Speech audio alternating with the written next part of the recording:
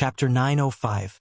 Even though these hundreds of Tang soldiers had wrapped themselves up like tin cans and were protected by the heavy shields in their hands, they still could not withstand the rain of arrows shooting from above.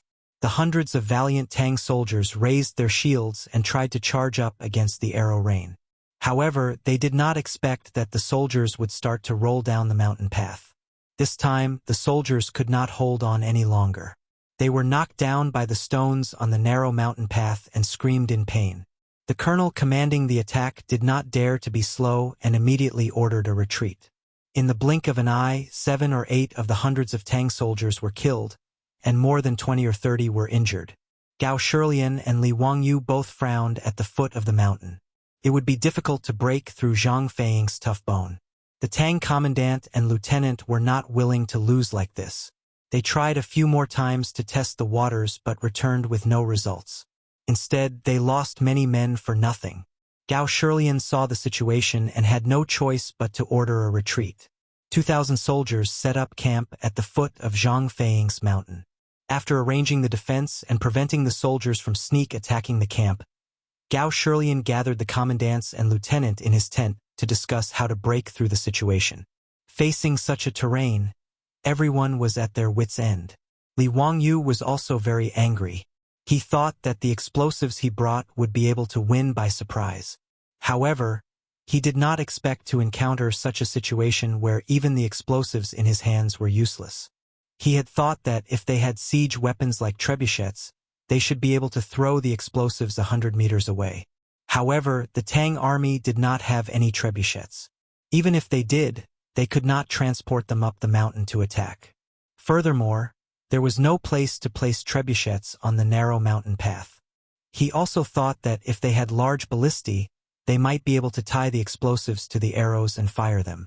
However, like trebuchets, large ballistae were also very large and difficult to transport up the mountain.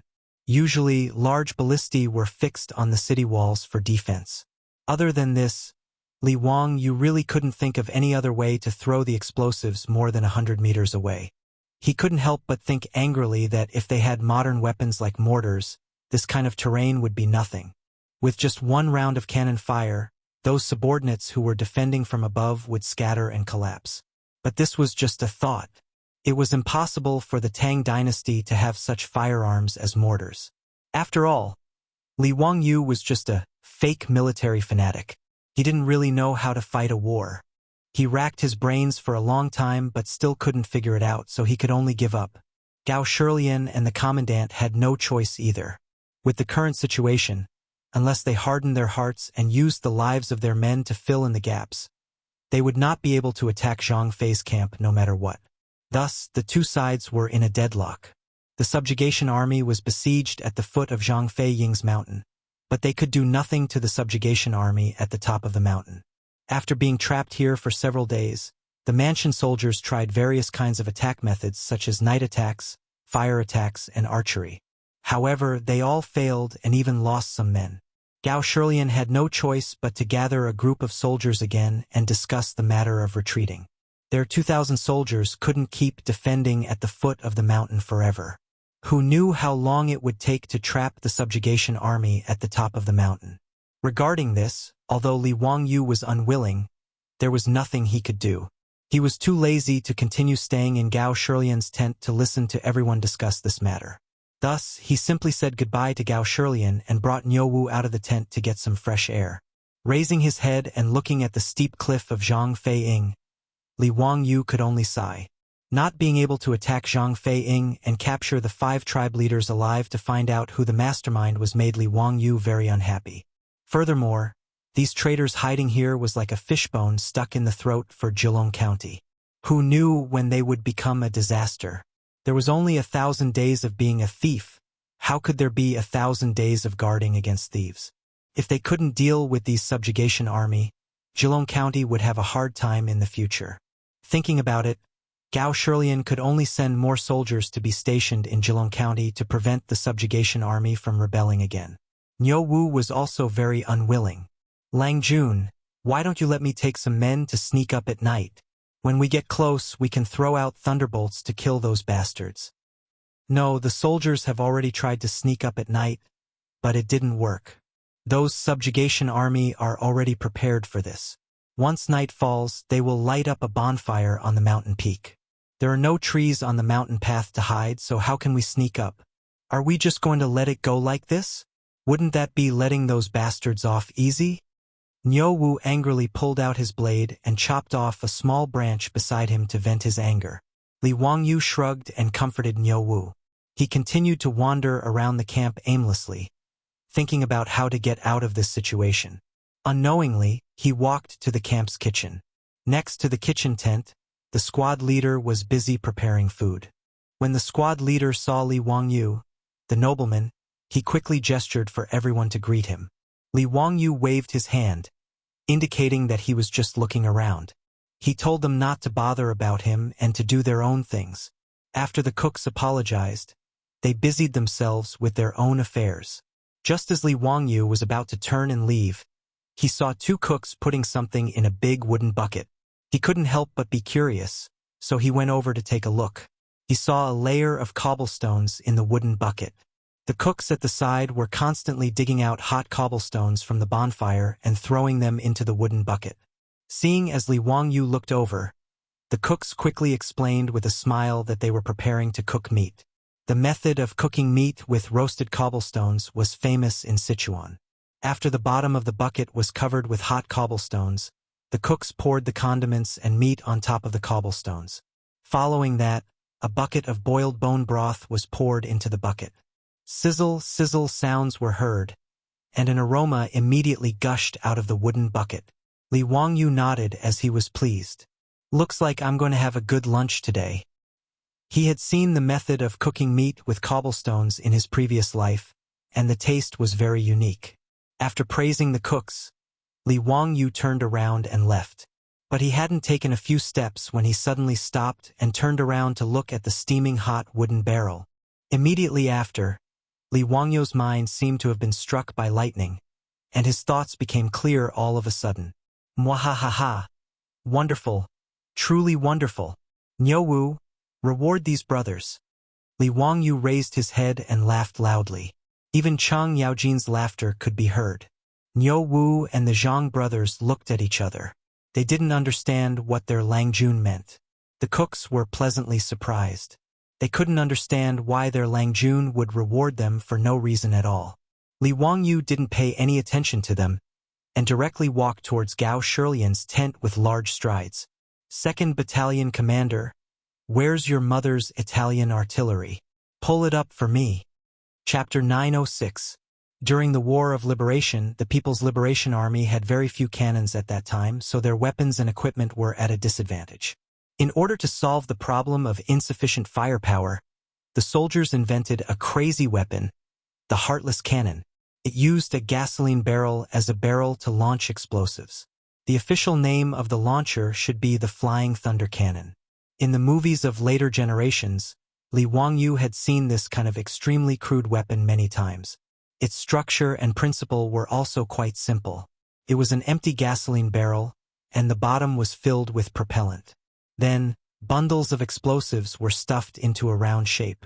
After the propellant was ignited, the 10-kilogram explosives could be thrown a distance of 1 to 200 meters.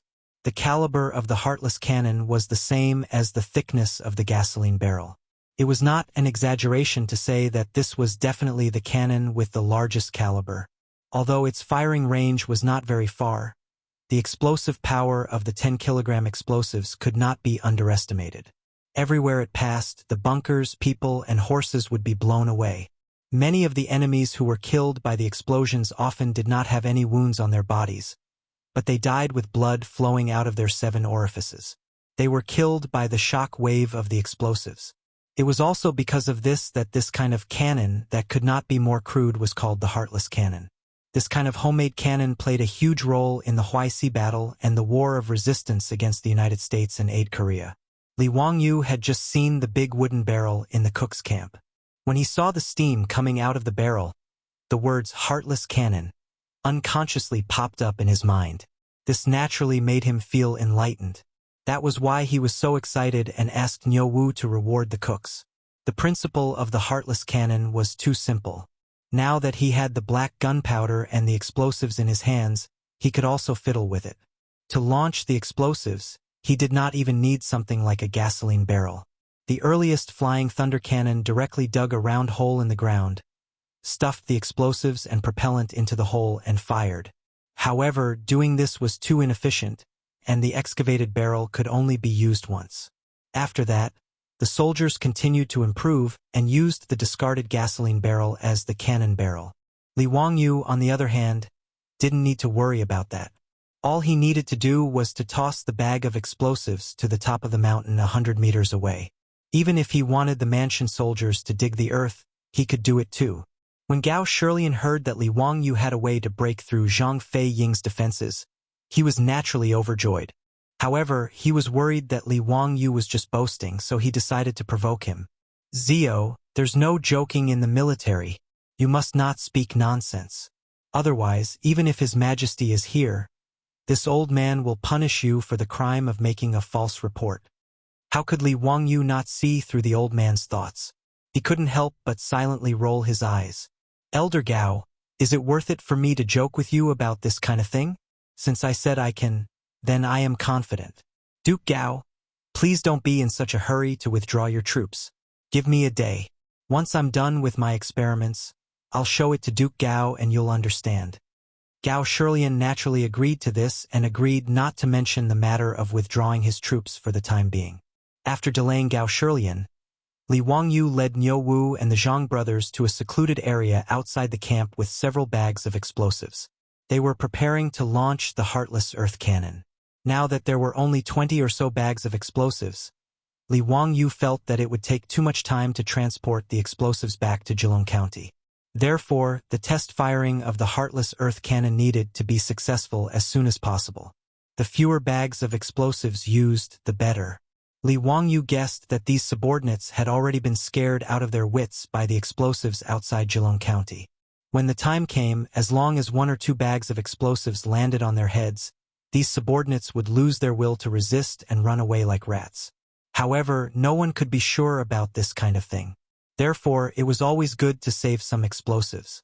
Fortunately, Li Wangyu was also a fan of the military in the past, so he had a certain understanding of the Heartless Earth Cannon. Normally, the barrel of the Heartless Earth Cannon would be placed at a 45-degree angle to the ground to maximize its range. Between the propellant and the explosives, there would be a thick, circular wooden board. The purpose of this wooden board was to isolate and reduce the high temperature and impact of the explosives after the propellant was ignited. Secondly, it was to seal the propellant and increase the efficiency of the high-temperature gas produced after the propellant was ignited, thus increasing the range of the cannon. In the afternoon of this day, there were thunderous noises outside the camp of the Tang army. If it were not for the fact that the commandant, lieutenant, and colonel had already informed the soldiers that it was county magistrate who testing a new weapon, they would have been so scared that they would have exploded. As for the subordinates in Zhang Fei's camp, when they heard these sounds, they were all shocked. This was especially so for those who had personally experienced the explosion outside Zhejiang County. They had personally seen the explosives blow up their comrades, so they were even more terrified. Many of the subordinates knelt on the ground and started to pray to the gods. Li Wangyu, Niu Wu, and the others were outside the camp. They exploded 5 or 6 times in a row before they finally stopped. The next day, Li Wangyu invited Gao Shirlian to a small hill outside the camp. He was ready to demonstrate his flying thunder cannon in front of everyone. Gao Shirlian led a group of commandants and lieutenants to follow Li Wangyu to the small hill. When they looked up, they did not see anything. Other than the 3 troops of the Li family standing not far away and greeting everyone, there was nothing else. "Zio, where is your method of defeating the enemy?" Gao Shirlian looked at Li Wangyu in confusion, wanting an explanation. Li Wangyu shrugged his shoulders and said with a laugh, "Gao Gong, look at that hilltop. It's about 100 meters high. I'll use this place to replace Zhang Fei's camp, which is being guarded by my subordinates. I'll demonstrate to Gao Gong how to defeat the enemy." His words not only confused Gao Shirlian, but also the captains of the Tang army looked at each other in confusion. Other than the 3 troops of the Li family, there was nothing else. County Duke who was going to attack that hill with just 3 troops? Could it be that this county duke who really knew how to use immortal methods? Looking at the situation, could it be that he was going to show everyone how to use beans to create soldiers, or was he going to summon celestial soldiers and generals? He couldn't be joking and think that he could break through the hill with just 3 troops, right? Li Wangyu did not care about how confused Gao Shilian and the others were. He turned and waved at Niu Wu and the Zhang brothers, indicating that they could begin. Gao Shilian and the others saw Niu Wu and the other 2 take out matches from their bosoms. After lighting them, they turned and squatted on the ground, as if they were burning something. Then, in the next moment, the 3 of them turned and ran back. Their speed was so fast that Gao Shilian and the others were shocked. They did not understand why the 3 of them were running. Niu Wu and the others could not be blamed for running so fast. It was because Li Wangyu's heartless earth cannon was not reliable at all. Yesterday he had tested it 5 or 6 times. Although it was a great success, there was still one time when the explosive pack did not fly out of the barrel and exploded. Fortunately, Li Wangyu also knew that this thing was not reliable enough. He had Niu Wu and the others immediately retreat after lighting the fire. In the end, the explosive pack only drenched Niu Wu and the others in a layer of mud. Fortunately, they were not injured. So today, after demonstrating this heartless earth cannon to Gao Shilian and the others, the 3 of them immediately ran back after lighting the fire, fearing that it would explode again. Just as Gao Shilian and the others were feeling suspicious, they suddenly heard 3 loud explosions in a row from the flat ground in front of them. Then, 3 black objects shot out from the ground and flew toward the small hill not far away. There's one more later. Chapter 907. Needless to say, what flew out from the ground were 3 pancake-shaped explosive packs. The homemade heartless cannon used an earthen cylinder to fire. In other words, a round hole similar to a cannon barrel was directly dug out from the ground to replace the cannon barrel. Therefore, when Gao Shilian and the others arrived, they did not see any weapons. They had all hidden their achievements and names under the ground. The 3 explosive packs that were thrown out did not fly very fast. They could be seen with the naked eye. Under the surprised gaze of Gao Shilian and the others, the explosive packs slowly fell from the sky and landed on a small hill 100 meters away. However, the explosive packs seemed to have lost their effect. There was no movement at all. Gao Shilian looked at Li Wangyu suspiciously. He did not understand what was going on. Li Wangyu shrugged helplessly and spread out his hands. There was no other way. There were no detonators and no triggering devices. Even the burning speed of the powder was different. Therefore, it was very difficult to know when the explosive packs would detonate. In order to prevent the explosive packs from being detonated in the air, Li Wangyu could only let Niu Wu and the others make the powder longer so that it would burn for a longer period of time. It was better to detonate it later than to detonate it earlier. Zio, what is the meaning of this? Why? Gao Shilian waited for a while, but there was still no reaction. He could not help but ask. However, before he could finish his words, 3 thunderous sounds came from the small hill 100 meters away. Everyone looked over in horror, only to see that on top of the hill, following the explosion, flames suddenly appeared, black smoke rose, and trees fell one after another. As for the birds that were resting in the forest on the hill, they were so shocked that they flew into the sky and fled in all directions. This is the sky-shaking thunderbolt. It's the sky-shaking thunderbolt. Zio, how did the sky-shaking thunderbolt fly to the top of the hill by itself? You still say that you don't know magic? Gao Shilian was so shocked that he almost pulled his beard off. The Tang army's commandants and lieutenants also looked as if they had seen a ghost. Who would have thought that the sky-shaking thunderbolt would fly to the top of the hill 100 meters away and explode by itself? Li Wangyu laughed in his heart. However, he would not explain the theory to Gao Shilian and the others. It was best to keep gunpowder a secret. Therefore, Li Wangyu avoided answering Gao Shilian's question and only asked with a smile, "What does Duke Gao think of my idea? Is it possible to break through Zhang Fei's camp?" But, of course. Haha, I didn't expect you to give me such a big surprise. As long as this heaven-shaking thunderbolt can explode on the mountain guarded by my men, they will definitely lose. Gao Shilian was too lazy to care about how Li Wangyu did such an incredible thing. As long as Li Wangyu was able to deliver those thunderbolts to the heads of his subordinates, the Tang army under his command would be able to take advantage of the chaos to attack Zhang Fei's camp and wipe out this group of lawless subordinates in one fell swoop. The group of commandants and lieutenants were surprised, but they were also pleasantly surprised. How could they not understand what Li Wangyu's demonstration of this scene to them meant?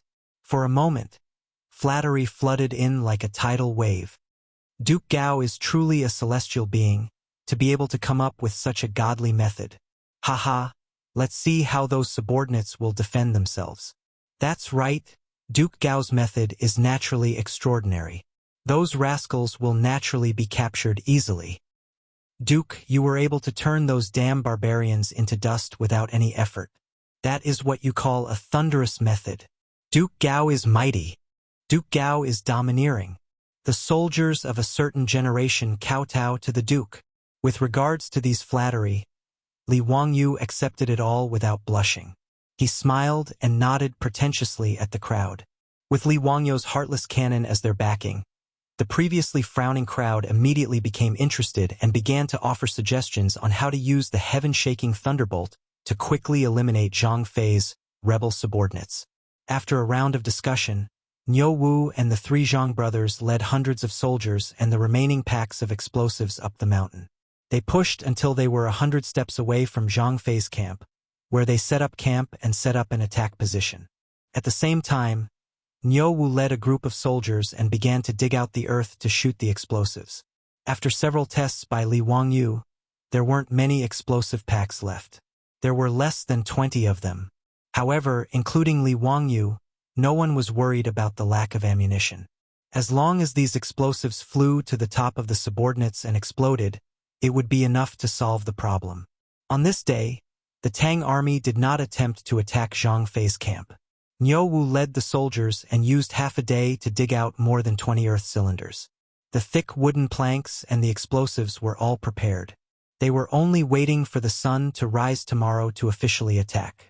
Early the next morning, the Tang army soldiers ate breakfast and prepared their armor and weapons. They began to climb the mountain, preparing to take down Zhang Fei's camp in one go. Gao Shilian and Li Wangyu stayed in the camp at the foot of the mountain. They held binoculars and looked at the top of the mountain nervously. At 7 in the morning, the war drums sounded in the camp, giving out the order to attack.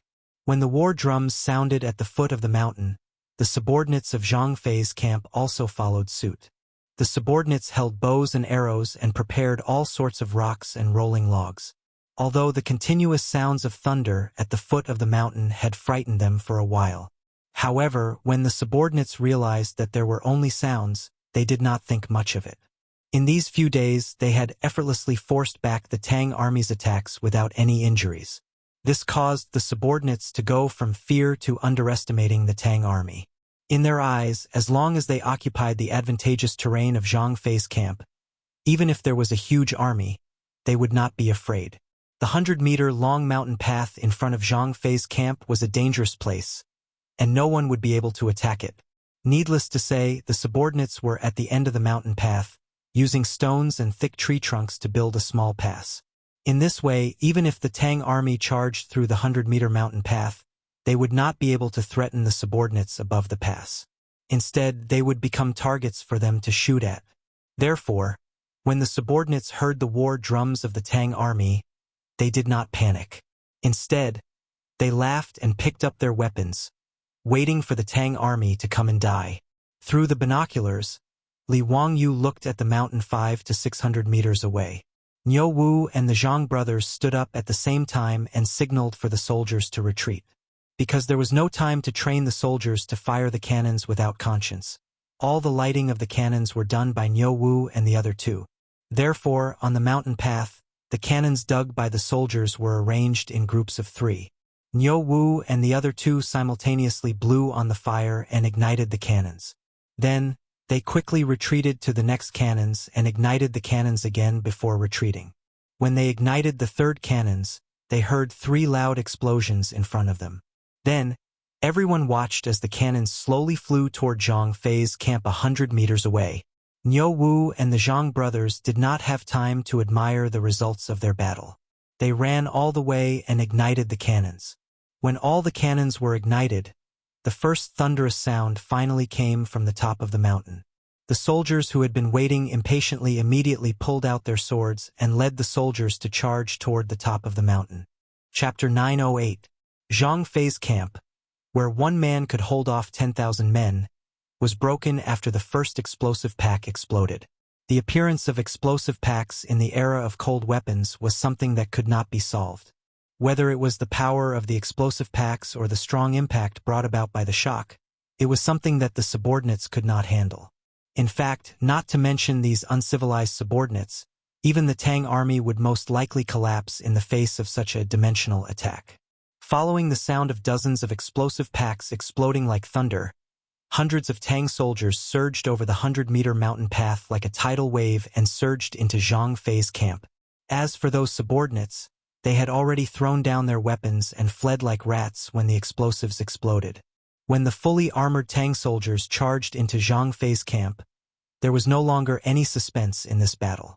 Although Zhang Fei's camp was about 3,000 mu in size, it would still take some effort to capture all of them if they wanted to escape in all directions with just these 2,000 soldiers.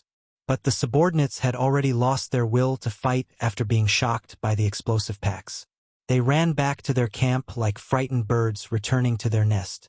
This saved the prefecture's soldiers the effort of capturing them from the top of the mountain. When the Tang army arrived, the subordinates of the 5 tribes quickly put down their weapons and surrendered. Knowing that the battle on the mountain had ended, Gao Shirlian could not help but laugh and invited Li Wangyu to go up the mountain to see the captives. Li Wangyu was naturally interested. He wanted to know if the leaders of the 5 tribes had been captured. But when he and Gao Shirlian, one old and one young, finally reached Zhang Fei's camp, they received a piece of bad news. According to the captives, the 5 tribe leaders and their trusted subordinates had all escaped into a wooden house on the mountain top after the Tang army had attacked Zhang Fei's camp and never appeared again. As for that wooden house, Li Wangyu looked in the direction of the Tang lieutenant's finger, only to see a wreckage that had been burned to the ground with smoke rising from it. What was going on? Li Wangyu was dumbfounded by this scene. Were all these subordinates so unyielding? He would rather commit suicide than be captured by the Tang army? Even if they would certainly be killed after they were caught, even ants would struggle to survive. Li Wangyu did not believe that the leaders of the tribes would be so righteous and brave as to sacrifice their lives for justice. This was too freaking illogical. Could there be a secret passage in the house? Did those deputy leaders escape through the secret passage? Li Wangyu asked, unwilling to give up. The Tang military officer shook his head. Replying to the Duke, "This humble one has already led people to check that house and did not find the existence of a secret passage. Furthermore, I found more than a dozen charred corpses in the house. Just now, I've already asked those subordinates to identify them. They're confirmed to be the chief of their tribe, as well as the chief's trusted aides." These words immediately blocked Li Wangyu's stomach of words, and he didn't know what to say. What the F***ck? Li Wangyu cursed in his heart and turned around to leave. Immediately, he stopped and turned his head to ask, "Those subordinates, did they burn themselves to death or were they killed by someone? This humble one does not know." The officer's face was troubled. He was a military officer, not a coroner in the yamen. How would he know about these things? Suddenly, someone spoke. "Duke, why don't this humble one go down and take a look?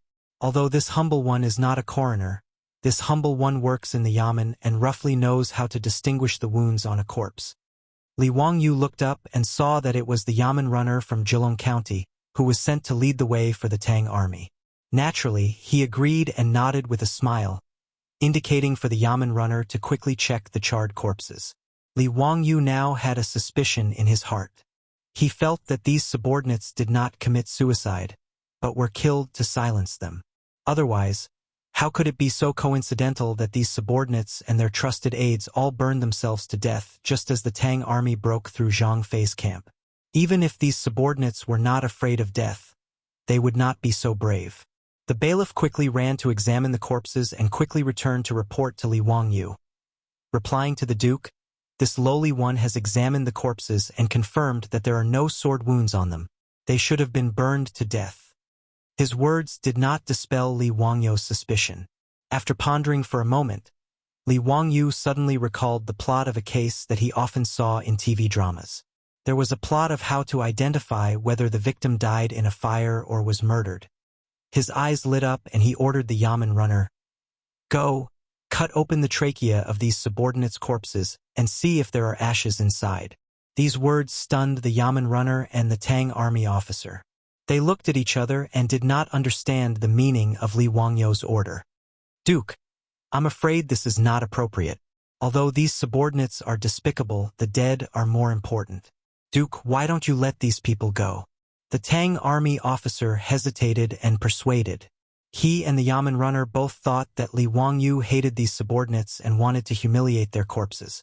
In Chinese tradition, stabbing corpses and beheading people was against morality. Even if they were enemies, they would not purposely destroy their corpses under normal circumstances. This was also the reason why the Tang dynasty hated Goguryeo so much. The reason was that Goguryeo piled up the heads of the Sui army's fallen soldiers. When Li Wangyu heard this, he was stunned. After pondering for a moment, he understood the meaning of their expressions and couldn't help laughing. "Do the two of you think that this duke has nothing better to do? The reason why I asked you to cut open the trachea of these corpses is to determine if they died in a fire or were killed and burned." The Yamen runner and the officer were stunned. They could not understand how cutting open the trachea of the corpses would reveal this point. The Yamen runner bowed and asked, "Duke, please forgive this lowly one for being slow-witted. I really don't understand what Duke means. Cutting open the trachea of these corpses would reveal if they were burned or killed." Li Wangyu pretended to pull out a fan from his waist and flung it open with a schwa sound. He fanned himself with the fan in his hand and explained unhurriedly, "Dead people can't breathe. Naturally, there won't be any ashes in their trachea. If they were burned alive, then there will definitely be ashes in their trachea. How can you not understand such a simple principle?" In truth, his words were something that he had seen in television dramas. In the era of information explosion in the future, people would unconsciously accept any useful or useless information. In the future, this was naturally useless. But in the Tang dynasty, it came in handy. But if his words were heard by the forensic doctors of the future, they would probably laugh their heads off. Naturally, this was not completely correct. Some of the dead would quickly go into shock and stop breathing due to the pain of being burned. Naturally, there would not be any ashes in their trachea or lungs. Of course, the method he spoke of was also feasible to examine the corpses of these subordinates. After all, it was impossible for all the subordinates to go into shock from being burned alive. Therefore, as long as they examined the corpses, they would definitely find something. How could the Yamen runner and the officer know about this? They only felt that Li Wangyu really knew everything from heaven to earth. As expected of a celestial figure, they hurriedly agreed and ran to examine the corpses. Taking a break over the weekend, only one update today. Chapter 909. Li Wangyu thought about the many movies he had watched in his previous life, and they all had plots where people passed off as genuine. For example, in Lyon, the killer, Leon, took advantage of the chaos to disguise himself as a police officer and sneak out of the encirclement. In Ocean's 11, a group of highly intelligent criminals also disguised themselves as police officers and stole large amounts of cash from the casino's vault. There were quite a lot of similar plots.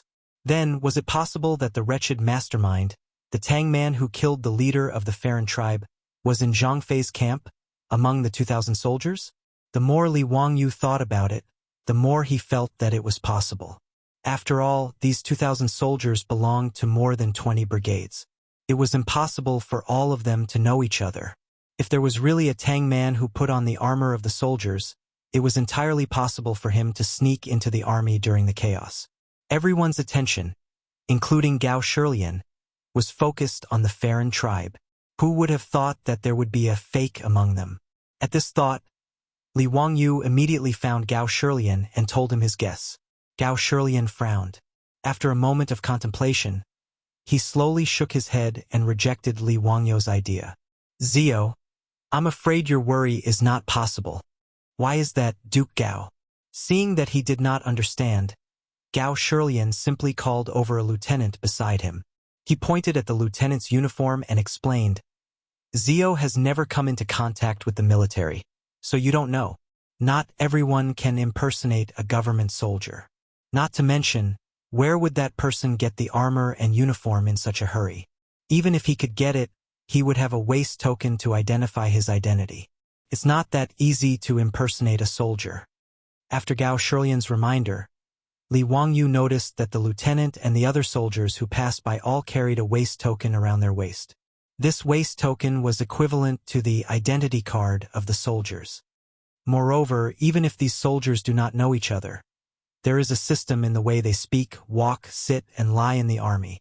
Unless one has been a soldier before, otherwise, even if he or she managed to sneak in, it would be very eye-catching and impossible to hide. Niu Wu and the Zhang brothers also nodded their heads. "Lang Jun, Duke Gao is right. My brothers and I were all born in the army. But this is how it is. The army has its own way of distinguishing between our own people and those who are not. Otherwise, wouldn't any spies be able to sneak into the army to gather intelligence?" When Li Wangyu heard what everyone said, he realized that he had watched too many movies and thought that it was easy to sneak in with makeup. However, he was still unwilling to give up. After all, it was not that this sort of possibility did not exist. It was just that the probability was very small. "Duke Gao, as a precaution, why don't we order the soldiers to do a head count? It won't take much effort anyway." Seeing Li Wangyu so insistent, Gao Shilian pondered for a moment and nodded in agreement. Most of the government soldiers of the Tang dynasty were from the same hometown, so it was not difficult for them to confirm each other's identities. Following Gao Shilian's order, the government soldiers immediately divided themselves into brigades and began to count the number of soldiers in each squad. Following the orders, more than half of the 2,000 government soldiers were accounted for in no time. There were no abnormalities. Gao Shilian smiled at Li Wangyu. "Zio, you worry too much. This old man has already said that it is impossible for anyone to sneak into the government soldiers. You—" Before he could finish his words, there was a sudden commotion not far away. Li Wangyu and Gao Shilian looked up in shock, only to see a person suddenly jump out from the government soldiers. He held a saber and went straight for Li Wangyu and Gao Shilian. Seeing that person's ferocious expression, Li Wangyu could not help but feel a little nervous. He and Gao Shilian, one old and one young, did not have any ability to protect themselves. If this person really came up to them, it would be terrible. However, Li Wangyu did not panic or dodge. After all, Niu Wu and the Zhang brothers were beside him. Li Wangyu was confident that this government soldier, who suddenly rushed out, could not threaten his safety. The reality was no different from what he had expected. Without waiting for that government soldier to reach them, Niu Wu and the Zhang brothers drew the weapons at their waists and went up to meet him. With Niu Wu and the other two's abilities, they knocked away the saber in that person's hand without much effort and placed 3 barrier sabers on his neck. "Niu Wu, don't kill this person. I have something to ask him," Li Wangyu hurriedly shouted. All of this happened rather quickly. Gao Shilian's words were still ringing in his ears when this sudden change occurred. By the time the old man reacted, Niu Wu's saber was already on that government soldier's neck. Gao Shilian's words were blocked and he almost choked to death on his own saliva. After a long while, the old man finally reacted to what had just happened. Cold sweat broke out on his back as he felt lingering fear. If not for Li Wangyu's insistence on doing a head count of the government soldiers, this person would certainly have sneaked away. He might even have quietly snuck up beside them and suddenly attacked. The commotion just now was obviously due to the mansion soldiers doing a head count to expose this person's whereabouts. That was why this person had no choice but to resort to desperate measures and wanted to kidnap him and Li Wangyu as a protective talisman. After thinking this through, Gao Shilian couldn't help but blush. "Zio, it's all thanks to you today. Otherwise, we might have been fooled by this guy. You're too kind, eunuch Gao." Seeing that the person was caught, Li Wangyu was also in a good mood. Just as he was about to turn around and order someone to fetch a rope to tie up this fake government soldier, another change occurred. The man whose arms were being held by the Zhang brothers suddenly roared. Everyone was startled by his sudden roar, and his body abruptly rushed forward. Moreover, there were 3 shining steel sabers on this person's neck. Niu Wu's reaction was rather quick. He immediately withdrew his saber and slapped down with the back of his saber at that person's neck.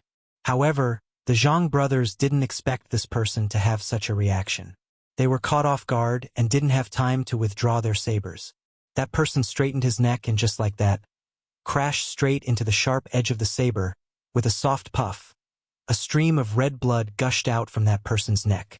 This change shocked Li Wangyu and Gao Shilian so much that they were dumbfounded. Who would have thought that after the murderer was caught, he would choose to commit suicide? Looking at the person who collapsed on the ground with blood gushing out from his neck, Li Wangyu couldn't help but let out a long sigh. It was obvious that this person couldn't be saved. In the future, if the emergency treatment was timely, even if the artery at the neck was cut off, it could still be saved.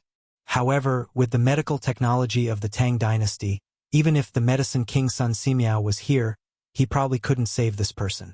Under everyone's silent gaze, that person collapsed in a pool of blood. After twitching for a while, he lost all signs of life. Li Wangyu didn't expect that, after finally catching the person, this would be the outcome. Chapter 9-10. Li Wangyu thought about the many movies he had watched in his previous life, and they all had plots where people passed off as genuine. For example, in Lion, the killer, Leon, took advantage of the chaos to disguise himself as a police officer and sneak out of the encirclement. In Ocean's 11, a group of highly intelligent criminals also disguised themselves as police officers and stole large amounts of cash from the casino's vault. There were quite a lot of similar plots. Then, was it possible that the wretched mastermind, the Tang man who killed the leader of the Farron tribe, was in Zhang Fei's camp, among the 2,000 soldiers? The more Li Wangyu thought about it, the more he felt that it was possible. After all, these 2,000 soldiers belonged to more than 20 brigades. It was impossible for all of them to know each other. If there was really a Tang man who put on the armor of the soldiers, it was entirely possible for him to sneak into the army during the chaos. Everyone's attention, including Gao Shilian, was focused on the Farron tribe. Who would have thought that there would be an imposter among them? At this thought, Li Wangyu immediately found Gao Shilian and told him his guess.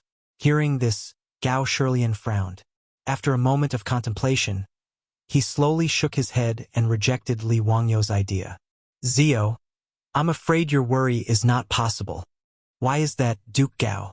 Seeing that he did not understand, Gao Shilian simply called over a lieutenant beside him.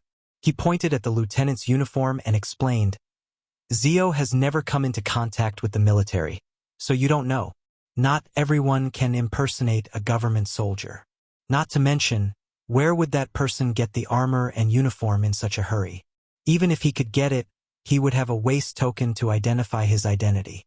It's not that easy to impersonate a soldier. After Gao Shilian's reminder, Li Wangyu noticed that the lieutenant and the other soldiers who passed by all carried a waist token around their waist. This waist token was equivalent to the identity card of the soldiers. Furthermore, even if it's impossible for all of these soldiers to know each other, there is a system in the way they speak, walk, sit, and lie. Unless one has been a soldier before, otherwise, even if one were to sneak in, it would be very eye-catching and impossible to hide. Niu Wu and the Zhang brothers also nodded their heads. Lang Jun, Duke Gao is right. My brothers and I were all born in the army, but this is the case. The army has its own way of distinguishing between our own people and those who are not. Otherwise, wouldn't any spies be able to sneak into the army to spy on them? When Li Wangyu heard what everyone said, he realized that he had watched too many movies and thought that it was easy to sneak in with makeup. However, he was still unwilling to give up. After all, it was not that this sort of possibility did not exist. It was just that the probability was very small. Duke Gao, as a precaution, why don't we order the soldiers to do a head count? It won't take much effort. Seeing Li Wangyu so insistent, Gao Shilian pondered for a moment and nodded in agreement. Most of the government soldiers of the Tang dynasty were from the same hometown, so it was not difficult for them to confirm each other's identities. Following Gao Shilian's order, the government soldiers immediately divided themselves into brigades and began to count the number of soldiers in each squad. Following the orders, more than half of the 2,000 government soldiers were accounted for in no time. There were no abnormalities. Gao Shilian smiled at Li Wangyu. Zio, you're worrying too much. I've already said that it's impossible for anyone to sneak into the government soldiers. Before he could finish his words, there was a sudden commotion not far away. Li Wangyu and Gao Shilian looked up in shock. They saw a person suddenly dash out from the government soldiers with a sword in his hand, heading straight for Li Wangyu and Gao Shilian. Seeing that person's ferocious expression, Li Wangyu could not help but feel a little nervous. He and Gao Shilian, one old and one young, did not have any ability to protect themselves. If this person really came up to them, it would be terrible. However, Li Wangyu did not panic or dodge. After all, Niu Wu and the Zhang brothers were beside him. Li Wangyu was confident that this government soldier, who suddenly rushed out, would not be a threat to his safety. The reality was no different from what he had expected. Without waiting for that government soldier to reach them, Niu Wu and the Zhang brothers drew the weapons at their waists and went up to meet him. With Niu Wu and the other two's abilities, they knocked away the sword in that person's hand without much effort and placed 3 barrier swords on his neck. Niu Wu, don't take his life. I have something to ask him. Li Wangyu hurriedly shouted. All of this happened rather quickly. Gao Shilian's words were still ringing in his ears when something strange happened. By the time the old man reacted, Niu Wu's swords were already on that government soldier's neck. Gao Shilian's words were blocked and he almost choked to death on his own saliva. After a long while, the old man finally reacted to what had just happened. Cold sweat broke out on his back in lingering fear. If not for Li Wangyu's insistence on doing a head count of the government soldiers, this person would surely have sneaked away. He might even have quietly snuck up beside them and suddenly attacked. The commotion just now was obviously due to the mansion soldiers doing a head count to expose this person's whereabouts. That was why this person had no choice but to resort to desperate measures, wanting to hold him and Li Wangyu hostage as a protective talisman. After thinking this through, Gao Shilian couldn't help but blush. Zio, it's all thanks to you today. Otherwise, we might have been hoodwinked by this guy. You're too kind, eunuch Gao. Seeing that the person was caught, Li Wangyu was also in a good mood. Just as he was about to turn around and order someone to fetch a rope to tie up this fake government soldier, another strange change occurred. The man whose arms were being held by the Zhang brothers suddenly roared. Everyone was startled by his sudden roar, and his body suddenly rushed forward. Moreover, there were 3 shining steel sabers on this person's neck. Niu Wu's reaction was rather quick. He immediately withdrew his swords and turned them around, slapping down with the back of his swords at that person's neck. However, the Zhang brothers didn't expect this person to have such a reaction. They were caught off guard and didn't have time to withdraw their swords. That person straightened his neck and just like that, he bumped straight into the sharp blades with a soft puff. A stream of red blood spurted out from that person's neck. This change shocked Li Wangyu and Gao Shilian so much that they were dumbfounded. Who would have thought that the culprit would choose to commit suicide after being caught? Looking at the person who collapsed on the ground with blood spurting out from his neck, Li Wangyu couldn't help but sigh deeply. It was obvious that this person couldn't be saved. In the future, if the emergency treatment was timely, even if the artery at the neck was cut, it could still be saved. However, with the medical technology of the Tang dynasty, even if the king of medicine, Sun Simiao, was here, he wouldn't be able to save this person. Under everyone's silent gaze, that person collapsed in a pool of blood. After twitching for a while, he lost all signs of life. Li Wangyu didn't expect that after finally catching the person, this would be the outcome. Chapter 909. If there's a mistake, please refresh. Chapter 911. After spending so much effort to take down Zhang Fei's camp, this was the result that Li Wangyu got. This made Li Wangyu feel very depressed. For this murderer to be able to kill himself so cleanly, it was certain that he was not the real mastermind. At most, he was just a knife in the mastermind's hand. Originally, they thought that they could catch the real murderer, but who would have thought that the clues would be cut off again? Everyone examined the murderer who had pretended to be a government soldier, but they found something strange about him. The government soldier's waist tag on this person was actually real. The wooden waist tag was engraved with complicated patterns. These patterns that were difficult to imitate were the key to identifying the authenticity of the waist tag. Although there was no name on the Tang soldier's waist tag, there was basic information engraved on it. From the waist tag of the deceased, it could be seen that this person was also a government soldier of Izhou and his official position was a colonel. Elder Gao, could this person really be a government soldier? Li Wangyu asked curiously. Gao Shirlian nodded. It is very possible. I have already ordered everyone to check. No government soldier lost his waist tag. This means that this waist tag must be something that he always carried with him. This is interesting. A government soldier's colonel actually colluded with his subordinates to commit treason. I wonder who this person is? Gao Shirlian snorted. Zio, you don't need to worry. When I return to Chengdu County, I will immediately order people to check all the government officials and see which one has a missing colonel. If he really is a government soldier of Izhou, then this kind of thing cannot be hidden from others. Li Wangyu also nodded in agreement with Gao Shirlian's words. Now, they could only take things one step at a time. First, they had to find out the identity of this person and then investigate his background to see who could possibly command a government soldier of the Tang dynasty to do such a thing. At this point, there was no point in thinking too much. The army stayed at Zhang Fei's camp for a night and then escorted the 20,000 captives down the mountain towards Zhejiang County. As for how to deal with these captives, that was Gao Shirlian's problem. Li Wangyu was too lazy to get involved. It was troublesome either way. Most of the 20,000 captives were women, children, and the elderly. This was an even more difficult burden to deal with. Fortunately, these trivial matters had nothing to do with Li Wangyu, so he naturally wouldn't meddle.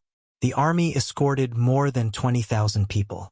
After a few days of arduous travel through the forest, they finally returned to Zhejiang County. As soon as they returned to Zhejiang County, Li Wangyu mercilessly left Gao Shirlian behind and led Niu Wu and the others back to the inn in the city. After being away for a few days, he missed his wife. Su Chongqing, Afra, and Perrin were naturally happy to see that Li Wangyu had finally returned safely. They hurriedly took care of bathing, changing his clothes, and preparing food for him.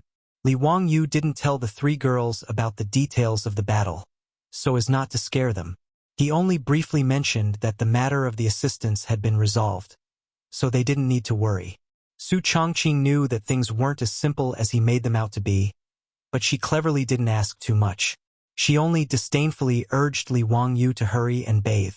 After staying in the forest for a few days in the scorching summer, Li Wangyu's body had long since stank. No wonder the beauties disdained him. Even Li Wangyu felt uncomfortable when he smelled the rancid odor on his body.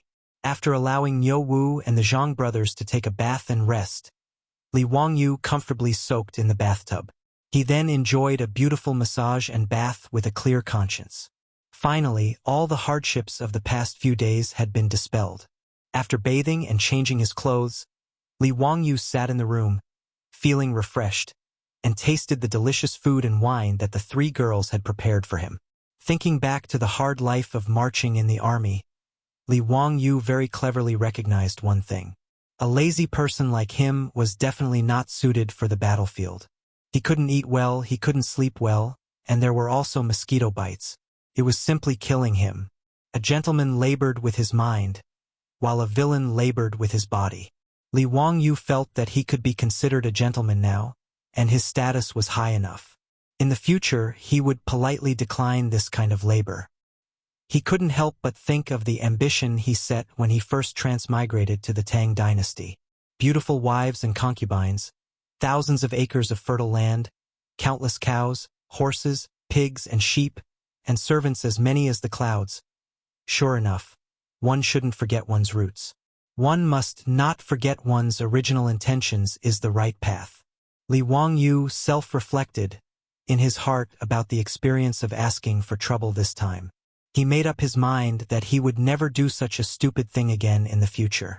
After eating and drinking to his heart's content, this guy looked at the two beauties beside him, Su Chongqing and Aphrodite. Some men know how to be careful. Just as he was about to find an excuse to send Perrin, the little girl who was in the way, out. There was a knock on the door of the side room. Li Wangyu couldn't help but feel angry. Why was it so difficult to do something shameless? What's the matter? Being disturbed, Li Wangyu's tone was also very unfriendly.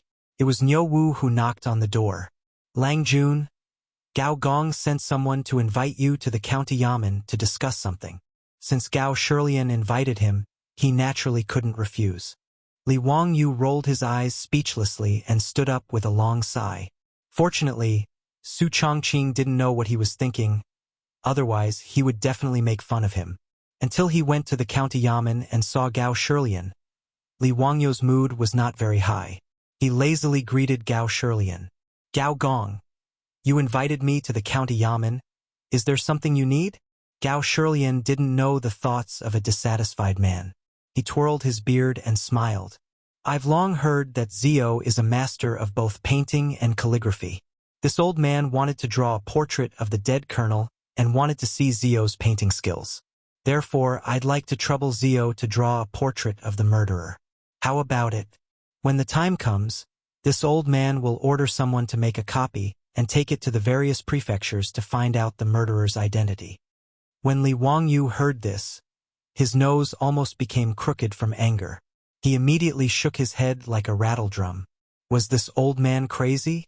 For such a trivial matter, he actually sent someone to disturb him. This was an unforgivable sin. Li Wangyu was now a master of both painting and calligraphy. After all, sketching was the most lifelike art. Since it was a portrait, even the Tang people loved it.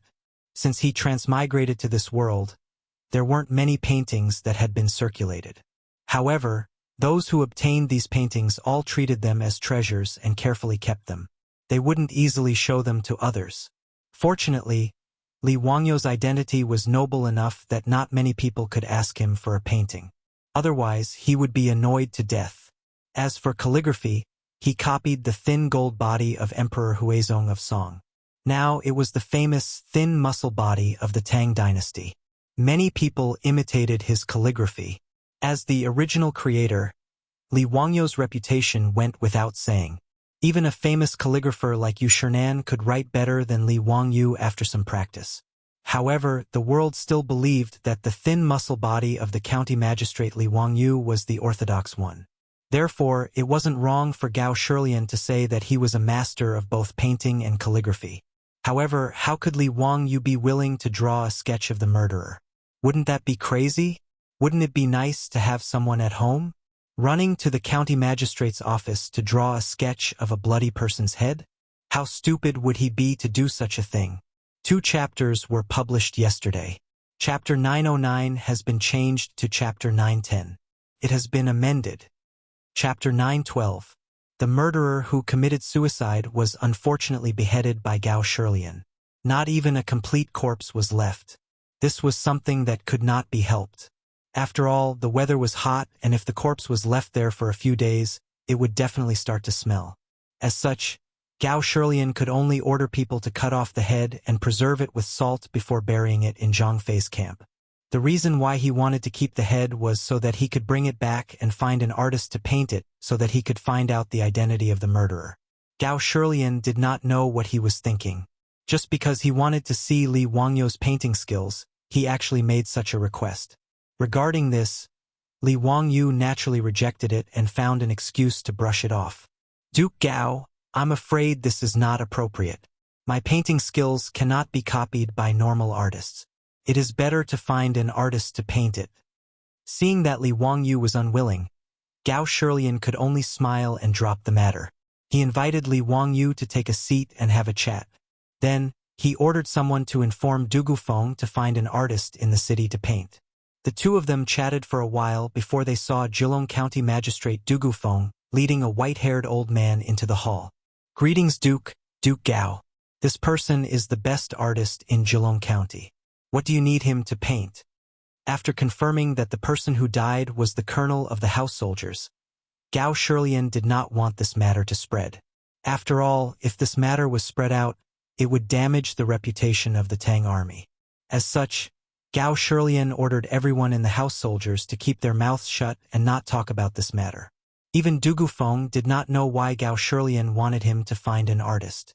When Gao Shilian saw that the painter had arrived, he immediately dismissed the servants and maids in the hall. Other than the painter, only Du Gufeng was left. There was no need to hide this matter from the Jilong County magistrate. Gao Shilian's bodyguard took out a wooden box and placed it on the table. When he opened the box and revealed the head inside, Du Gufeng and the artist were shocked. Du Gufeng was still fine. At least he had seen blood before. Although he was shocked by the head, he was still calm. As for the painter, he was so scared that he fell to the ground. Never in his wildest dreams would he have thought that he would be brought to the county yamen to draw a portrait of a bloody head. Gao Shilian comforted the painter for a long time before he finally calmed down. His fingers trembled slightly as he unfolded the drawing paper and began to draw a human head. Du Gufeng stared at the head for a long while before hesitantly asking, Duke Gao, may I know who this person is? Why do I find him so familiar? His words made Li Wangyu and Gao Shilian's spirits rise. Dugu Minghouse, is this true? Are you sure you know this person? Looking at his appearance, this lowly official found him somewhat familiar, but I can't recall where I've seen him before. Li Wangyu hurriedly said, Dugu Minghouse, this matter is very important. Try to recall where you've seen him before. This person is very likely to be a colonel of the prefecture troops. Du Gufeng frowned and thought hard for a long time. I can't recall where I've seen this person before. However, since Duke said that this person could be a colonel of the prefecture troops and I find this person familiar, why don't Duke call the 2 colonels stationed in the city over to identify the head and see if they recognize this person? Okay. Li Wangyu felt that this was a good idea and immediately ordered people to call the 2 colonels to the county yamen. When the 2 colonels were called to the county yamen and saw the head, it was as if they were struck by lightning. They froze on the spot and couldn't speak for a long time. When Li Wangyu and Gao Shilian saw their reactions, they immediately knew that they had found the right person. It was obvious that the 2 colonels recognized this person. Gao Shilian immediately had the artist leave before asking, Do the 2 of you recognize this person? The 2 colonels looked at each other and saw the fear in each other's eyes. One of the colonels swallowed hard and replied anxiously, Sir, we do. This person is the colonel of the Gung Brigade from the Zhichong House in Pengzhou. His name is Wang Hu. When Li Wangyu and Gao Shilian heard this, they were also slightly shocked. If this person really was a colonel of the Tang dynasty's prefecture troops, then this matter was worth pondering. The Zhichong House in Pengzhou had a total of 1,000 prefecture troops and was split into 10 brigades. They were named after the heavenly stems, and were respectively A, B, C, D, E, F, G, Xian, Ran, and Gue. Just as Gao Shilian was about to ask, he heard the colonel say something that made Li Wangyu and Gao Shilian shiver and their hairs stand on end. But this Wang Hu and the Gung Brigade all died in battle in Songzhou half a month ago. Where did you find Wang Hu's head, senior officer? Died in battle? Songzhou? Li Wangyu immediately remembered that when he was chatting with the 2 colonels on the city wall, they seemed to have mentioned that their 3 brigades had been sent to Songzhou for training. One of the brigades was attacked by the Tuyuhun when they were out patrolling. The entire brigade of 100 people was completely wiped out, and not a single one escaped. The owner of the head in front of them was the colonel who had already died in battle in Songzhou? How was this possible? Li Wangyu was completely confused. If what the colonel said was true, then how did this colonel named Wang Hu come back from the dead and run to the mountain where Zhang Fei's camp was and get involved with his subordinates? Gao Shilian's face was also green, and his expression was serious. One of the brigades of the Zhe House in Pengzhou was attacked by the Tuyuhun when they were sent to Songzhou for training. As the Izhou Sir, he knew about this matter. Because of this matter, he even ordered the soldiers of the Zhe House to be transferred from Yanzhou, Zhenzhou, and other places to Songzhou as reinforcements. However, the colonel who should have died in battle actually came back to life. Are the 2 of you really not lying? This person is really the colonel of the Gung Brigade of the Zhe House in Pengzhou, Wang Hu? The 2 colonels nodded without hesitation. Sir, we are not lying about this matter. Wang Hu has been with us all the time, so how could we not recognize him? On the side, Du Gufeng also slapped his head. That's right, I also remember. This person is the colonel of the Gung Brigade, Wang Hu. Because I don't have much contact with the prefecture soldiers, I didn't remember. Now that the two of them have said this, I am also certain that this person is Wang Hu. Gao Shilian immediately ordered people to bring the dead colonel's armor and waist token for the two colonels to identify. Sir, there's no mistake. This waist token is Wang Hu's. It can't be wrong. One of the colonels pointed at a crack on the side of the waist token and said, "This crack was left on his waist token when I was drinking. I wasn't paying attention, and my machete hit his waist token. Because of this, Wang Hu complained to me for a long time." When Li Wangyu and Gao Shilian heard this, they no longer had any doubts about the identity of the dead colonel. It seemed like this person really was the colonel of the Gung Brigade, Wang Hu. However, after confirming his identity, Li Wangyu and Gao Shilian became even more confused. Why did a person who died in battle in Songzhou run back to Jilong County half a month ago? Whose orders did he listen to? What was his motive? Chapter 9:13. After Li Wangyu and Gao Shilian figured out the identity of the culprit, they became more and more confused. Not only did the fog in front of them not dissipate, but it became even thicker, making Li Wangyu completely lose his train of thought. The foreign tribe was tempted by someone to try to conquer Jilong County. What was their goal? Why did the colonel, who had died in battle half a month ago, appear in Zhang Fei's tribe again? Whose orders did this Colonel Wang Hu listen to? Wang Hu? Wang family name? Li Wangyu suddenly asked. This Wang Hu, is he from the Taiwan Wang clan? His words made Gao Shilian freeze. He didn't understand why Li Wangyu would ask such a question. The two colonels also froze. They looked at each other and shook their heads. I don't know, but it shouldn't be. If I remember correctly, Wang Hu's ancestral home is Izhou, not Taiyuan. Duke, how could Wang Hu be from the five families? Even if he was from a branch family, he couldn't be a colonel in the Zhezong house. The other colonel replied. Li Wangyu thought about it and felt that it made sense. A colonel was just the captain of a 100-man squad. It was similar to a company commander in the future and didn't have any status. If Wang Hu's ancestral home was Izhou, it meant that he was thinking too much. In reality, Li Wangyu thought of Izhou's Governor-General Manners Sima Wang Ichuan and thought that since Wang Hu's surname was Wang, he might be from an aristocratic family. He thought that the aristocratic families were playing tricks, which was why he asked such a question. After learning that Wang Hu's surname was only Wang and he had nothing to do with the aristocratic families like the 5 surnames and 7 watches, Li Wangyu also laughed self-deprecatingly. He felt that he had become a little paranoid because of the mastermind behind the scenes and was making wild guesses. However, Wang Hu's so-called death in battle in Songzhou seemed to be more worth investigating. Li Wangyu asked, "The entire Gung Brigade died in battle in Songzhou. Did you see this with your own eyes?" The two colonels shook their heads and nodded. Duke, the Gung Brigade was ambushed and killed by Tuyuhun. Naturally, we didn't see it with our own eyes.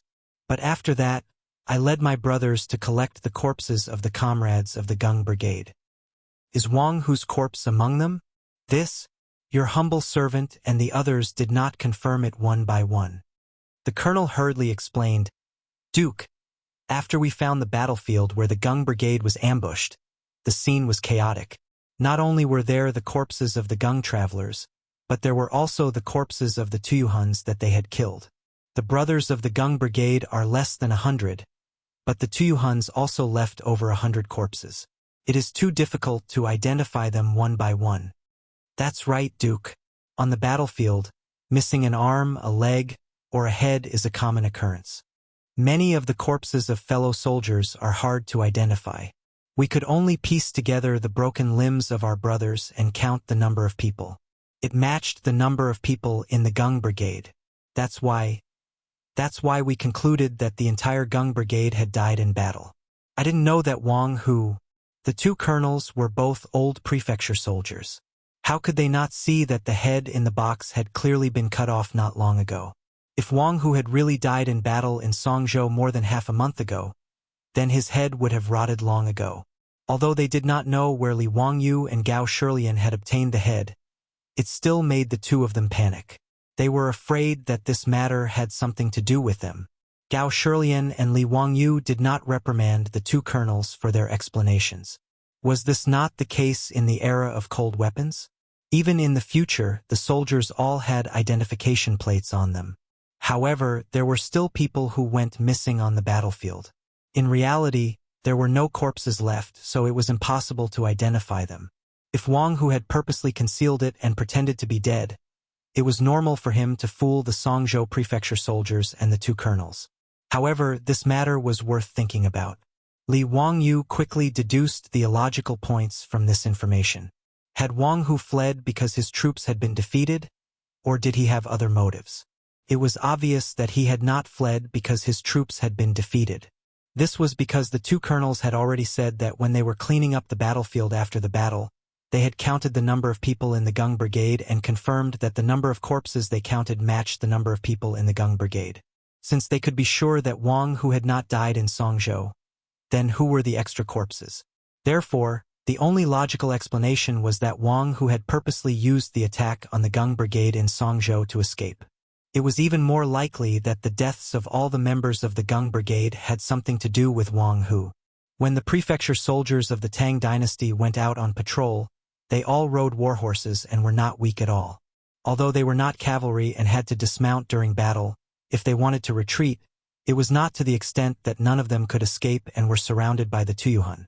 The most likely possibility was that Wang Hu had colluded with the Tuyuhun people and purposely led the 100 or so Tang dynasty prefecture soldiers of the Gung Brigade into the Tuyuhun people's encirclement and then faked his death to escape. However, there was something that did not make sense. Li Wangyu could not understand. If Wang Hu wanted to escape by faking his death, there were many ways. Why did he have to go through so much trouble and even drag the entire Gung Brigade down with him? Did he have nothing better to do? He just randomly found a corpse, changed into his own clothes, and then burned the corpse. Would it attract the attention of others? Could it be that Wang Hu's goal was? A bold conjecture suddenly popped up in Li Wangyu's mind, and even he himself was shocked. If his guess was correct, then his previous thoughts were misguided. No wonder he could not figure out the motive of the mastermind behind the attack on Jilong County. Previously, Li Wangyu could not figure out the motive of attacking Jilong County. No matter if it was for money or food, it did not make sense. Jilong County was just a normal county in the Tang dynasty. There was no conflict of interest in it at all. However, according to his guess, although it was a little unbelievable, it did make sense. The more Li Wangyu thought about it, the more shocked he became. However, this was just a guess. Whether it was the truth or not, it still needed to be proven. The mastermind had always been hiding in the dark. He might even be in Jilong County. Li Wangyu felt that he could not be so passive anymore. He had to think of a way to find the mastermind. Looking at the hideous head in the wooden box, Li Wangyu thought of a way that was not really a way.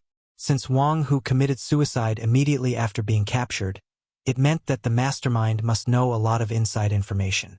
Although Wang Hu was dead and they could not find out who the mastermind was, other people did not know. Gao Shilian did not want to damage the reputation of the Tang army. Only a few people knew about Wang Hu, and they were all ordered to keep their mouths shut. Therefore, they might as well create a fake Wang Hu. They could create the false impression that Wang Hu was captured and locked in Jilong County's prison to be interrogated. Li Wangyu did not believe that the mastermind would not be anxious after knowing that Wang Hu was captured. I caught a cold. Seems like a fever. My whole body is sore and weak. I was not in the mood to write and only finished this chapter at 7 p.m. Chapter 9:14. Li Wangyu pondered for a while and felt that he could give this idea a try. Since there was nothing to lose, he might as well hit the nail on the head. Even if the mastermind did not fall for it, there was nothing to lose. However, if the mastermind did something out of fear of the captured Wang Hu, it would be easy to give himself away. After thinking about this, Li Wangyu pulled Gao Shilian to the side and whispered his idea to him. When Gao Shilian heard this, he raised his eyebrows and revealed a joyful expression. The old man and the young man whispered to each other for a while and occasionally let out strange laughter. Hearing this, Du Gufeng and the others got goosebumps. Ziyu, this is a good idea. I think it will work. Leave this matter to this old man. Gao Shirlian stroked his beard and laughed heartily as he swept away the haze that had hung over him for the past few days. Li Wangyu was naturally happy and relaxed. Couldn't be better if Gao Shirlian took over this matter. Instead of scheming against the mastermind behind the scenes, he still felt that it was more relaxing to go back and whisper sweet nothings to his beautiful superiors. That afternoon, the sound of gongs and drums could be heard in the small Jilong County. The people walked out of their houses to see what was going on. They saw a large group of government soldiers escorting a prisoner carriage from outside the city. In the prisoner carriage was a man with bloodstains on his face and messy hair. He was wearing a tattered Tang army armor. The commoners didn't know what was going on. They couldn't understand why they were captured and locked up in the prison carriage even though they were all prefecture soldiers. Just as they were discussing, a government soldier shouted to the people around them, "Everyone, come and take a look. This man is a government soldier of the Tang dynasty.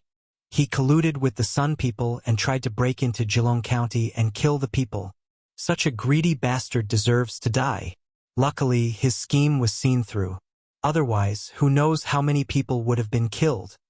The people who were watching the commotion became excited when they heard the government soldier. When the Sun people besieged the city, the people in the city were terrified and could not sleep at night. They were afraid that the Sun people would break into Jilong County and kill their way into the city. At that time, what kind of hell would Jilong County become? The commoners didn't even dare to imagine. As for those who had young and strong men in their families who had gone to help defend the city, they were even more furious at this moment. Everyone immediately stared at the person in the prison carriage, their eyes almost spitting fire. No one knew who was the first to shout, "Beat this bastard to death!" The crowd of onlookers immediately surged towards the prison wagon. The mansion soldiers who were escorting the prison wagons broke out in cold sweat when they saw the situation. They quickly raised their shields and blocked the prison wagons. The captain's back was drenched in sweat as he stole a glance at the prison wagon beside him. As Gao Shirlian's trusted aide, he naturally knew the inside story. The person in the prison carriage was just a fake. If he was beaten to death by the angry citizens, it would be a real joke. In a moment of desperation, he shouted loudly, "Don't move!" This person was a wanted criminal. He needed to be interrogated carefully before being executed. At this moment, anyone who approached the prisoner's carriage would be considered an accomplice of this person. Kill without mercy. The mansion soldiers around him also shouted, "Anyone who approaches the prisoner's carriage will be killed without mercy." With the threat of the mansion soldiers, the angry citizens finally managed to control their emotions and didn't continue to rush forward. No one knew who started it, but all kinds of rotten vegetables, rotten eggs, and other junk flew out from the crowd and were thrown at the prisoner's carriage. Many of the junk were thrown at the mansion soldiers around the prisoner's carriage, causing them to be in a sorry state. When the captain saw this, he knew that the show was almost over. If he delayed any longer, he was afraid that something bad would happen. He hurriedly ordered the mansion soldiers to open a path and rush into Jilong County's government office with all kinds of junk flying in the air. The news of the Tang dynasty's mansion soldiers colluding with others to attack Jilong County spread like wildfire. In less than half a day, the news had spread to the entire Jilong County. Many of the families who lost their lives because of the collusion all ran to Jilong County's government office and knelt in front of it, begging Jilong County's magistrate Dugu Feng to uphold justice for them. Regarding this, Dugu Feng could only helplessly lead a group of bailiffs out to comfort the people. He promised that he would interrogate the real culprit and submit a memorial to the imperial court to behead the culprit. This was to appease the souls of the deceased in heaven. After persuading all the citizens to go back, Dugu Feng wiped the sweat off his forehead and walked back to the government office. He smiled bitterly at Li Wangyu and Gao Shirlian. Duke Gao, this idea of yours is putting me in a difficult position. Haha. Sorry for the inconvenience of the Dugu Ming house, Li Wangyu said with a smile. Dugu Feng shook his head. I don't mind, but I'm worried that the mastermind behind the collusion might not be fooled. That will depend on whether or not that person is afraid that Wang Hu will confess and reveal his identity. That person might be driven to desperate measures and do something. If he gives up, we can't do anything to him for the time being. But as long as he makes a move, the more he does, the more mistakes he makes. We don't have to worry about not being able to catch him. That's right. Dugu Minghouse, you have to arrange this government office well. Even if it's just a show, don't let anyone see through it. Yes, I know. In the government office, only I know the truth. I won't leak it. Li Wangyu nodded with satisfaction. That's good. Now we just have to wait and see. In fact, Li Wangyu had no idea whether the mastermind would take the bait. He was just giving it a try. If there was no movement, then so be it. After all, there was nothing to lose. But if the mastermind was afraid of exposing himself and did something, then it would be an unexpected gain. Amidst the drumming, the sky darkened and night fell. Jilong County, which was noisy during the day, slowly fell into silence. It was peaceful everywhere. Jilong County was the same as the other counties of the Tang dynasty. There was a night curfew. Other than the patrolling soldiers, the streets were very quiet. On the wall of the square, a stray cat meowed a few times. Under the night sky, it was very creepy. Someone in the square cursed twice before it returned to silence. After another group of patrolling soldiers passed by, a few black shadows sneaked out from the darkness and headed straight for the government office. These black shadows carefully avoided the patrolling soldiers and quickly climbed over the wall of the government office. In the prison of the government office, 2 yamen runners who were on night duty were chatting. Suddenly, someone knocked on the door of the prison. Who is it? So late. What's the matter? The yamen runner grumbled unhappily and asked outside. San Lang opened the door. It's me. I'm here to bring you some food. When the bailiff in the prison heard this, he immediately beamed with joy. He immediately got up and opened the thick prison door to let the person in. The yamen runners all knew the person who came. It was the head of the yamen. Headlu. Hee. Why are you so nice today? You're even bringing us food? Oh, there's wine too. Stop talking nonsense. Do you want to eat or not? If not, I'll take it away. Of course. How can we not eat? It's the middle of the night and we're feeling hungry. Headlu, you're really considerate of us. The 2 yamen runners didn't say anything and quickly took the food and wine from him. Chapter 9:15. The 2 yamen runners who were on night duty took the food and wine. After happily thanking Headlu, they began to eat and drink without any scruples. However, after a short while, the 2 of them fell to the side of the table, unconscious. Head Patrol Officer Lu, who had been joking with the 2 of them a second ago, lightly kicked them a few times. When he saw that there was no reaction, he smiled contemptuously and got up to open the door of the prison. A few black figures immediately flashed into the prison. Lang Jun, the 2 yamen runners who were on night duty, drank the knockout drug and fainted. Should we go and rescue Brother Wang Hu? There were a few torches lit in the prison. Under the illumination of the torches, the leader's face could not be seen clearly due to his dark clothes and hood. However, the leader slowly shook his head and said, "No! When I ordered you to set the county on fire, I wanted to cause chaos in the county so that we could attack the county with the help of the people outside. However, I didn't expect that county magistrate who would come up with something called the thunderbolt shaking thunder. Not only did we not succeed, but we also aroused county magistrate Hu's suspicion. The gains did not make up for the losses. I didn't expect that county magistrate Hu to be so capable. He was even able to create something as heaven-defying as the thunderbolt shaking thunder. However, this is also a good thing. It doesn't matter if we break into Jilong County or not. The most important thing now is to get the recipe for the thunderbolt shaking thunder." The leader in black looked into the dark depths of the prison and sighed regretfully. Wang Hu's identity has already been exposed. There is no point in saving him. Now we just have to make him shut up. He waved his hand at the people behind him and said, "Go and bring the things in." Yes. A few people immediately brought in a large wooden bucket from outside the door. Pour this alchemical fire oil all over the prison. Old Lu, accompany this official to see Wang Hu. No matter what, he has worked hard even if he didn't make any contributions. This official will personally see him off. His words clearly meant that he was going to kill Wang Hu. From the looks of it, it seemed that they were going to burn down the entire county jail and destroy the corpses. The reason why they chose to set fire to the county government prison instead of rescuing Wang Hu or killing him in the prison was that the man in black was still delusional enough to pretend that it was an accident. If the prison accidentally caught fire and all the prisoners were burned to death, it would not be easy to arouse suspicion. If they rescued Li Wangyu or brazenly killed him in prison, it would definitely attract the attention of Gao Shilian and Li Wangyu, which might lead to even more trouble. Of course, this was only the black-clothed man's wishful thinking.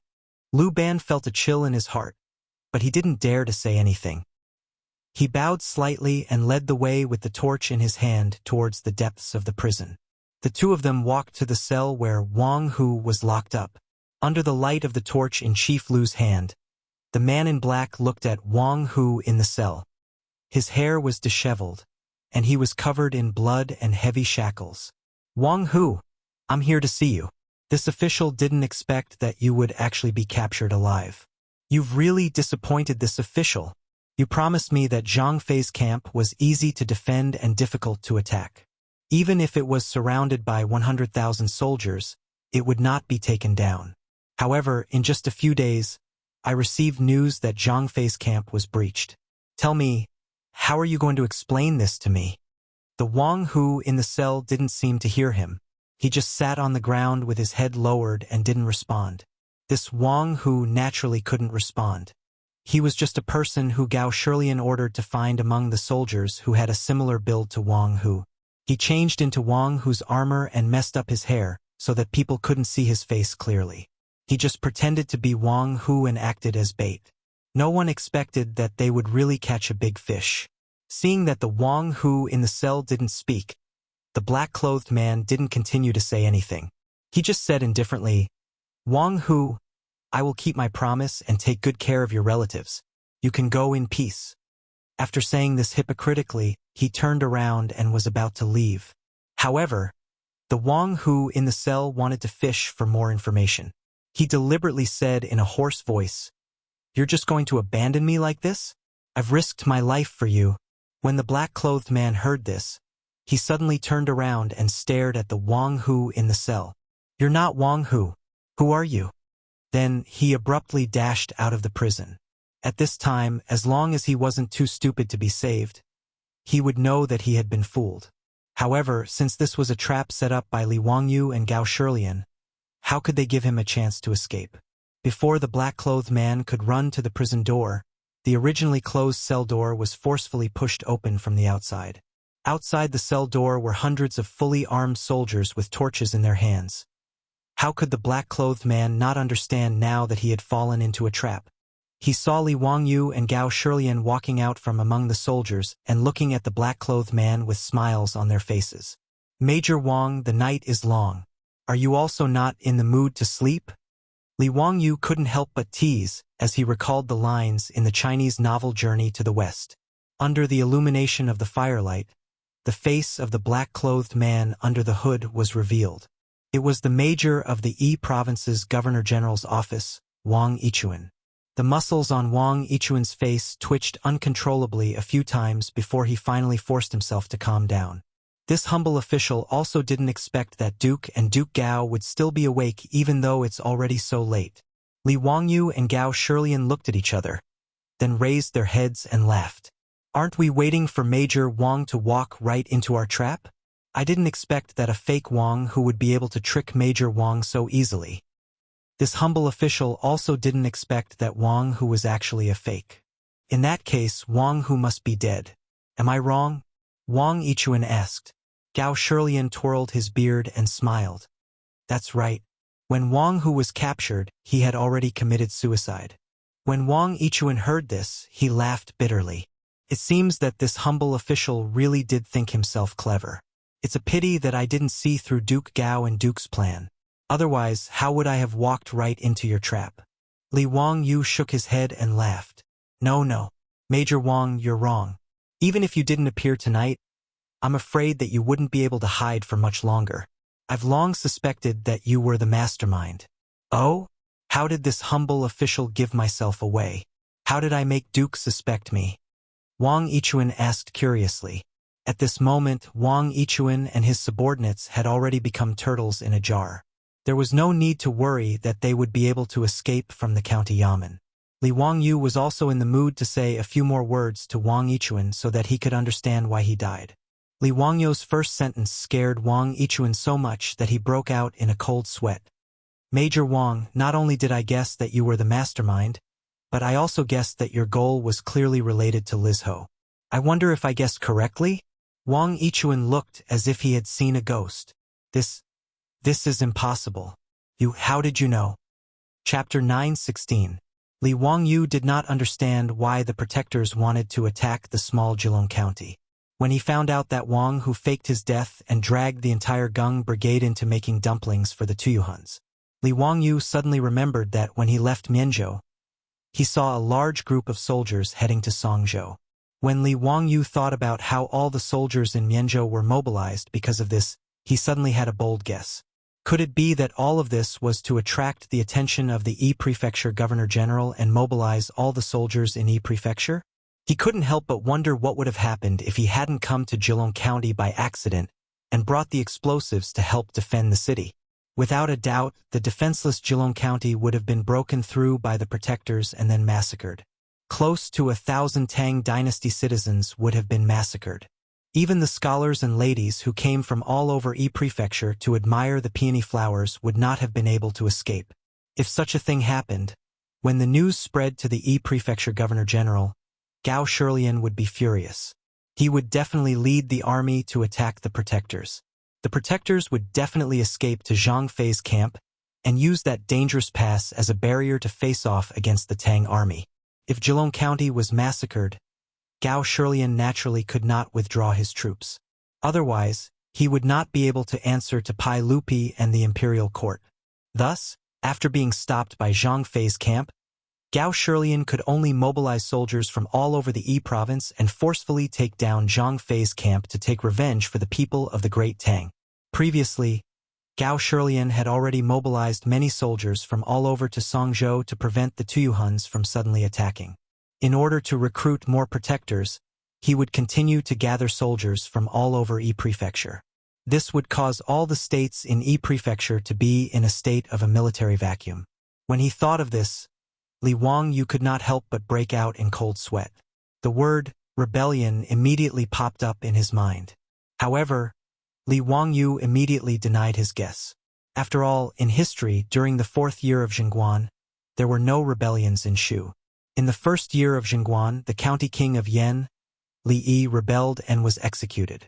Li Prefecture's governor Li Shaochang committed treason and was executed. After that, there was peace for 10 some years until the 16th year of Chang'an when Hou Junji rebelled and was executed. Li Chengqian plotted a rebellion and was deposed. Then where did this rebellion come from in the 4 years of Chang'an? Li Wangyu felt that he was thinking too much, but he didn't dare to completely dismiss this idea. Because since he and Su Chongqing traveled to the Tang Dynasty, too much history had changed. What if the butterfly's wings fluttered and triggered a chain reaction, causing things that had never happened in history to appear? After all, in history, Li Chengqian and Li Tai did not acknowledge him as their master. Li Chengqian had never had appendicitis, and when Li Ji was born, there was no such thing as a leopard cat swapping the crown prince. Therefore, even if there was no rebellion in Shu during the 4th year of Zhengguan's reign, Li Wangyu could not be sure that there would be no rebellion in Shu today. However, this was just Li Wangyu's personal guess, and there was no real evidence, so he did not tell Gao Shirlian about it. As for Wang Yichuan, Li Wangyu had always had suspicions in his heart, but Wang Yichuan had always concealed it well, so he only had suspicions in his heart. Today, Li Wangyu and Gao Shirlian were sitting in the county office, waiting for someone to walk into the trap. While chatting, the two of them talked about Li Prefecture's governor Wu Shiqin. Gao Shirlian unintentionally said something, but it attracted Li Wangyu's attention. Speaking of Li Prefecture, Duke Wu has really worked hard. After Li Shaochang was executed for treason, there were still remnants of Li Shaochang causing chaos in Li Prefecture. After Duke Wu took office, He stabilized the situation in Li Prefecture and contributed greatly to the country. Oh right, speaking of which, I am Wang Sima of the governor's office, and I also held the position of Sima of the governor's office in Li Prefecture. It is said that in stabilizing the situation in Li Prefecture, I also put in a lot of effort. Li Wangyu was slightly startled. Sima Wang also held a position in Li Prefecture? That's right, but Sima Wang was not involved in Li Xiaochang's treason, so he was not implicated. Instead, because of his contributions, he was promoted to the position of Sima of the governor's office in Yi Prefecture. When Li Wangyu heard this, his heart could not help but beat like a drum. Wang Yichuan really had nothing to do with Li Xiaochang's treason. His heart moved slightly, and he summoned Niu Wu and gave him a few orders. After Niu Wu understood his words, he nodded his head and immediately walked out. After Niu Wu returned, he whispered a few words into Li Wangyu's ear. Li Wangyu told Niu Wu to ask the two colonel commanders whether or not Wang Hu had anything to do with Li Prefecture. The answer he received was something he did not expect. Wang Hu was actually the colonel of the Zhichong Manor in Li Prefecture. Because he was implicated in Li Xiaochang's treason, he was moved out of Li Prefecture and demoted to colonel. Li Wangyu did not believe that this was all a coincidence. At this moment, he started to suspect that Wang Yichuan and Wang Hu were the trusted aides of Li Xiaochang in Li Prefecture. Therefore, after Wang Yichuan had been captured, Li Wangyu had purposely said this to trick Wang Yichuan and verify his guess. Who would have thought that he would be right? Just looking at Wang Yichuan's expression like he had seen a ghost, Li Wangyu knew that his guesses were right. This Wang Yichuan and Wang Hu really did have something to do with Li Xiaochang. However, Li Wangyu was still confused. Did that Li Xiaochang really have such great charm? He had already died for 4 years, and there was still someone who wanted to inherit his dying wish and try to start a rebellion in the Shu lands? Such a huge scheme. Li Wangyu did not believe that Wang Yichuan alone could do it. It was not that Li Wangyu looked down on him, but Wang Yichuan did not have the ability to be the mastermind. At most, he was just a knife in the hands of the mastermind. Furthermore, a secondary grade 4 major of the Governor-General's manor did not have the ability to make Wang Hu and the others work for him. Not to mention, he still had to convince the leaders of the 5 tribes to listen to his commands. However, Li Wangyu was not in a rush. Since he had captured Wang Yichuan, he could slowly ask him about these things. Li Wangyu did not believe that Wang Yichuan was someone like Wang Hu who would not hesitate to commit suicide just to keep a secret. For an old official like Wang Yichuan who was used to living like a prince, not to mention torture, once he was locked up and saw the torture tools, he would immediately confess. Major Wang. This duke knows a lot of things. But there are still many doubts that I need Major Wang to clear up. Li Wangyu smiled in a relaxed and happy manner. Wang Yichuan's face was ashen, and he lowered his head. Since you have something to ask, I will naturally answer everything that I know. This lowly official only hopes that the Duke can see this lowly official's cooperation and plead leniency on this lowly official's behalf. As long as this lowly official can be spared from death, it will be enough. Li Wangyu could naturally agree to Wang Yichuan's request. He did not care about the life and death of such a small character. What Li Wangyu cared about was the real culprit behind the scenes who could command Wang Yichuan and Wang Hu. Okay, I guarantee that you won't die, you. Before Li Wangyu could finish his words, he saw that behind Wang Yichuan, there were a few men in black who were also dressed in black. Suddenly, one of them dashed out, pulled out the blade at his waist, and viciously stabbed towards Wang Yichuan's back. Chapter 9:17. Li Wangyu and Gao Shilian didn't expect that one of Wang Yichuan's subordinates would suddenly launch an attack in such a situation. Everyone was caught off guard and could only watch as the shiny blade pierced Wang Yichuan's back and blood spurted out. Wang Yichuan's back was stabbed, and he immediately spat out a mouthful of blood. He turned his head with a frightened and stunned expression and looked at the person behind him. You're actually his man. Aye. Before he could finish his words, he died and fell to the ground. The person who assassinated Wang Yichuan from behind pulled out the blade from Wang Yichuan's back without hesitation, turned the blade around, and slit his own neck. All of this happened in a flash. Before anyone could react, 2 corpses had already fallen to the ground. Looking at Wang Yichuan lying in a pool of blood, Li Wangyu only wanted to curse in his heart. He had painstakingly set up a trap and the fish had already been caught. Who would have thought that such a thing would actually happen? Li Wangyu didn't even need to use his knees to think that the person who killed Wang Yichuan and then killed himself so cleanly must be a man of sacrifice sent by the real mastermind behind the scenes. This person must be responsible for monitoring Wang Yichuan. Once Wang Yichuan tried to rebel or had other thoughts, he would immediately kill him. From this, it could be seen that Wang Yichuan, the major of the Izhou Governor-General's office, knew a lot. If he confessed honestly, it would be clear who was hiding in the dark and plotting a rebellion. Unfortunately, it was too late to say anything now. However, although Li Wangyu was depressed, he didn't care much. There was nothing to worry about this kind of person who hid in the dark and stirred up trouble. In the Tang dynasty, those who dared to rebel in front of Pai Lupi, except for his own son, were all dead. Did they really think that the eternal emperor Pai Lupi was made of clay? In the history of Wuxia, there were a total of 494 emperors, starting from Qin Shi Huang. No matter how you counted, Pai Lupi could be ranked in the top 5. To rebel against him, wouldn't that be the same as an old man eating arsenic and tired of living? Li Wangyu's involvement in this matter was just a coincidence. Moreover, his and Su Chongqing's lives were threatened, so he wanted to find out who was behind the scenes. Since the clues had been cut off with Wang Yichuan's death, it was better to leave this troublesome matter to Pai Lupi and the 100 Horsemen department.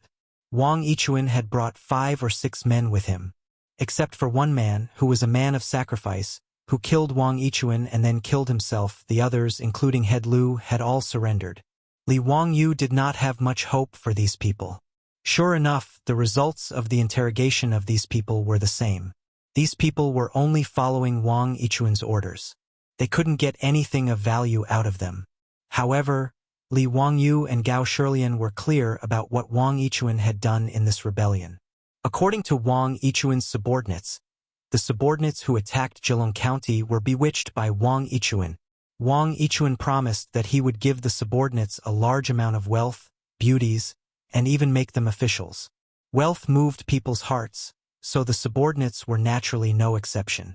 Both sides hit it off.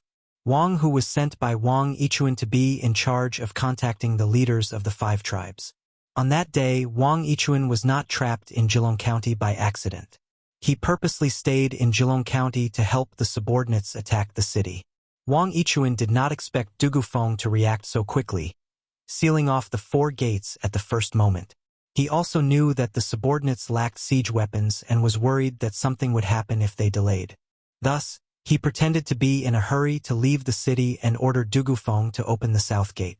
As long as the gate was opened, the subordinates lying in ambush outside the city would take the opportunity to attack and take down Jilong County. Who would have thought that Li Wangyu, the founding county duke, would also be trapped in the county by a freak combination of factors, foiling Wang Yichuan's plan. Wang Yichuan came up with another plan. When the subordinates attacked the city, he ordered his subordinates to set fire in the city to create a chaotic atmosphere so that the subordinates could break through the city as quickly as possible. Who would have thought that Li Wangyu would come up with something like explosives? Not only did they save Jilong County, they also scared off thousands of subordinates. Regarding this, Wang Yichuan could only scold the subordinates for being useless. He could only continue to pretend to be a good person in front of Li Wangyu. When Gao Shilian led the army to attack, Wang Yichuan did not panic. After all, he knew how dangerous Zhang Fei's camp was. However, he did not expect that in just a few days, the impenetrable Zhang Fei's camp would be broken through by 2,000 soldiers and all of the subordinates were captured. This made Wang Yichuan very worried, as he did not know whether Wang Hu could escape or not. After all, Wang Hu knew too many of his secrets. If Wang Hu was captured, his head would probably fall to the ground. Hence, after knowing that Wang Hu was captured and locked up in Jilong County's prison, Wang Yichuan anxiously led his subordinates to personally kill him. However, he did not expect that not only would he fall into a trap, but he would also be killed. As for what happened in Songzhou, Wang Yichuan and the person behind the scenes, and what Tuyuhan had done, these people did not know. After understanding all this, Li Wangyu's confusion was mostly solved. As for how to find the person behind the scenes and how to deal with the aftermath, that was Gao Shilian's problem and had nothing to do with him. Li Wangyu led the 3 girls and followed Gao Shilian to Chengdu County. Since he had been discovered by Gao Shilian, he could not escape. Furthermore, Su Chongqing had achieved his goal of being knighted. Li Wangyu planned to play around in Chengdu for a while before returning to Chang'an.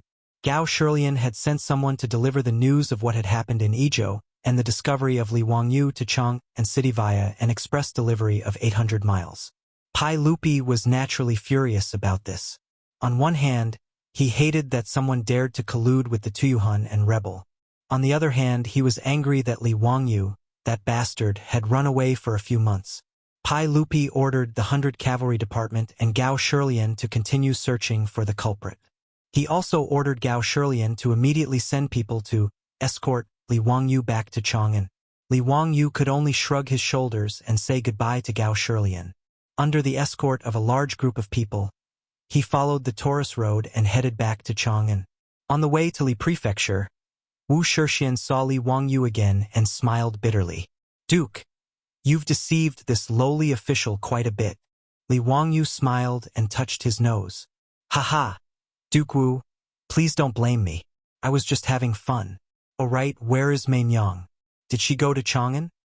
"I have already ordered people to escort Mainyang to Chang'an. I think Duke will return to the academy." Before Wu Shixian could finish speaking, Niu Wu rushed in with a panicked look on his face.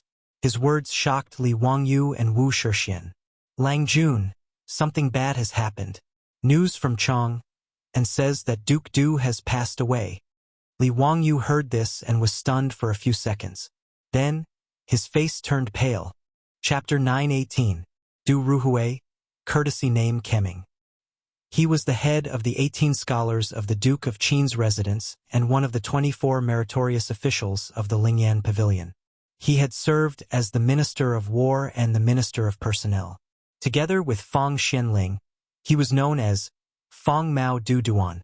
He had assisted Li Shimin in establishing the rule of Zhengguan. He was born in 585 AD and died in 630 AD, which was the 4th year of Zhengguan. This was the record of Du Ruhui in Li Wangyu's memories. To Li Wangyu, Du Ruhui was no longer just a cold record in the history books, but a close elder. Although he wasn't as close to Du Ruhui as he was to Yu Shinan and Cheng Yaojin, they were still close. Du Ruhui was also very protective of Li Wangyu. Because of Du He and Du Go, Li Wangyu's relationship with the Du residents wasn't bad. He didn't even need to report when he went to Du Ruhui's residence. He could enter directly, and it was no different from returning to his own residence. Now that he heard Niu Wu say that Du Ruhui had passed away, Li Wangyu suddenly came to his senses and was annoyed that he had forgotten about this matter. How could he have forgotten that Du Ruhui had passed away in the 4th year of Zhengguan? Li Wangyu suddenly raised his hand and fiercely slapped himself in the face, making a crisp sound. A red handprint immediately appeared on his face. His action startled Wu Shifeng and Niu Wu. They didn't know what had happened to Li Wangyu. Su Chongqing, on the other hand, understood that Li Wangyu must have forgotten about the time of Du Ruhui's death in the history books and blamed himself. "Wangyu, this is fate. Even if you're in Chang'an, you can't change anything. You should hurry back to Chang'an as soon as possible," Su Chongqing whispered into Li Wangyu's ear. Li Wangyu nodded with red eyes. "Chongqing, you go with Avro and the others. I'll take Niu Wu and go first." Go ahead. Be careful on the way.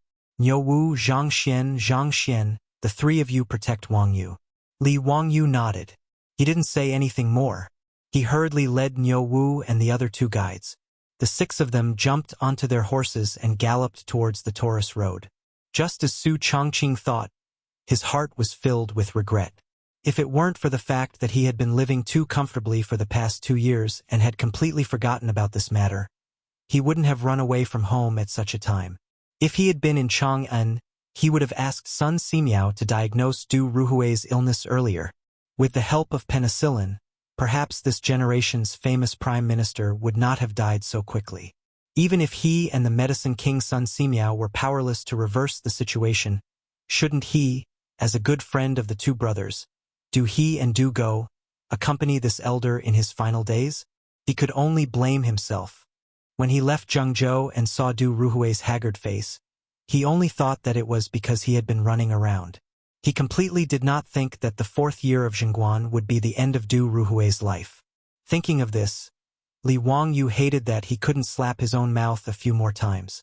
Niu Wu and the other two naturally didn't know what Li Wangyu was thinking, but seeing their Lang Jun urging his horse to gallop, they could only increase the speed of their whips and follow closely to protect him. No matter how good a horse was, it couldn't gallop for long distances. Therefore, if they wanted to hurry, they had to change horses. Fortunately, the Taurus Road had relay stations of various sizes that could be used to change horses. The reason Li Wangyu only brought Niu Wu and the other 4 with him was because there was a limit to the number of post horses. According to the laws of the Tang dynasty, Li Wangyu, as a second-rank county duke who founded the country, could change 6 post horses at a time at the relay station.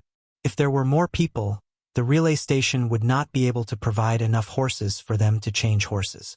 Li Wangyu's group of 6 was like an 800 li express delivery.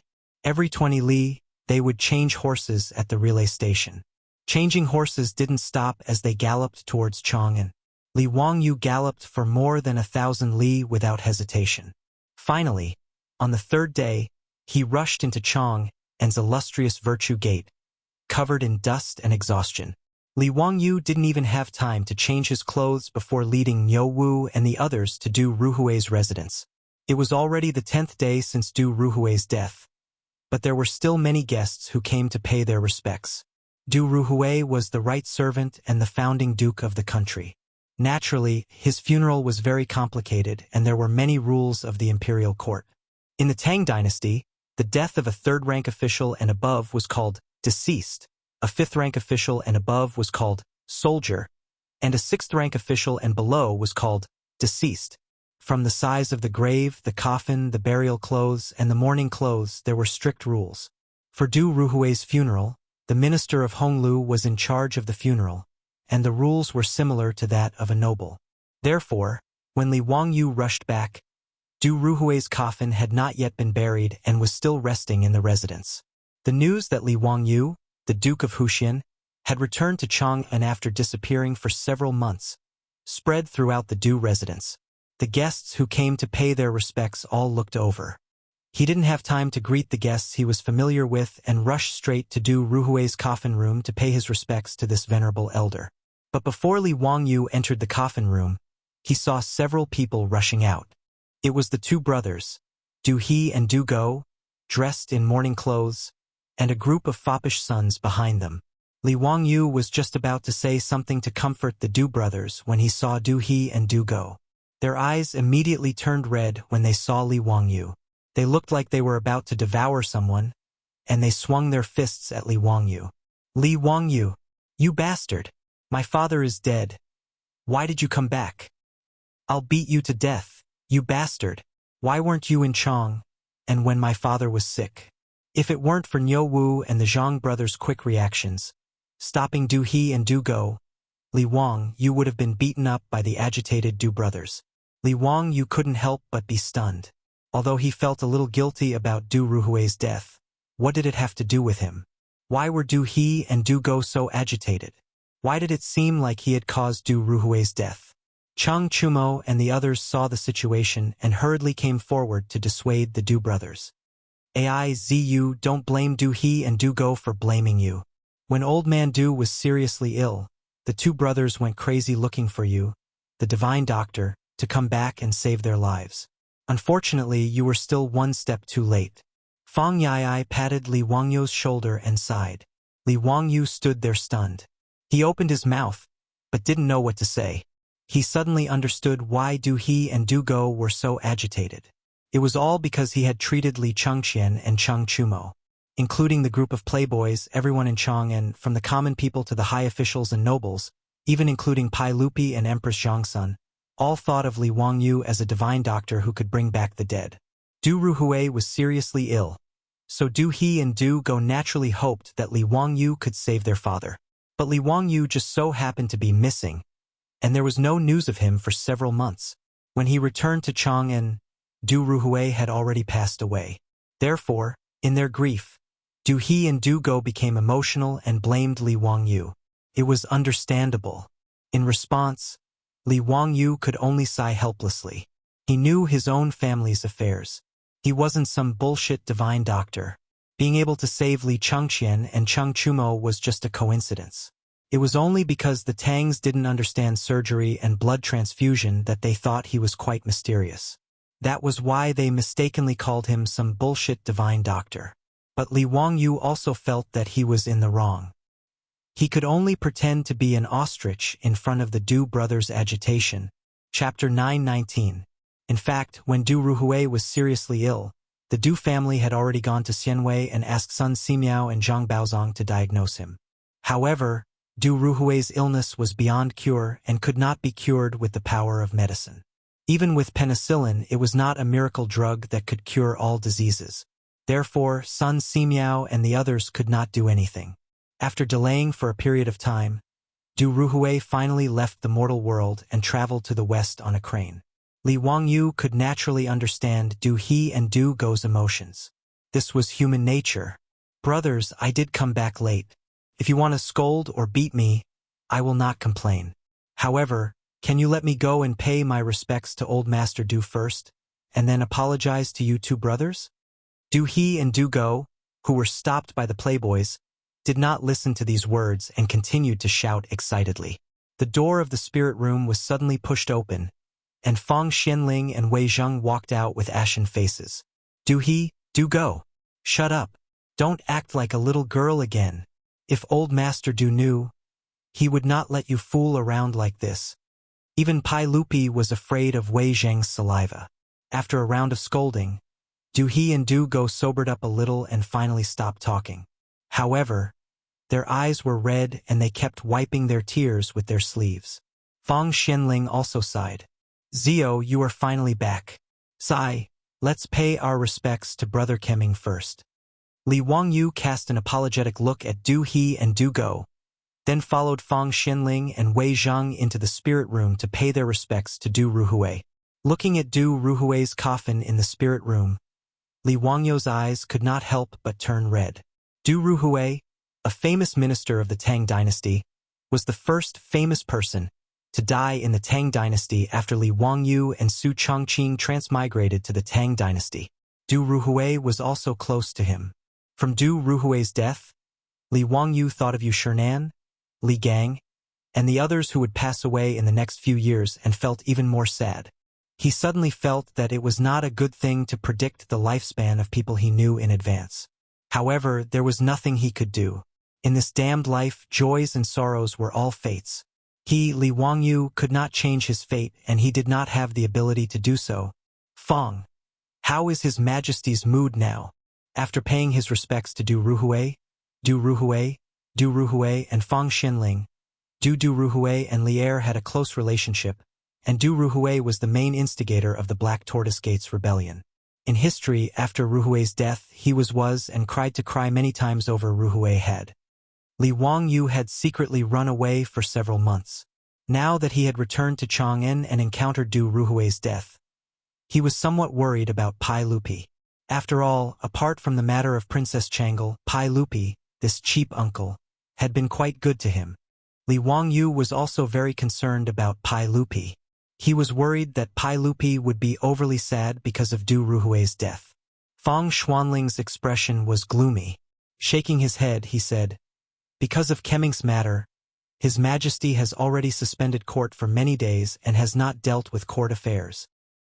He then pointed at a golden belt placed in the spirit room and said, "His Majesty ordered me to bring this here as a gift for Brother Kemming. His Majesty also ordered Yugong to create an inscription for Kemming's memory. In addition, Zio has been away for many days. His Majesty has missed you greatly. Now that Zio has finally returned to Chang'an, you should go to the palace to visit His Majesty as soon as possible." Li Wangyu nodded his head in agreement. Although he was somewhat afraid of meeting Pai Lupi, knowing that he would not be able to escape a beating, an ugly daughter-in-law still had to meet her parents-in-law. Being reprimanded or even punished by Pai Lupi was unavoidable. In any case, he would have to meet His Majesty sooner or later. Li Wangyu gritted his teeth and decided to meet His Majesty at Taiji Palace today. He hoped that Pai Lupi would not punish him too harshly, seeing that he had traveled thousands of li to attend Du Ruhui's funeral. Outside the spirit room, Du He and Du Go saw Li Wangyu. Although they were no longer as excited, they still snorted coldly and turned their heads away, refusing to look at him. Li Wangyu could only smile bitterly and bow to the Du brothers. After exchanging a few pleasantries with the Du family and Du Ruhui's younger brother, Du Chuk, and the others, he took his leave and headed to Taiji Palace to meet Pai Lupi. News of Li Wangyu's return to Chang'an had already spread through Chang'an, and as the 6 of them charged into the illustrious Virtue Gate on horseback. When Li Wangyu led Niu Wu into the imperial city, Mi Tuo was already waiting outside the Gate of Heaven Influence. "Greetings, Duke. It's been a few months since we last met. How have you been?" "Mi Tuo, long time no see. How is His Majesty today?" As for seeking an audience with Li Wangyu's heart was actually drumming. After all, when he ran away with Su Chongqing on a whim, he had not expected Du Ruhui to pass away. Originally, he had thought that even if he returned to Chang'an, he would at most admit his mistake and do something to make Pai Lupi happy. Then, he would be able to gloss over the matter. Even if Pai Lupi wanted to punish him, it would not be too serious. But who would have thought that Pai Lupi's right-hand man, Du Ruhui, would pass away due to illness? Under such circumstances, it was easy to imagine how terrible Pai Lupi's mood would be. Mi Tuo peeked at Li Wangyu and decided to tell the truth. "Duke, ever since Duke Kai passed away, His Majesty has not smiled. He has even cried for Duke Kai many times. How can he be in a good mood?" When Li Wangyu heard this, he felt even more annoyed. But now that things had come to this, he had no other choice. If he stuck his head out, he would also be stabbed. Let's see how Pai Lupi would deal with him. Mi Tuo led Li Wangyu to the Lizhen Hall where Empress Zhongsun lived instead of the Lizhen Hall or the Yin and Yang Palace. Recently, His Majesty has not been eating or drinking. His mood has not been calm, so he has been living with Her Highness, Mi Tuo explained. Li Wangyu nodded slightly. This made him feel a little relieved. With Empress Zhongsun by his side, Pai Lupi would not kill him, right? After Mi Tuo informed him, he invited Li Wangyu into Lizhen Hall. In the hall, Pai Lupi's face was ashen. He stared at Li Wangyu without saying a word, which made him feel a little scared. Empress Zhongsun, who was standing to the side, smiled when she saw Li Wangyu. "Nice to meet you, uncle and aunt." "Nice to meet you, uncle and aunt." Li Wangyu did not hesitate and immediately bowed to Pai Lupi and Empress Zhongsun. "Uncle and aunt, I haven't seen you for a long time. I'm really worried and miss you. A day without seeing you is like 3 years in autumn. I miss Chang'an and uncle and aunt every day." Li Wangyu hurriedly flattered him, but Pai Lupi was still ashen. He stared at Li Wangyu without saying a word. Pai Lupi's performance made Li Wangyu more and more uneasy. He hurriedly threw out his trump card. "Uncle, aunt, when I was away and missed you, I wrote a poem called Quiet Night Thoughts. The moonlight in front of the bed is like the frost on the ground. Looking up at the bright moon, I bow my head and think." Li Wangyu copied Li Bai's poem again. He wanted to curry favor with Pai Lupi and Empress Zhongsun. Unexpectedly, before he finished reciting Quiet Night Thoughts, Pai Lupi slammed his palm on the table in front of him. "Enough! I know you are talented. I just want to ask you why you were not in Chang'an, and when Minister Du was seriously ill." Pai Lupi's words made Li Wangyu's heart turn cold. Chapter 920. How could Pai Lupi be like Du He and Du Go, blaming him for Du Ruhui's death? Li Wangyu wanted to cry, but no tears came out. He regretted that he had pretended to be so pretentious. Now he had been struck by lightning. Even Pai Lupi believed that he was a godly doctor. He really couldn't continue living like this. The most important thing was that he still couldn't explain that he didn't know anything about medicine. Even if he said it now, no one would believe him. They would only think that Li Wangyu was trying to shirk responsibility.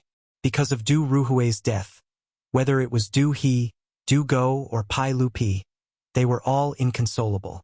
Taking out their anger on him was just a normal reaction to losing a loved one.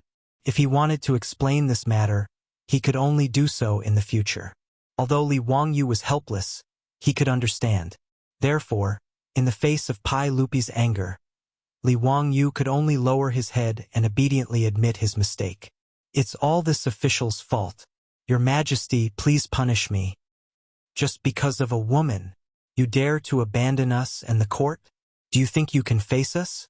Minister Du has always treated you like a nephew.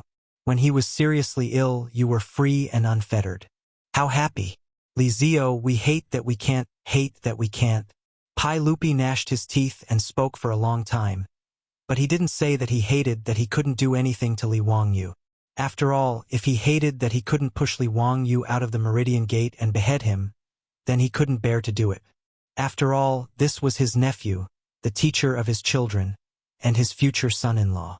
Empress Zhangsun understood her husband. Seeing that Pai Lupi was at a loss for words, she hurriedly tried to smooth things over. Erlang, don't be angry. Zio is still young. It's normal for him to be playful. I heard that Zio rushed back from Izhou. Look at this child's travel-worn appearance.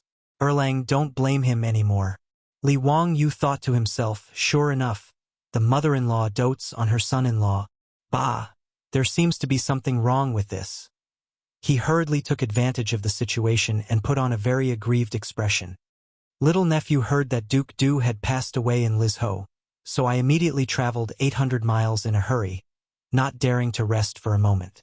I rushed back to Chang'an in 3 days, just to send Duke Du off on his last journey. Empress Zhangsun nodded lovingly and said, "Thank you for your hard work. You must be exhausted after rushing back to Chang'an and from Lizhou in 3 days." "Humph, tired my ass," Pai Lupi coldly snorted. "He still has the face to come back." Li Wangyu rolled his eyes in his heart. Why did Pai Lupi's words sound so weird? However, after Empress Zhangsun spoke, Pai Lupi's extremely ugly expression finally eased a little. Pai Lupi continued, "Even if the Empress pleads for you, don't think that this matter is over. You can avoid the death penalty, but you can't escape punishment." Li Wangyu was too lazy to retort. People have no choice but to lower their heads under the eaves. He could only obediently lower his head and admit defeat. Yes, it's all little nephew's fault. Uncle, just deal with it. Little nephew accepts the beating and punishment. Since that's the case, I will remove your title of nobility. Are you willing? Remove my title? Li Wangyu was slightly stunned. He didn't expect Pai Lupi to give such a punishment. He didn't care if his title was removed. In any case, with his current status, even if he didn't have a title of nobility, it didn't seem to be a big deal. As long as Pai Lupi still recognized him as his nephew, Li Chengqian, Li Tai, and Li Ji were still his disciples. There wasn't much difference whether they had a title or not. Moreover, he had many businesses, all of which were in partnership with the imperial family. He also had Cheng Yaojin and a group of dukes as his backing. Who would dare to stretch out their claws towards him? Even if it was an aristocratic family, would they dare to treat Li Wangyu like a commoner and humiliate him? Originally, Li Wangyu was worried that Pai Lupi would throw him into prison in a fit of anger. Although he had been to prison a few times during the Tang dynasty, he had visited both the prison in Chang'an and the prison in the censorate. He hadn't suffered any grievances. However, if he could avoid going to prison, it was better not to. It wasn't something to be proud of. Compared to going to prison, removing his title wasn't a big deal. I'm willing. Little nephew did something wrong and naturally should be punished. Little nephew will have no complaints about how uncle deals with me. Good. Since that's the case, I will issue a decree to remove your title of nobility. Alright, that's it. I'm tired. You can leave. Scram back to Dingzhou village. If you don't have my decree, then obediently stay in Dingzhou village. If you dare to enter Chang'an without reason, I will immediately order people to arrest you and send you to prison. Do you understand? Yes, little nephew understands. Li Wangyu was speechless. He was King grounding himself. He didn't dare to argue. He obediently took off the goldfish talisman from his waist and gently placed it on the table in front of Pai Lupi. After bowing to Pai Lupi and Empress Zhangsun again, he left Lijin Hall. Outside the hall, Mi Tuo was still guarding the door. When he saw Li Wangyu come out, he quickly greeted him. "Your Highness, Your Highness, my ass." Li Wangyu directly interrupted Mi Tuo and pointed to his empty waist. "See, the goldfish talisman is gone. Now I don't have a title of nobility. I'm just a commoner. Don't mention anything about your highness." Mi Tuo was stunned. He looked at Li Wangyu and then at the door of Lijin Hall. He couldn't figure out what game the uncle and nephew were playing. Your highness, you don't have to worry. Maybe Her Majesty is still angry. After some time, when Her Majesty's anger subsides, your highness title will naturally come back. Mi Tuo didn't dare to really treat Li Wangyu as a commoner. He said very carefully. Li Wangyu was too lazy to say anything more. He lifted his foot and walked out. After a few steps, he suddenly smacked his lips. Damn, this didn't seem right. Pai Lupi obviously did this on purpose. Because now he was a commoner, but his beautiful boss had a title of nobility. Marquis Yanling, well, now it was the other way around. Su Chongqing had a title of nobility, but he was a commoner. If someone said that Pai Lupi didn't do this on purpose, he wouldn't believe it even if he was beaten to death. This guy was clearly taking revenge on him, forcing him to confer a title of nobility to his beautiful boss. After Li Wangyu understood this, he couldn't help but turn around and raise his middle finger at Lijin Hall behind him. The petty and vengeful Pai Lupi was not cute at all. Li Wangyu, who originally thought that it didn't matter whether he had a title or not, couldn't help but be in a bad mood after he understood this. Pai Lupi's conscience was very bad. If Su Chongqing knew about this, he would definitely use this to make fun of him. And Cheng Chumo and those bastards would definitely laugh at him if they knew that he didn't have a title and his woman was a marquis. Damn, they were all bad people. Li Wangyu was very angry, but also helpless. After leaving Tai Chi Palace, he didn't even bother to say anything. He originally wanted to go to the Du residence to keep watch over Du Ruhui's coffin, but now he could only order Niu Wu to return to Dingzhou village. After galloping all the way back to Dingzhou village, Li Wangyu pulled on the reins. Looking at the Xanadu that he and Su Chongqing had personally created, Li Wangyu's bad mood from Du Ruhui's death finally eased a lot. The men and women in the village were overjoyed when they saw that their Lang Jun had returned. They all rushed forward to greet Li Wangyu. "Lord Ju is back. Duke is back. That's great. Duke is well. No wonder this morning I heard the magpies chirping. So Duke is back." When Li Wangyu heard this, his face instantly turned black. There's one more later. Chapter 921. This group of farmers simply touched the pot that did not boil. "Duke my ass." Li Wangyu laughed and scolded, then pointed to his waist. "Do you see that? The goldfish talisman is gone, and my title has been stripped by His Majesty. Now I am also a commoner, so don't mention the bullshit Duke or Duke anymore." His words made the villagers look at each other. How could their main family's title be taken away without any reason? The villagers didn't know what had happened, so they couldn't help but feel worried. Dingzhou village relied on Li Wangyu to be where it was today, and the villagers were naturally well aware of this. It could be said that Dingzhou village and Li Wangyu were grasshoppers on the same rope, and all the glory and disgrace belonged to Li Wangyu alone. How could they not be worried when they heard that Li Wangyu's title had been stripped away by the sage? The old villager walked out from the crowd and greeted Li Wangyu with a smile. "Duke, what are you saying? You are still our main family even if you don't have the title. Moreover, even if you don't have the title, isn't the sage still your uncle?" These words immediately reminded the villagers, and they all laughed. In the eyes of these simple men and women, since Li Wangyu was the nephew of the sage, what difference did it make if he didn't have the title? Moreover, the crown prince was Li Wangyu's disciple, so what was there to worry about? The villagers of Dingzhou village were no longer illiterate like they used to be. Not to mention that the children of the right age from each family were now studying in the Tang dynasty's academy. Even Li Chengqian and Li Tai often came to the village to play with their classmates.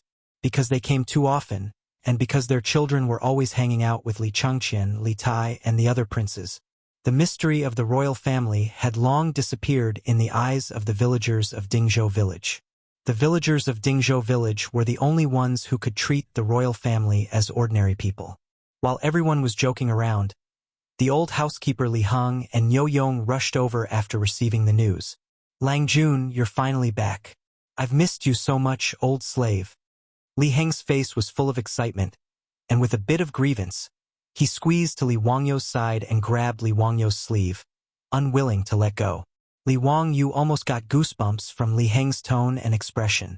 This old man was already so old. Who was he trying to act cute for?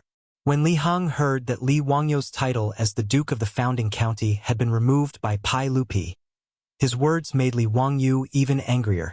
Lang Jun lost his title? Anyway, Lady Su was now a marquis.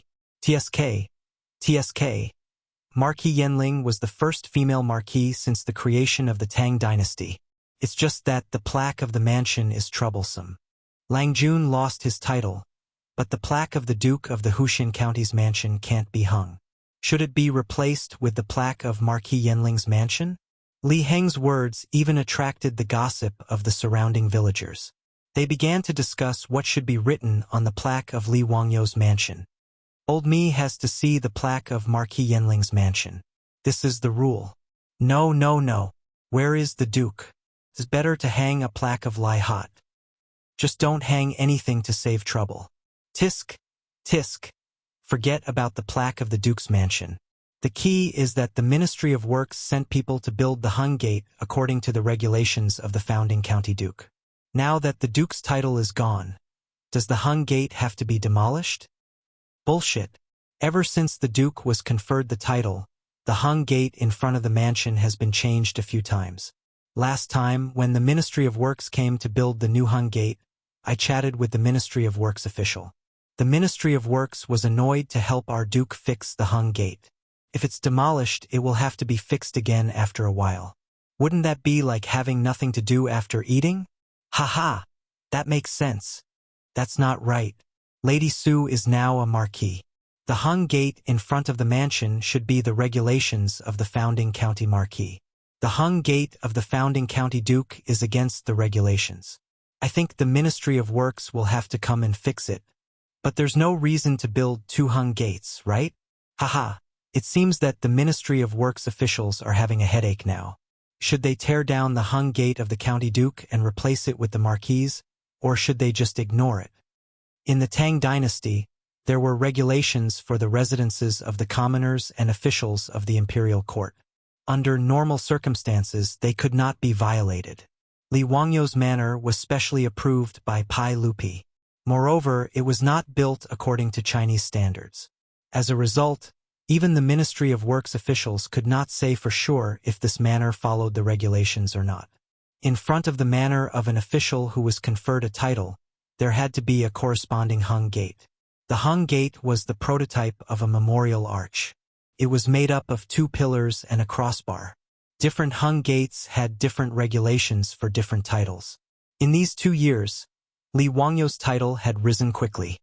He had been promoted from a county duke to a founding county duke. However, he had to trouble the Ministry of Works to come to Dingzhou village every few days to change the Hung Gate for him. The villagers were having a lively discussion. Even the elders of the village were having a good time arguing, let alone those gossipy ants in the village. Li Wangyo's face became even darker. Are you treating me like I don't exist? Do you think I don't want my face? He was too lazy to bother with these bastards who wanted to watch the show and directly urged his horse to return to the manor. After being disturbed by the villagers, his mood, which had been depressed because of Du Ruhui's death, was much better. The dead could not be brought back to life, and these cute villagers were more worthy of him working hard to protect. After returning to the mansion, Li Wangyu took a good bath in the hot spring to wash away the tiredness of the past few days. Then, he stayed in the mansion obediently. He did not step out of the mansion at all, cultivating his body and mind. He only ordered Li Heng to make a few trips to the Du Manor to deliver some gifts. 7 or 8 days later, Su Chongqing, Aphrodite, and Perrin also rushed back to Chang'an City. As the Tang dynasty had always favored extravagant burials, Du Ruhui's tomb was still under construction. For the time being, there was no rush to bury him. This was a very normal thing. In the Book of Rights, royalty, it was recorded that kings died in 7 days and were buried in 7 months. Vassals died in 5 days and were buried in 5 months. Physicians were buried in time. Scholars and commoners were buried in a month. At present, the Du Manor was still in the midst of the 7 chambers of the 7 chambers. Du Ruhui's coffin would only be buried 49 days later. During this period, the popinjays still frequently came to Dingzhou village and mercilessly ridiculed Li Wangyu for having his noble title removed. As for the brothers Du He and Du Go, they did not appear because they had to keep vigil for their father. However, they had Cheng Chumo and the others pass a message to Li Wangyu, saying that after their lord was buried, they would drink Li Wangyu, that bastard, to death. The popinjays and Li Wangyu all knew that the brothers Du He and Du Go had thought things through and no longer blamed Li Wangyu for their father's death. Li Wangyu obediently stayed in Dingzhou village for 39 days before he once again headed to Chang'an city to attend Du Ruhui's funeral.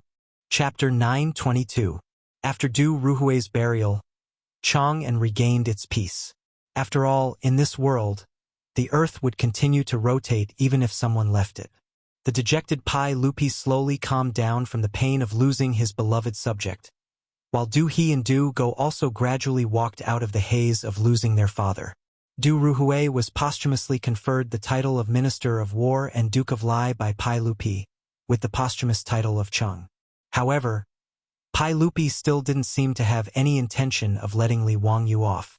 More than a month had passed, but not only did he not restore his title, he didn't even lift his confinement order. Apart from giving Li Wangyu special permission to go out of Dingzhou village during Du Ruhui's burial, he was still not allowed to run around. It seemed that Li Wangyu's running away from home had really traumatized Pai Lupi, who had made up his mind to teach him a lesson. Li Wangyu didn't care at first, since there was nothing wrong with being an otaku.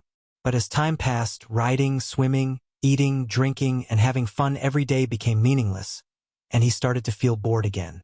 On this day, Li Wangyu still slept until late in the morning before lazily getting out of bed to change his clothes and wash up under the care of Perrin and Aphrodite. He then sprawled out on the recliner in a daze. Perrin and Aphrodite didn't idle around. As if serving a paralyzed patient, they fanned Li Wangyu and peeled all kinds of fruits to feed him. In short, with Li Wangyu's current appearance, if placed in the future, he would be a living landlord. Lang Jun, Principal Su, is here. The old steward Li Heng came in to inform him. Li Wangyu didn't even bother to lift his eyelids. He snorted to indicate that he understood and indicated for him to bring him in. He also couldn't be bothered to be polite to Su Jingzong. It was currently midsummer, and the sun outside was scorching hot. When Su Jingzong was welcomed in by Li Heng, he was already sweating profusely. Seeing Li Wangyu's lackadaisical appearance, he couldn't help but laugh. "Duke, this lowly official is truly envious of your leisure. It's a pity that this lowly official still has to run around in this weather." After interacting with Li Wangyu for a long time and experiencing the murder of Yun Gaisman, Su Jingzong felt that he was Li Wangyu's trusted aide. Now that he was interacting with Li Wangyu, he was rather harmonious. Li Wangyu indicated to a servant girl in the Fu to bring a towel soaked in cold well water to wash Su Jingzong's face. He also had someone bring him iced fruit and boiled water to quench his thirst. Only then did he open his mouth to say with a smile, "General Su, the capable are always busy. A lazy person like me naturally cannot be compared to General Su, haha. On such a hot day, what brings you here today, General Su?" Su Jingzong very comfortably drank the iced drink in one gulp and handed the cup to the maidservant beside him, indicating for her to fill it to the brim. Only then did he turn his head and smile. "Duke, you really are a person of great status with short memories. It's almost September, and the academy should start recruiting students again. Naturally, you need to preside over the overall situation." His words cheered up Li Wangyu slightly. Pai Lupi had grounded him in Dingzhou village, but that did not include the Royal Academy of the Tang Dynasty. Previously, the academy had been on summer vacation, but there were no classes. Therefore, Li Wangyu had not been to the academy. The official and private schools of the Tang dynasty naturally did not have such rules during the winter and summer vacations. Without a doubt, these were the rules that Li Wangyu had come up with. A school without winter and summer vacations was soulless. Although the Royal Academy of the Tang dynasty had only been open for a year in Chang'an, and even in the Tang dynasty, it had gained a reputation as a nota. Even in the name of the academy, the two words royal were a golden signboard. The number of people who signed up for this year's enrollment exceeded that of Zhenguan's 3 years ago. Not only did the common people of Chang'an, the rich merchants, and the high officials and nobles in Chang'an went to sign up, even people from places as far away as Hunan, Hadong, and Jianan brought their own children of the right age to sign up.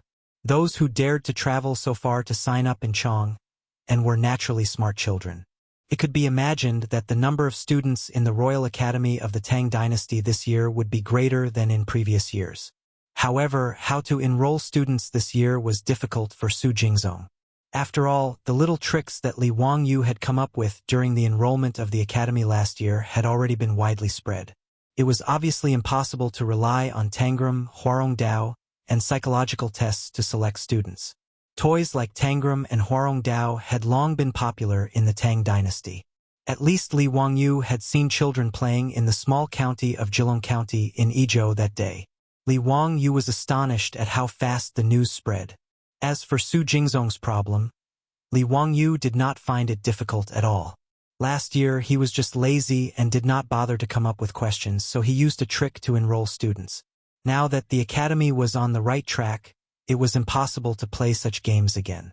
Therefore, in this year's enrollment exam, Li Wangyu planned to imitate the enrollment exam of the private primary schools in the future and make a set of exam papers to test the children's logical analysis, common sense, vocabulary, and other abilities. After getting an accurate answer from Li Wangyu, Su Jingzong was relieved. He sat comfortably on the recliner opposite Li Wangyu and kept asking the maidservants of the Lai Hut to bring him all kinds of fruits and iced boiled water. He did not treat himself as an outsider at all. Because of Su Jingzong's visit, Li Wangyu suddenly thought of what his beautiful boss had said to him. Since he was bored now, he might as well go to the academy to teach. He did it on a whim, but after thinking about it carefully, he found it interesting. He smiled at Su Jingzong and said, "Mr. Su, what do you think about me going to the academy to teach after the academy opens?" Su Jingzong was drinking iced drink. When he heard his words, he almost spat out the drink in his mouth. After swallowing the drink in his mouth with difficulty, Su Jingzong looked at Li Wangyu in surprise and said, "Mr. Su, what did you say just now? I don't think I heard you clearly." Li Wangyu rolled his eyes at him and said, "You didn't hear me wrong. I said, what do you think about me going to the academy to teach? This is naturally good. If Mr. Su is willing to teach those children, it would be their blessing. What does Mr. Su plan to teach?" Su Jingzong was overjoyed and applauded. According to Li Wangyu's arrangement, the Royal Academy of the Tang dynasty was similar to the schools in the modern world. There were many classes arranged. From the Tang dynasty's traditional Moai poetry, arithmetic, calligraphy, painting, music, all kinds of physical education, horse riding, archery, swimming. The variety of classes was even more extensive than the primary schools in the modern world. What should he teach? This was a bit difficult for Li Wangyu. Of course, he couldn't teach Moe poems or scriptures. Although Li Wangyu's talent was famous all over the world, and everyone thought of him as a literary star who had descended from the heavens. However, Li Wangyu was well aware of what he had in his belly. If he did not copy the poems and essays of those big shots, he was nothing. He could teach arithmetic, but there was no point in just teaching arithmetic. He only remembered a little about physics, chemistry, geography, and biology. This was also very normal. After so many years of graduation, most people could only remember some general knowledge in their minds. Although Li Wangyu's memory was much better now, it was still impossible for him to recall the complete physics, chemistry, geography, and biology textbooks of junior high school. After thinking for a long time, Li Wangyu suddenly clapped his hands. "Got it, Mr. Su. I'm going to teach a new class called Encyclopedia." Chapter 9:23. What Baidu? Baidu, Baidu, Baidu? Su Chongqing's voice suddenly rang out. Soon after, he saw the beautiful woman walking in with Wu Meinyang. Wu Meinyang had been sent to Chang'an by Wu Shiqiang in advance, preparing to enter the academy. Wu Shiqiang had previously been an official in Chang'an. Naturally, the Wu family had a residence in Chang'an. However, in that residence, there was no one else other than the Wu family's servants. After Su Changqing returned to Chang'an and learned of this matter, he immediately went to the Wu family to bring Wu Meinyang back, personally taking care of her. Wu Meinyang and Su Changqing hit it off very well, calling each other master's wife. The two had a very close relationship. Li Wangyu was naturally happy to be idle. Although he was her teacher in name, he had actually never taught Wu Meinyang, leaving everything to Su Changqing. Just like Princess Chang'an in the past, Su Changqing was able to deal with these little lolis with great ease. Seeing these two beauties, Li Wangyu couldn't help but have black lines appear on his forehead. What Baidu, Baidu, Baidu, Baidu? Wu Meinyang's face was filled with curiosity. Master's wife, what is Baidu, Baidu, Baidu, Baidu? Seeing Su Changqing appear, Su Jingzong hurriedly rose to pay his respects. At present, Su Changqing was a bona fide county marquis who founded the country, a lower third-rank official. He was on the same level as Su Jingzong, the vice principal of the Imperial Academy of the Tang Dynasty. However, although they were both lower third-rank officials, Su Changqing's county marquis title was slightly higher than Su Jingzong's official title. After all, titles could be inherited. Although the inheritor was usually one rank lower than the original, Su Changqing's children could inherit the title of county marquis. His grandson would be a county marquis, and his great-grandson would be a county marquis. After Su Changqing returned the greeting, Su Jingzong smiled and asked, "What exactly did Marquis Yanling mean by what he said? I am also very curious." His beautiful superior had just walked to the door and happened to hear Li Wangyu say the word, encyclopedia, so she casually replied. At this time, seeing that Su Jingzong was also in the living room, she felt that she had said something wrong, so she couldn't help but stick out her tongue. She smiled and said perfunctorily, "Nothing, I was just joking with Wangyu." She deliberately looked at Li Wangyu and pretended to be ignorant. "Wangyu, what did you say just now?" Li Wangyu rolled his eyes and explained. Encyclopedist refers to the knowledge of astronomy, geography, nature, mechanics, medicine, literature, and other subjects. He smiled and said to Su Changqing, "Just now I told Principal Su that I'm going to the academy to teach a new class called Encyclopedia. Changqing, you also know that I know a little about everything, but I'm not good at it. However, it's perfect for broadening the horizons of the students of the academy." This time, Su Changqing didn't expose him. Instead, he nodded and agreed. "Not bad, Wangyu, your idea is very good. I support it." Su Jingzong was stunned when he heard this. He couldn't believe it. Li Wangyu's words, in his opinion, were too exaggerated. Su Jingzong didn't know how to respond. According to Li Wangyu's definition of the so-called encyclopedia, it was simply a celestial figure like Zhuge Kongming who knew everything about astronomy and geography, knew everything about people, understood yin and yang, understood the 8 trigrams. Although Su Jingzong also admired Li Wangyu and felt that his talent was unparalleled, to say that there was nothing that he did not know was a little arrogant. In fact, Li Wangyu wasn't exaggerating, although he was just an ordinary underachiever in the future. However, he and Su Changqing had experienced the baptism of the huge explosion of knowledge in the future. Their knowledge of the world in their minds was really unparalleled. It wasn't an exaggeration to say that he was knowledgeable and multi-talented. Of course, Su Jingzong didn't dare to say these words. Although Li Wangyu didn't have a noble title, he was still a shareholder of the Royal Academy of the Tang Dynasty. As an employee, he didn't dare to criticize his boss for bragging. If Su Jingzong was a straightforward person, he wouldn't have been listed as the #1 treacherous official in history.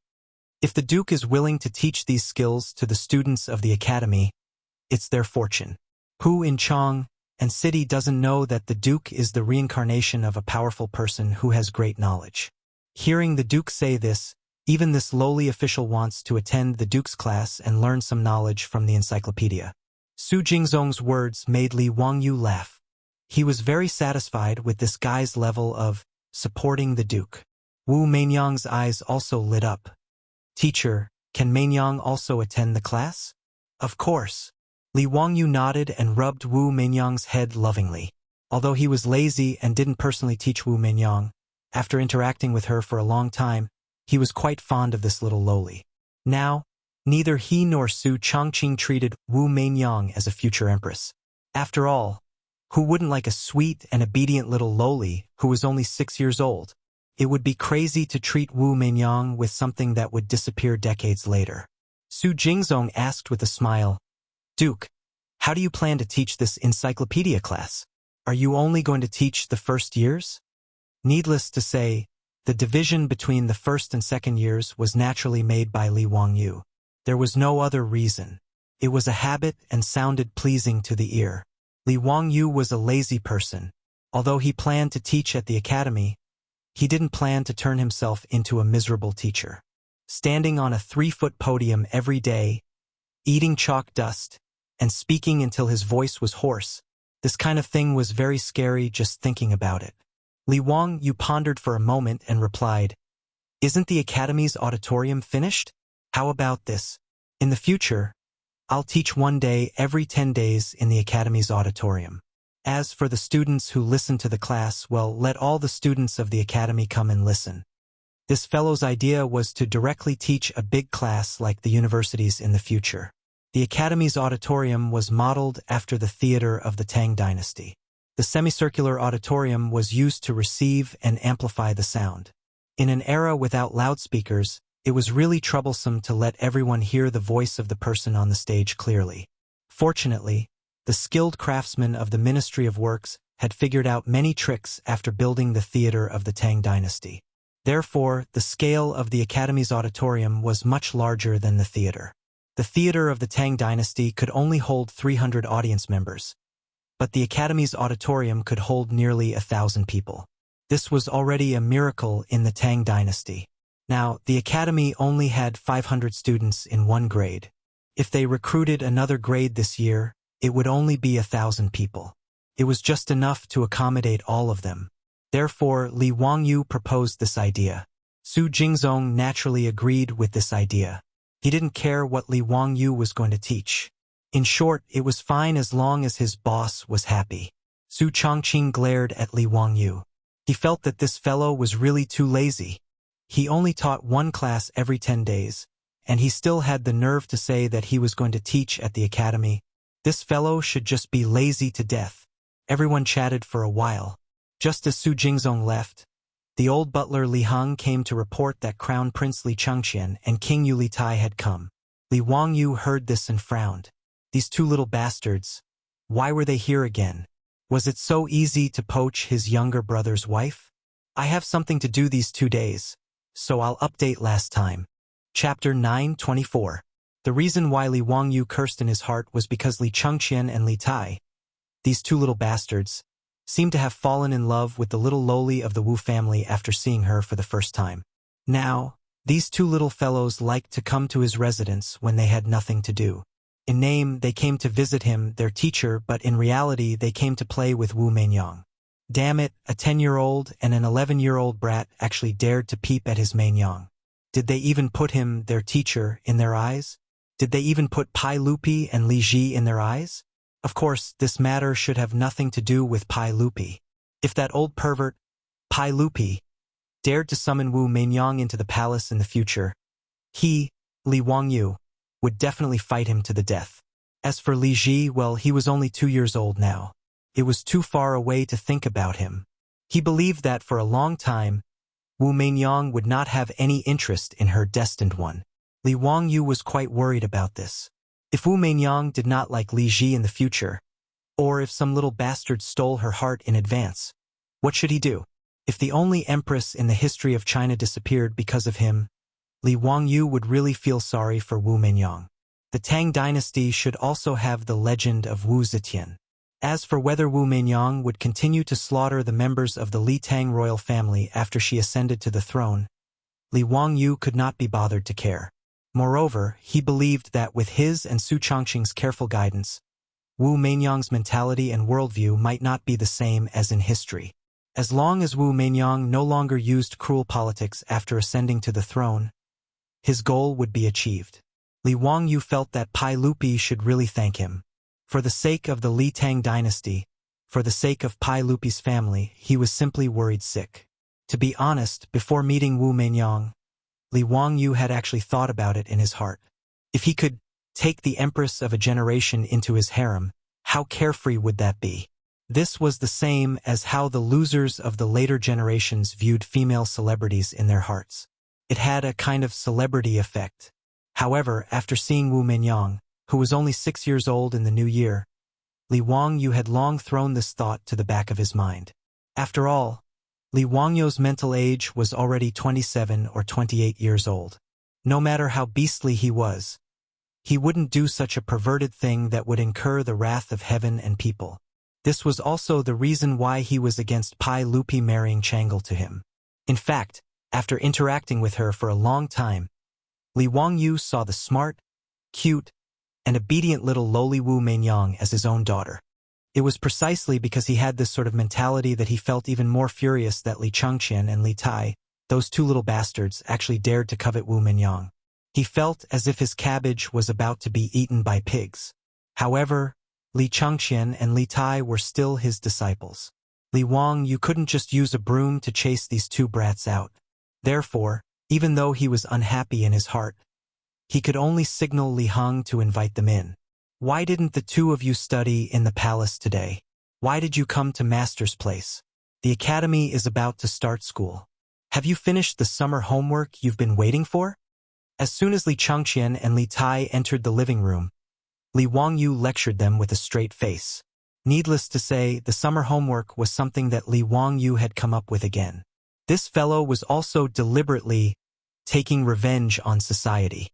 He hadn't forgotten the suffering he had suffered when he was in school. He had given it all to the students of the academy in the Tang dynasty. Li Changqian nodded with a smile. Teacher, I've already finished the summer homework. Yes, I've also finished it, Li Tai said. Li Wangyu glared at them. Then it seems that there's too little homework. I should give you more homework. When Li Changqian and Li Tai heard this, they immediately begged with bitter expressions. Teacher, please spare us. It's rare for us to be free for a few days. Please don't give us any more homework. On the side, Su Chongqing couldn't help but cover her mouth and laugh. Wangyu, don't torture these two brats anymore. Let them play for a few days. Yes, yes, teacher's wife loves us so much. We really do study hard. These few days are just a rare break. Li Changqian and Li Tai hurriedly agreed. Li Wangyu laughed and scolded them, then let the matter pass. In fact, he himself wasn't someone who liked to study. Otherwise, he wouldn't have gotten into a second-tier university. However, who would expose this kind of thing himself? In the future, no matter how much parents didn't like to study, wouldn't they still urge their children to study and do homework every day? Wu Meinyang was willing to play with Li Changqian and Li Tai. After all, the Lai Hot was so big. Although there were servant girls to play with her, it was normal for a child to always want to play with people of the same age. After sending the three little ones out to play, Li Wangyu instructed the servant girls in the residence to keep an eye on the three of them. Only then did he smile bitterly and say to Su Chongqing, Chongqing, if this continues, the empress of this generation will disappear. The history of the Tang dynasty is becoming more and more messed up because of us. Su Chongqing, on the other hand, didn't take it too hard. If there's no empress, then there's no empress. As long as Meinyang is happy, it's fine. Don't tell me you think that becoming an empress is definitely the life that Meinyang wants? Her philosophical words left Li Wangyu at a loss for words. Indeed, who could say that Wu Meinyang's life goal and pursuit was definitely to sit on the throne? After thinking this through, Li Wangyu was too lazy to worry about it anymore. Who cared who they were? It had nothing to do with him. Li Wangyu was also too lazy to worry about things that would happen decades later. He simply pulled Su Chongqing to the study and prepared to ask his beautiful boss to help him write a syllabus. Since he was going to open an encyclopedia course in the academy, the content of the syllabus would naturally be imaginative. He and Su Chongqing would teach as much knowledge as they could recall. Putting aside the useless e-commerce in the Tang dynasty, the two of them were actually about the same as the most meaningful elementary mathematics, physics, and chemistry knowledge. There wasn't much that they could recall. It was the same for geography, astronomy, nature, and biology. What they could remember was mostly general knowledge. Moreover, they had to remove some content that wasn't too appropriate. For example, Li Wangyu didn't plan to teach the knowledge that the Earth was a sphere in the academy for the time being. It was enough to teach his disciples this kind of knowledge that sounded unimaginable. It wasn't that Li Wangyu was hiding it, but this kind of knowledge was obviously not in line with the traditional Chinese tradition of the sky is round and the earth is round. If he rashly taught it, it would probably cause a lot of trouble. After building the toilets and giving Su Chongqing a title, Li Wangyu really didn't want to cause trouble for himself. Even so, Li Wangyu felt that the knowledge he imparted was enough to fool the kids in the academy. He and Su Chongqing spent a few days and almost emptied their stomachs to finally come up with a syllabus. The content was varied and quite rich. Li Wangyu was very satisfied with this. Just as the academy was about to start the new semester and show its glory, a piece of news came from Chang'an. The first batch of Tang envoys, sent by Dongying, had already arrived in Chang'an, and after landing on the Shandong Peninsula, Chapter 925, Li Wangyu was definitely against the idea of the Japanese sending an envoy to the Tang Empire.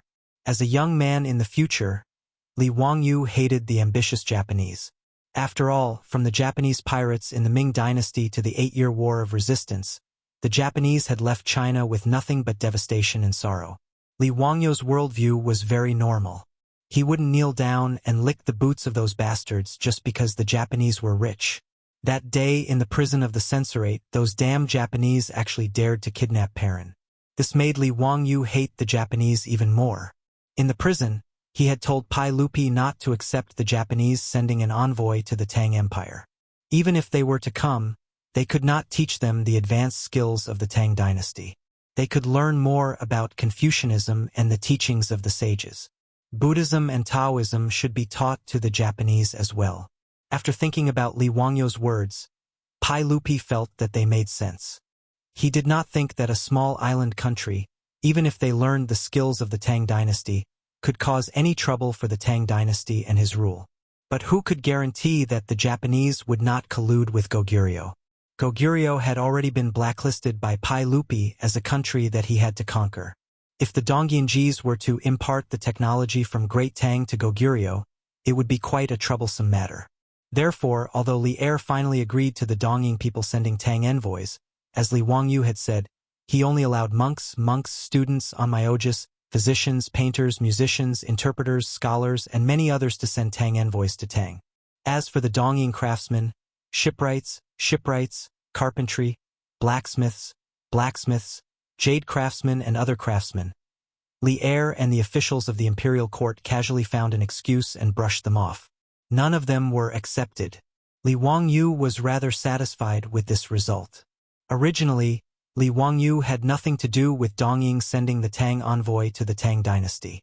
However, Li Wangyu did not expect that these Japanese envoys would cause him such a huge problem.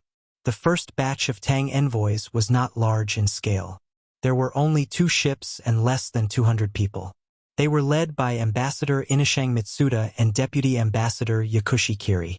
In history, Japan had sent out a total of 19 envoys to Tang, 16 of them over 200 years. The scale of the envoys sent to the Tang grew larger and larger. At the beginning, there were only 2 ships with less than 200 people. Later on, there were 4 ships with 400 to 500 people. After the Tang envoy arrived in Chang'an, he was received by Pai Lupi. Coincidentally, during the court meeting, Pai Lupi accepted the Tang envoy Inashang Mitsuda's greeting in front of all the officials in the Taiji Palace. He also accepted the letter of credence from Emperor Shuming and encouraged the ambassador and deputy ambassador to study in the Tang dynasty.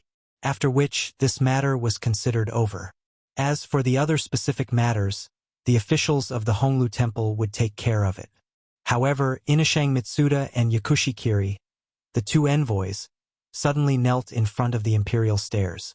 "Your Majesty, I have a presumptuous request. Please allow it."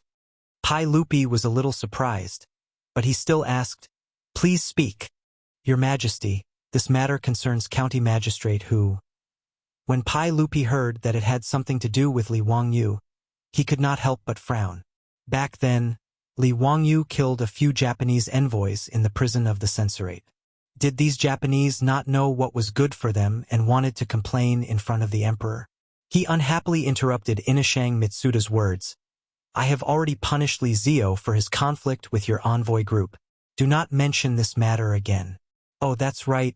Li Zio no longer has a noble title. He is just a commoner." Pai Lupi was naturally taking sides. Li Wangyu had killed a few Japanese and his punishment was only 30 gene of copper. It wasn't painful at all. However, compared to these insignificant Japanese, Pai Lupi did not think that his nephew had done anything wrong. If it wasn't for the relationship between the two countries, Pai Lupi would not have even bothered to punish him with 15 kilograms of copper. He said that Li Wangyu no longer had a noble title to appease the Japanese. He wanted them to think that Li Wangyu had lost his noble title because he had killed a Japanese. He did not want to cause trouble in front of all the officials. Inashang Mitsuda hurriedly kowtowed. "Your Majesty, those envoys offended County Magistrate Hu for no reason and deserve to die. It has nothing to do with County Magistrate Hu. Your Majesty punishing County Magistrate Hu has caused this subject to feel fear and trepidation. I beg your Majesty to take back the punishment." His words caused Li Er and all the officials in the hall to be stunned. They looked suspiciously at the two Japanese, Inashang Mitsuda and Yakushi Terui. They wondered if there was something wrong with these two. Li Wangyu had killed a few Japanese, and they were pleading for Li Wangyu? As for Inashang Mitsuda's next words, everyone's eyes almost popped out of their sockets. "Your Majesty, this subject knows that County Magistrate Hu is an extremely talented person. This subject wishes to ask your Majesty to allow our Japanese envoys to choose a good person to follow County Magistrate Hu and become his disciple. He will serve County Magistrate Hu as his master. Please allow this, your Majesty." "Nanny?" Within the hall, the officials and Pai Lupi could not help but look at each other. These Japanese had really gone crazy. Li Wangyu had killed a few Japanese envoys like chickens. Not only did these Japanese not hold a grudge, they even wanted to take Li Wangyu as their master? What kind of logic was this? In truth, this was also because the Tang dynasty's officials did not understand the Japanese's personality.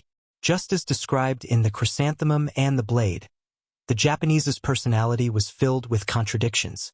They were warlike yet peaceful, aggressive yet beautiful, arrogant yet courteous, inflexible yet capricious, obedient yet stubborn, loyal yet rebellious, courageous yet cowardly, conservative yet fond of the new. Pai Lupi and the others naturally did not expect that after Li Wangyu mercilessly killed a few of their envoys, not only did these Japanese not hold a grudge, but they even worshipped Li Wangyu as their idol. This was actually very normal. In the future, after the Japanese ate the two big mushrooms Fatty and Little Boy, not only did they not treat the US as their mortal enemy, but they also completely submitted to them.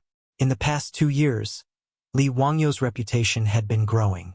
Even though the Japanese were far away, they knew that this Lord Bai Zhe of the Tang dynasty was extremely capable and was not an ordinary person. After the poems and articles that Li Wangyu plagiarized traveled across the sea to Japan, the Japanese who had always admired the culture of the Central Plains were filled with admiration. Even Emperor Xu Ming had become Li Wangyu's brainless fan. Every day, he would hold Li Wangyu's poems and articles and recite them while shaking his head. If the top was good, the bottom would be even better. Due to this, the Japanese almost wanted to put Li Wangyu on the altar. Therefore, this time, when the Tang envoy was sent to the Tang, Inashang Mitianxi and the pharmacist Hui Ri were present in the main hall, and in front of all the officials, they proposed to Li Er to send someone to study under Li Wangyu. Regarding this, Pai Lupi and the officials only felt that these Japanese were crazy. Chapter 926. Pai Lupi knew that Li Wangyu didn't like these Dongying people, so he naturally wouldn't agree. "My dear minister, Li Zio has always been lazy. I'm afraid he won't accept any more disciples. If he's not willing, I won't force him. Alright, let's not talk about this anymore. You can focus on your studies in the Tang dynasty." Inashang Mitsuda still wanted to say something, but Pai Lupi immediately announced the end of the court session, not giving them a chance to speak. After the officials left, Inashang Mitsuda and Yakushi looked at each other and saw the reluctance in each other's eyes. Inashang, the emperor of the Tang dynasty, actually rejected our request. What do you think we should do now? Why don't we go directly to Li Jun's residence and beg him to accept us Dongying as his disciples? Inashang Mitsuda thought for a moment and shook his head. No, since the emperor of the Tang dynasty has rejected this request, if we go to Li Jun rashly, I'm afraid we'll offend the emperor of the Tang dynasty. That's not good. Then what should we do? Are we just going to let it go? Yakushi, we have to show our sincerity. In Li Jun's Romance of the Three Kingdoms, Liu Bei went to the thatched cottage 3 times in order to invite Mr. Zhuge to come out of seclusion. Yakushi's eyes flashed. Inashang, you mean we should follow Liu Bei's example and go to the thatched cottage 3 times? No, if we just go to the thatched cottage, it's not enough to show our sincerity. Why don't we? Inashang Mitsuda whispered a few words to Yakushi, and Yakushi nodded repeatedly. Suga, Inashang's idea is really good. This way, we won't have to worry about Li Jun not accepting us as his disciples. In the bones of the Dongying people, there was a brute force that wouldn't give up until they reached their goal. After Pai Lupi's clear rejection, the Tang envoy Inashang Mitsuda, the deputy envoy Yakushi, the judge, the clerk, and the other officials all knelt in front of the Vermilion Bird Gate on the same day. This naturally gave the officials of the Honglu Temple a fright. Everyone, what are you doing? Dare I tell all of you that the reason we came to the Tang dynasty from thousands of li away across the ocean is to learn the advanced system and culture of the Tang dynasty. But now that we have a master teacher, how are we going to answer to the emperor when we return to our country in the future? That is why we are kneeling here. We are begging your majesty for mercy and to allow us to be apprenticed to the county duke, so that we can fulfill our desire to learn. Inashang Mita's words immediately silenced the officials of the Honglu Temple. Damn, why were these Japanese so stubborn? In the main hall, His Majesty had already made it very clear. However, this group of people was so stubborn that they insisted on taking Li Wangyu as their teacher. The officials of Honglu Temple had the intention to ignore these Japanese who didn't know what was good for them. However, these people were kneeling outside the Vermilion Bird Gate. If the envoys of the vassal states saw them, they would think that the Tang dynasty was bullying them. For a moment, the officials of the Chamberlain of Dependencies were depressed. They tried their best to persuade them, but these Japanese refused to get up. It seemed that if Pai Lupi didn't let Li Wangyu accept them as his disciples, they would kneel until they died. The officials of the Chamberlain of Dependencies cursed in their hearts. They had heard of people forcing women to become prostitutes, but they had never heard of people being forced to be apprenticed. If this kind of thing were to reach His Majesty's ears, the Chamberlain of Dependencies would definitely be punished. However, these Japanese said that they were here to learn, so the officials of the Chamberlain of Dependencies couldn't do anything. They also couldn't order the imperial guards to chase them away. This stalemate naturally attracted the attention of the people of the Vermilion Bird Gate. In front of the Vermilion Bird Gate was the Vermilion Bird Avenue and the Golden Light Gate Avenue. It was the main road of Chang'an City.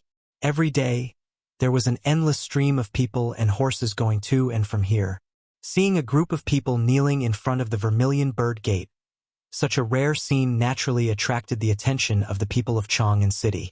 These Japanese were thick-skinned.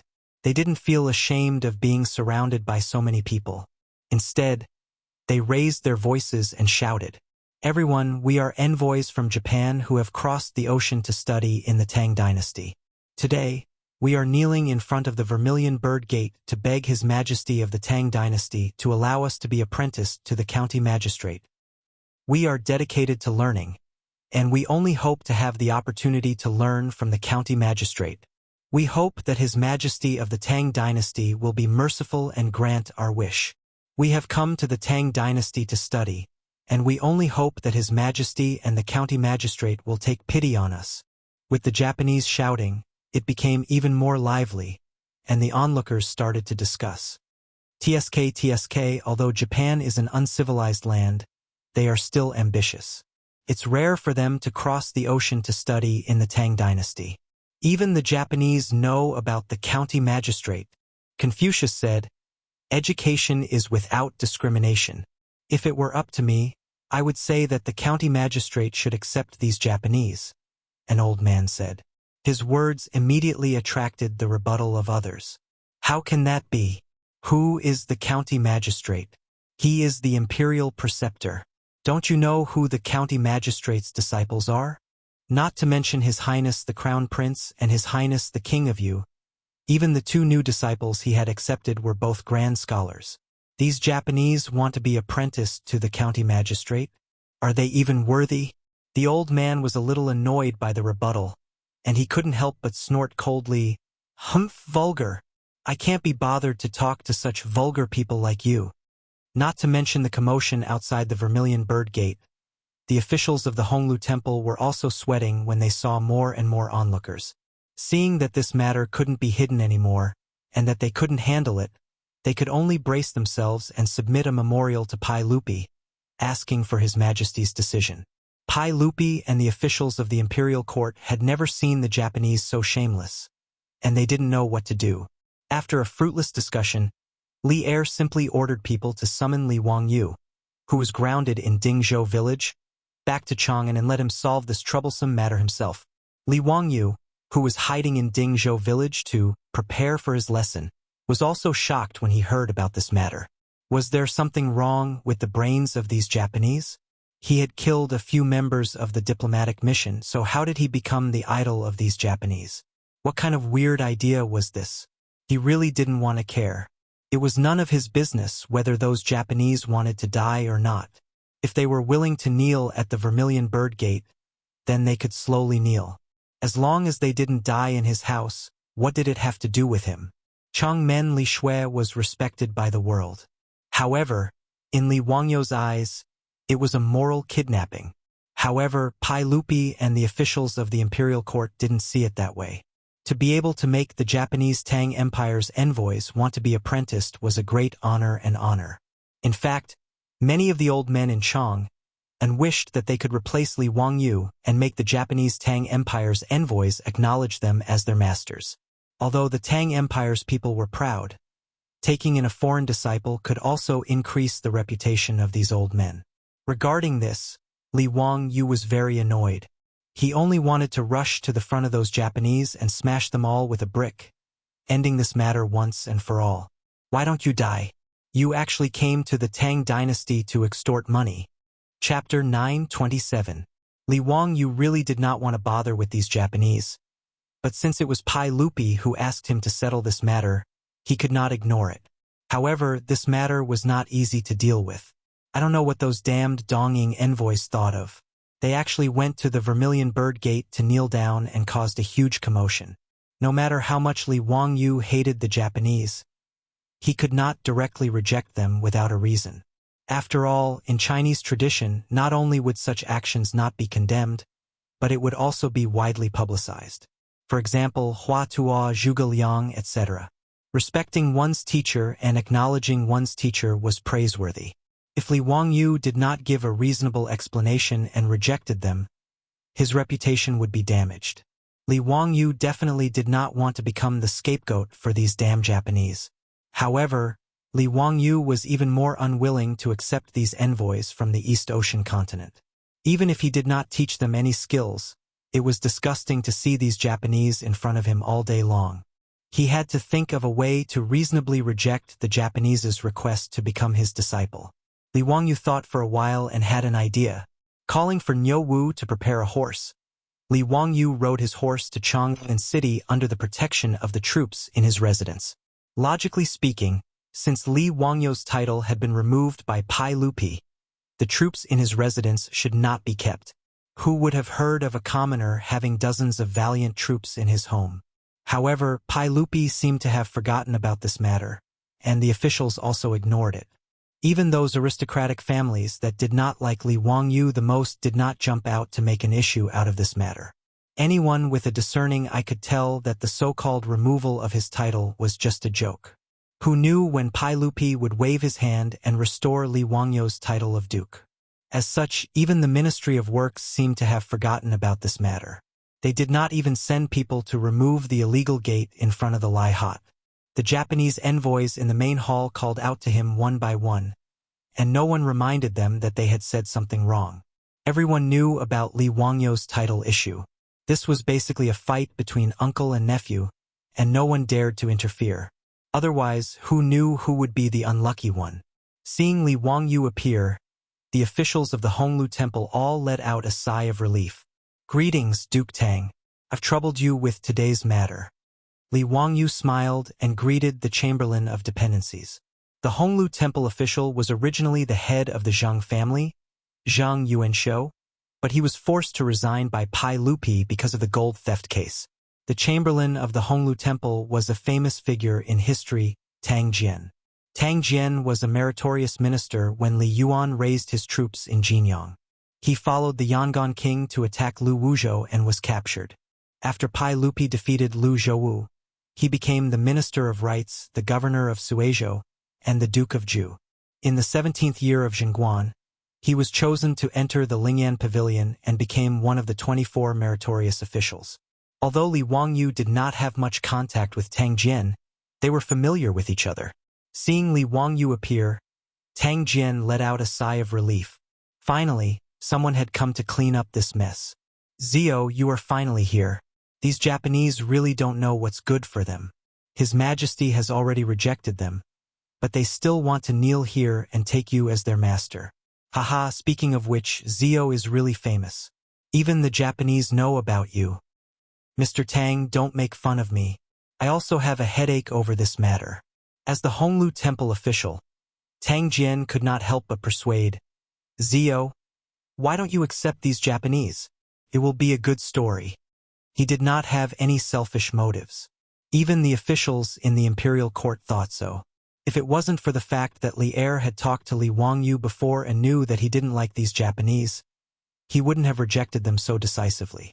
The Tang people naturally did not know how ambitious these Japanese would be in the future. Of course, they also could not understand Li Wangyu's hatred for them. The Tang dynasty did not hold any grudges against the Tang envoys. Not only did they pass down various advanced systems, culture, and techniques, but many of them also stayed in the Tang dynasty to marry and have children. Li Wangyu couldn't explain this to everyone. He could only smile and say, "Duke Tang, it's not that easy to become my disciple. You have to pass my tests and tests." "Oh, Zio, how are you going to test them?" Tang Jian asked curiously. When the two of them were talking, Inakami Mitsuda and Yakushi Terui, who had been kneeling on the ground, saw Li Wangyu appear. They quickly got up from the ground and bowed to Li Wangyu. When they heard Li Wangyu say that he was going to test them, the two of them hurriedly nodded. "No problem. Mr. Li, you may not know, but the Japanese place great importance on the envoys. The foreign students are all talented and have a clean background. They will definitely pass your test." The envoys were divided into foreign students and scholarly monks. They were usually chosen from the talented nobles and monks. The scholarly monks were mainly studying Buddhism in the temples in Chang'an, Luoyang, and other places. They had nothing to do with Li Wangyu. Those who wanted to become his disciple were the foreign students.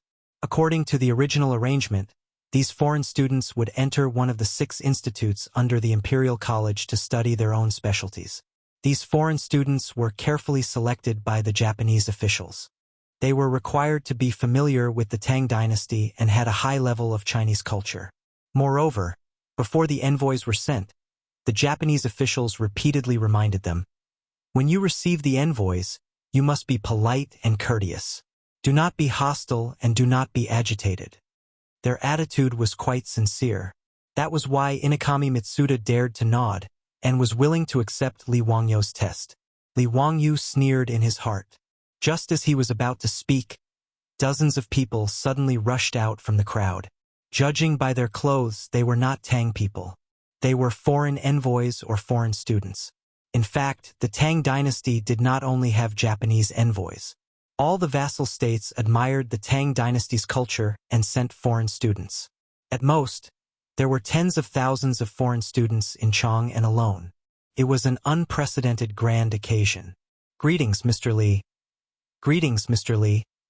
After everyone bowed to Li Wangyu in unison, someone asked respectfully, "May I ask, Mr. Li, since the Japanese students can pass the test and become your disciple, I wonder if we can do the same? I, a foreign student from Silla, have also admired Mr. Li for a long time. Yes, I, a foreign student from Bohai, am the same. I, a foreign student from Annan, would like to become your disciple." The words of the foreign students from various countries stunned Li Wangyu. What the F***ck is the meaning of this? Are they planning to change it to a student recruitment meet? Inakami Mitsuda and Yakushi Terui were so angry that their faces turned red. They, the Japanese, had knelt outside the Vermilion Bird Gate under the scorching sun and finally managed to invite Li Wangyu out. When they saw that they could become Li Wangyu's disciple after passing the test, these bastards actually came out to pick the peaches. Baka! A bunch of bastards! I'll go to a friend's place for tea in the afternoon. I'll update another chapter in the evening. Chapter 928. There were many foreign exchange students in Chang'an City, and the Tang dynasty was quite strict with their management. The foreign exchange students accepted by the Tang dynasty were all sent by the government. They came to the Tang dynasty with a diplomatic mission and were approved by the officials of the Tang dynasty before they could enter the school. There were two kinds of foreign exchange students from different countries: foreign exchange students and returning students. Returning students were short-term students who came and went with the diplomatic mission. As for foreign exchange students, they stayed in the Tang dynasty to study and live for a long time. Many of them settled down in the Tang dynasty. Even if they were foreign exchange students, they would be sent back by the Tang dynasty because they failed in their studies or violated the rules. According to the records of the Tang dynasty, 204 foreign students from Silla Kingdom had been sent back one after another. The foreign exchange students' study in the Imperial College was also strictly managed. Those who gambled, fought, drank, caused trouble, and disobeyed the laws of the Tang dynasty would all be expelled or even sent to the government. Moreover, foreign exchange students were not allowed to interact with the common people or officials privately. They were not allowed to wear Tang clothes. They had to wear the clothes of their own country and could not imitate the clothes of the Tang people. They were not allowed to marry privately or bring their wives back to Tibet. In other words, if they got married in the Tang dynasty, they could not bring their wives and concubines back to their vassal countries and could only stay in the Tang dynasty. If the foreign exchange students violated the law, if the victim was a Tang person or a vassal country's vassal country, they would be punished according to the laws of the Tang dynasty. There were many similar rules. As the most powerful country in this era, the Tang dynasty also had the pride of the Tang dynasty. The management of foreign exchange students was like this. Therefore, even if these foreign exchange students admired Li Wangyu, they did not dare to ask to be his disciple. Regardless of whether Li Wangyu was willing to accept them or not, the rule of prohibiting foreign exchange students from interacting with the common people and officials made them not dare to act rashly. Today, when foreign exchange students heard that Dongying had sent a Tang envoy to kneel outside the Vermilion Bird Gate and beg the emperor of the Tang dynasty to allow them to be Li Wangyu's disciples, they could not sit still and came to the Vermilion Bird Gate to watch the show. When they heard that Li Wangyu actually agreed and said that as long as they passed the test, he would accept them as his disciples, how could these foreign exchange students hold back? They all stood up and asked that they also wanted to be his disciples. Inashang Mitsuda and Yakushi Terui were angered by the scene in front of them, but there was nothing they could do. Whether Li Wangyu accepted a disciple or not, and who he accepted as a disciple, it was not up to them to decide. Moreover, there were many international students. Even if the Japanese wanted to object, they wouldn't dare to offend the public. Li Wangyu was also depressed. He didn't really want to take in any vassal state disciples. He was just being pushed to the edge by the Japanese. He was prepared to purposely make things difficult for them so that the Japanese would know how difficult it was and retreat. That was fine. This way, even if he didn't accept any disciples, the Japanese wouldn't be able to say anything. But now, dozens of international students had come to join in the fun, and behind them were tens of thousands of international students. At the thought of the tens of thousands of international students in Chang'an, Li Wangyu felt his head swelling. If so many people came to the Vermilion Bird sect and begged him to take them in as disciples, it would be a huge joke. Confucius only had 72 disciples and 3,000 disciples. Could it be that Li Wangyu wanted to take in tens of thousands of disciples? At the thought of tens of thousands of people calling him teacher in unison, Li Wangyu couldn't help but shiver. It was too scary. He was famous for being a lazy person. If he could sit, he definitely wouldn't stand. If he could lie down, he definitely wouldn't sit. If he really accepted these international students, that would be crazy. Just as Li Wangyu was thinking of how to reject, he saw more and more people gathering around him. Because international students could only wear the clothes of the vassal state, Li Wangyu easily knew that these people were international students. Because the directorate wasn't far from the Vermilion Bird sect, the international students who heard the news also came, blocking the wide Vermilion Bird Street. Hearing the deafening greetings of the international students, Li Wangyu couldn't help but feel a little enlightened. If these people held up signs in their hands and shouted things like, "I love you," or "I want to give birth to your children," it would be a scene of fans chasing after celebrities. Even though he had seen all kinds of big scenes after transmigrating to the Tang dynasty, he was still a little excited to be so popular. Originally, he just wanted to make things difficult for the Tang envoy from Japan, but now he couldn't help but hesitate. He began to seriously consider whether he should take in a few disciples from the vassal states. Although he had never heard of any historical figures from the vassal states, it didn't seem like a bad idea to take in a few foreigners as disciples. It was everyone's responsibility to promote the culture of the Tang dynasty. Thinking of this, Li Wangyu raised his voice and shouted to the people around him, "I already understand everyone's intentions. However, I have limited energy and can't teach so many students. I can only choose the best ones and take them in. If you are willing, 3 days later at the Dazhao baseball field, I will set 3 questions. If you can pass these 3 questions and have a pure heart, I will take you in as my disciple. What do you think?" His words naturally made the students around him overjoyed. They all bowed and saluted him. "It's all up to you, sir. We have no objections." "Thank you, sir. We are grateful that Mr. Li has given us this opportunity. We dare not disobey your orders." Although Inasheng Mida and the other Dongying people were helpless, they could only follow the crowd and bow to Li Wangyu to express their gratitude. "Thank you, Mr. Li." Li Wangyu nodded with satisfaction. "All right, you may leave. Don't disturb the people from going out." "Yes, sir." After receiving Li Wangyu's confirmation, the students no longer blocked the Vermilion Bird Gate. They all saluted again and dispersed while discussing with each other. Tang Jian was also caught off guard by this scene. Fortunately, Li Wangyu handled it well and did not cause any trouble, which allowed him to breathe a sigh of relief. "Zio, your reputation. Sigh, even those famous scholars can't compare to you," Tang Jian said with a sigh. Scholars like Li Gang, Kong Yingda, and Yu Shernan were respected, but in terms of influence, they were not as influential as Li Wangyu. Li Wangyu was not only good at writing poems, he was also young and handsome, and he was also rich. In the brothels of Ping Kong Fong, the young and beautiful prostitutes loved to sing Li Wangyu's poems the most.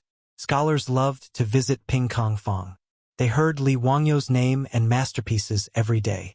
With such a publicity campaign, it would be strange if Li Wangyu didn't become popular. Moreover, Li Wangyu had created too many big news in the past 2 years, which made him even more popular. In the eyes of the Tang people, Li Wangyu was the one who was praised by everyone. It was no exaggeration to say that Li Wangyu was definitely one of the top internet celebrities in Chang'an city of the Tang dynasty. Therefore, it was not surprising that the students from the vassal states admired Li Wangyu and wanted to be his disciple. In response to Tang Jian's exclamation, Li Wangyu could only smile and rub his nose. After a few polite words, he bid farewell and left.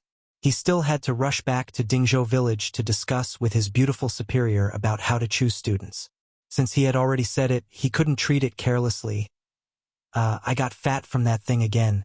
I regret it for 3 seconds. Chapter 929. The news that Li Wangyu had agreed to accept students as disciples quickly spread throughout the Imperial College. The tens of thousands of foreign students were all excited, discussing what kind of test Li Wangyu would give them. As for the other Tang students of the Imperial College, After hearing of this matter, they were all envious and jealous. If they could become Li Wangyou's disciple, the benefits were self-evident. There were even quite a few people who secretly pondered whether or not they should learn from those foreign students and go to the Vermilion Bird Gate to cause trouble. Fortunately, the Imperial College was strict in its management of students, dispelling any thoughts of going to the Vermilion Bird Gate to petition. Even so, 3 days later, the Great Zhao Baseball Stadium was still packed to the brim. Today, Li Wangyou was publicly accepting disciples. Moreover, he was accepting foreign students from various vassal states. Naturally, this matter attracted a lot of attention. In addition to the tens of thousands of foreign students, there were also a large number of commoners, officials, and students of the Imperial College. All of them rushed to the baseball stadium to watch the excitement. Li Wangyou was helpless against the gossiping of the commoners and officials of Chang'an. He could only order for the Great Zhao Baseball Stadium's grandstands to be opened to the public. He had all of the bystanders go to the grandstands to watch the excitement, so as to not affect the foreign students who had come to take the test. Holding on to the mentality that they might win the lottery, the tens of thousands of foreign students in Chang'an all rushed to the Great Zhao Baseball Stadium. Fortunately, the Great Zhao Baseball Stadium was large enough. Li Wangyou had made ample preparations, and the stadium's staff were experienced. Thus, there was no trouble. With the exception of Princess Chang'an, all of his disciples, including the Crown Prince, Li Chengqian, and the Prince of Yu, Li Tai, all ran over to the Great Zhao Baseball Stadium. Even the little lowly, Wu Meinyang, insisted on running over to watch the excitement. Ever since the matter of Pai Lupi's betrothal, Chang'an had not appeared before Li Wangyou. Clearly, this little lowly was either shy or trying to avoid arousing suspicion. Li Wangyou was actually quite happy that Chang'an had not appeared. Otherwise, it would have been too awkward for them to meet. He was a good teacher, but now that Li Er had messed around with him, he was really embarrassed. In the end, it was all that damned Pai Lupi's fault. When Li Wangyou thought of this, he couldn't help but complain in his heart again. Seeing that almost everyone had arrived, Li Wangyou was about to stand up and announce the start of the selection when he heard the sound of music coming from outside the stadium. Li Wangyou couldn't help but frown. He was all too familiar with this voice. It was part of the Royal Guard of Honor when Pai Lupi was out. The soldiers beat the drums, and the musicians of Taichung Temple played music. Both sides were accompanied by fully armored imperial guards. Under normal circumstances, Pai Lupi felt that this set of ceremonial guards was too cumbersome. Most of the time, he traveled in light carriages with only a few dozen to a few hundred imperial guards. In Chang'an City, Pai Lupi rarely displayed this royal guard of honor. Usually, Pai Lupi would only let people display the full royal guard of honor on formal occasions.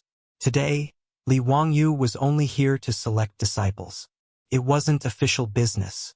What was the meaning of Pai Lupi coming to the Dazhao Baseball Stadium with great fanfare? Li Wangyou couldn't understand, but he didn't dare to be negligent. He hurriedly led the group of disciples to greet the emperor. "Your Majesty, how come you have time to come to the Dazhao Baseball Stadium today?" Li Wangyou asked curiously after greeting Pai Lupi. "Zio, you brought all the international students in Chang'an City here. How could I not come to take a look? This involves dozens of vassal states. I can't be careless," Pai Lupi said as he glared at Li Wangyou. "If Tang Qing hadn't told me, I wouldn't have known that you brat had done such a shocking thing again." Pai Lupi was told by Tang Jian that Li Wangyou had agreed to recruit international students and that he would take the test in the Dazhao Baseball Stadium. He couldn't help but break out in a cold sweat when he heard this. If anyone else dared to do this, Pai Lupi would definitely have ordered Mi Tuo to lead the cavalry department to arrest them. International students of the vassal states were not allowed to communicate privately with the people and officials. On the other hand, the people and officials of the Tang dynasty were also not allowed to communicate privately with international students. If someone else did what Li Wangyou did, they would definitely be arrested and punished by the authorities. Because of Li Wangyou's status, no one dared to arrest him. However, Pai Lupi couldn't ignore it either. In Li Wangyou's eyes, this was only his private matter. However, for the imperial court, this was a big deal. However, Li Wangyu was willing to accept international students from the vassal states as his disciples. This was naturally a good thing for the imperial court.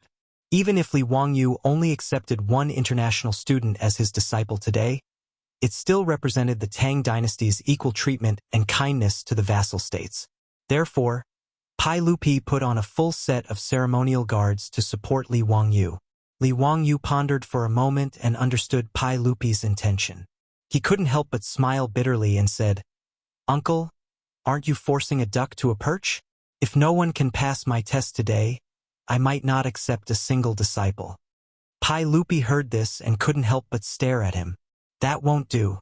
No matter what, you have to accept one person today.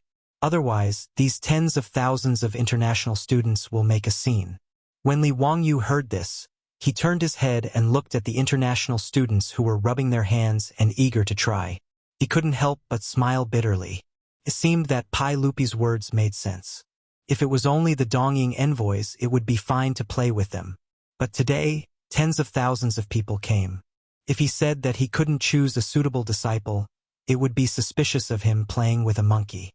Thinking of this, Li Wangyu could only accept his fate and nod. Whether or not anyone passed the test today, in short, he just needed to choose a suitable one to be his disciple. It was no big deal.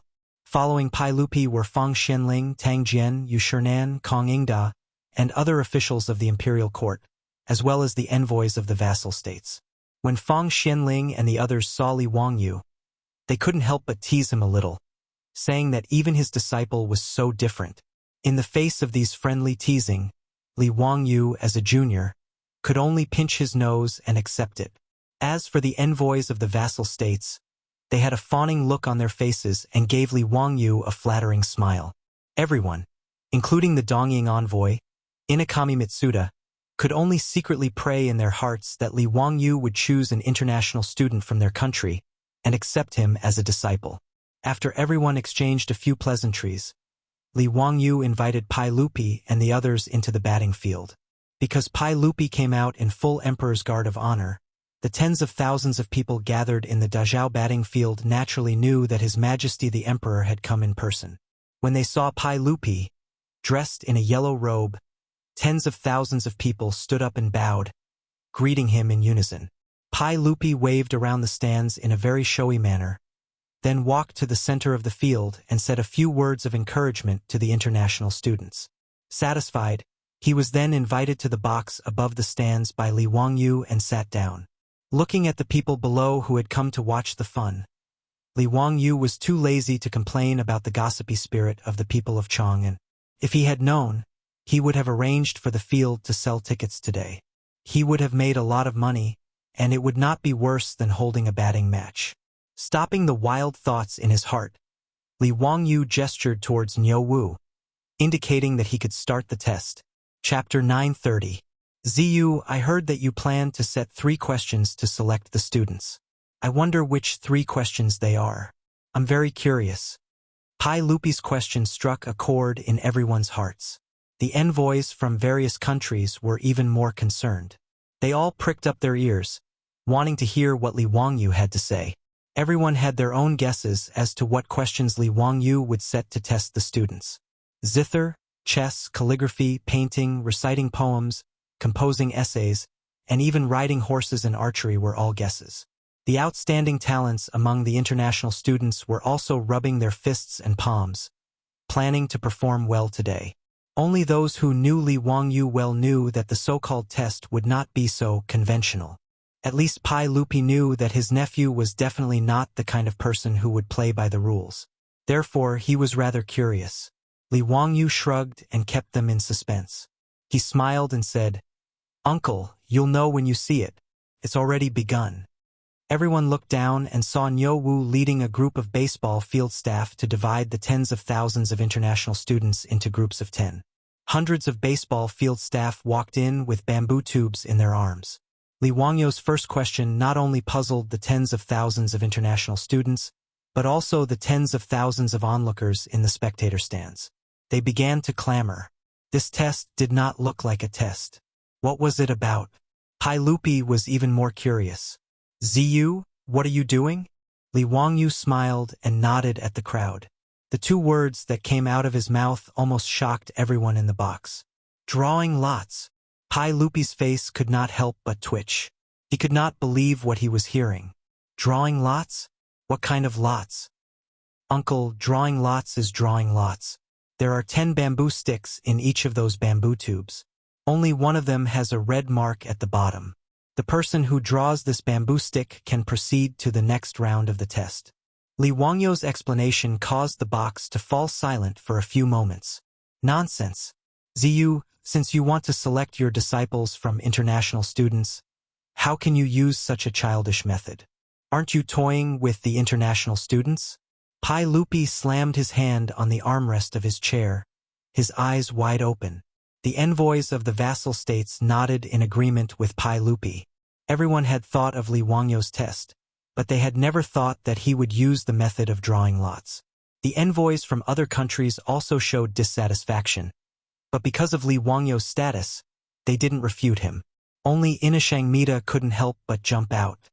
Li Kuan, isn't it too hasty to decide who will enter the next round by drawing lots? I'm an exchange student from Japan. Before he could finish, he was interrupted by Li Wangyu. Uncle, everyone, what do you think is needed for drawing lots? What was needed for drawing lots? Pai Lupi and the other officials looked at each other, not understanding Li Wangyu's meaning. Fang Xianling pondered for a moment, then asked with a smile. Ziyu, do you mean that drawing lots requires luck? Li Wangyu clapped his hands and applauded. Haha, Fang Gong's words are correct. He turned to Pai Lupi and said with a smile, Uncle, drawing lots requires luck. Among the tens of thousands of international students, only about 1,000 can draw a red lot. Therefore, these people's luck is better than others. This nephew's first choice is to choose a disciple with luck. This drawing lots is the way to identify their luck. If they don't draw lots, then I'm sorry, their luck is not good. This nephew doesn't accept disciples with bad luck. What?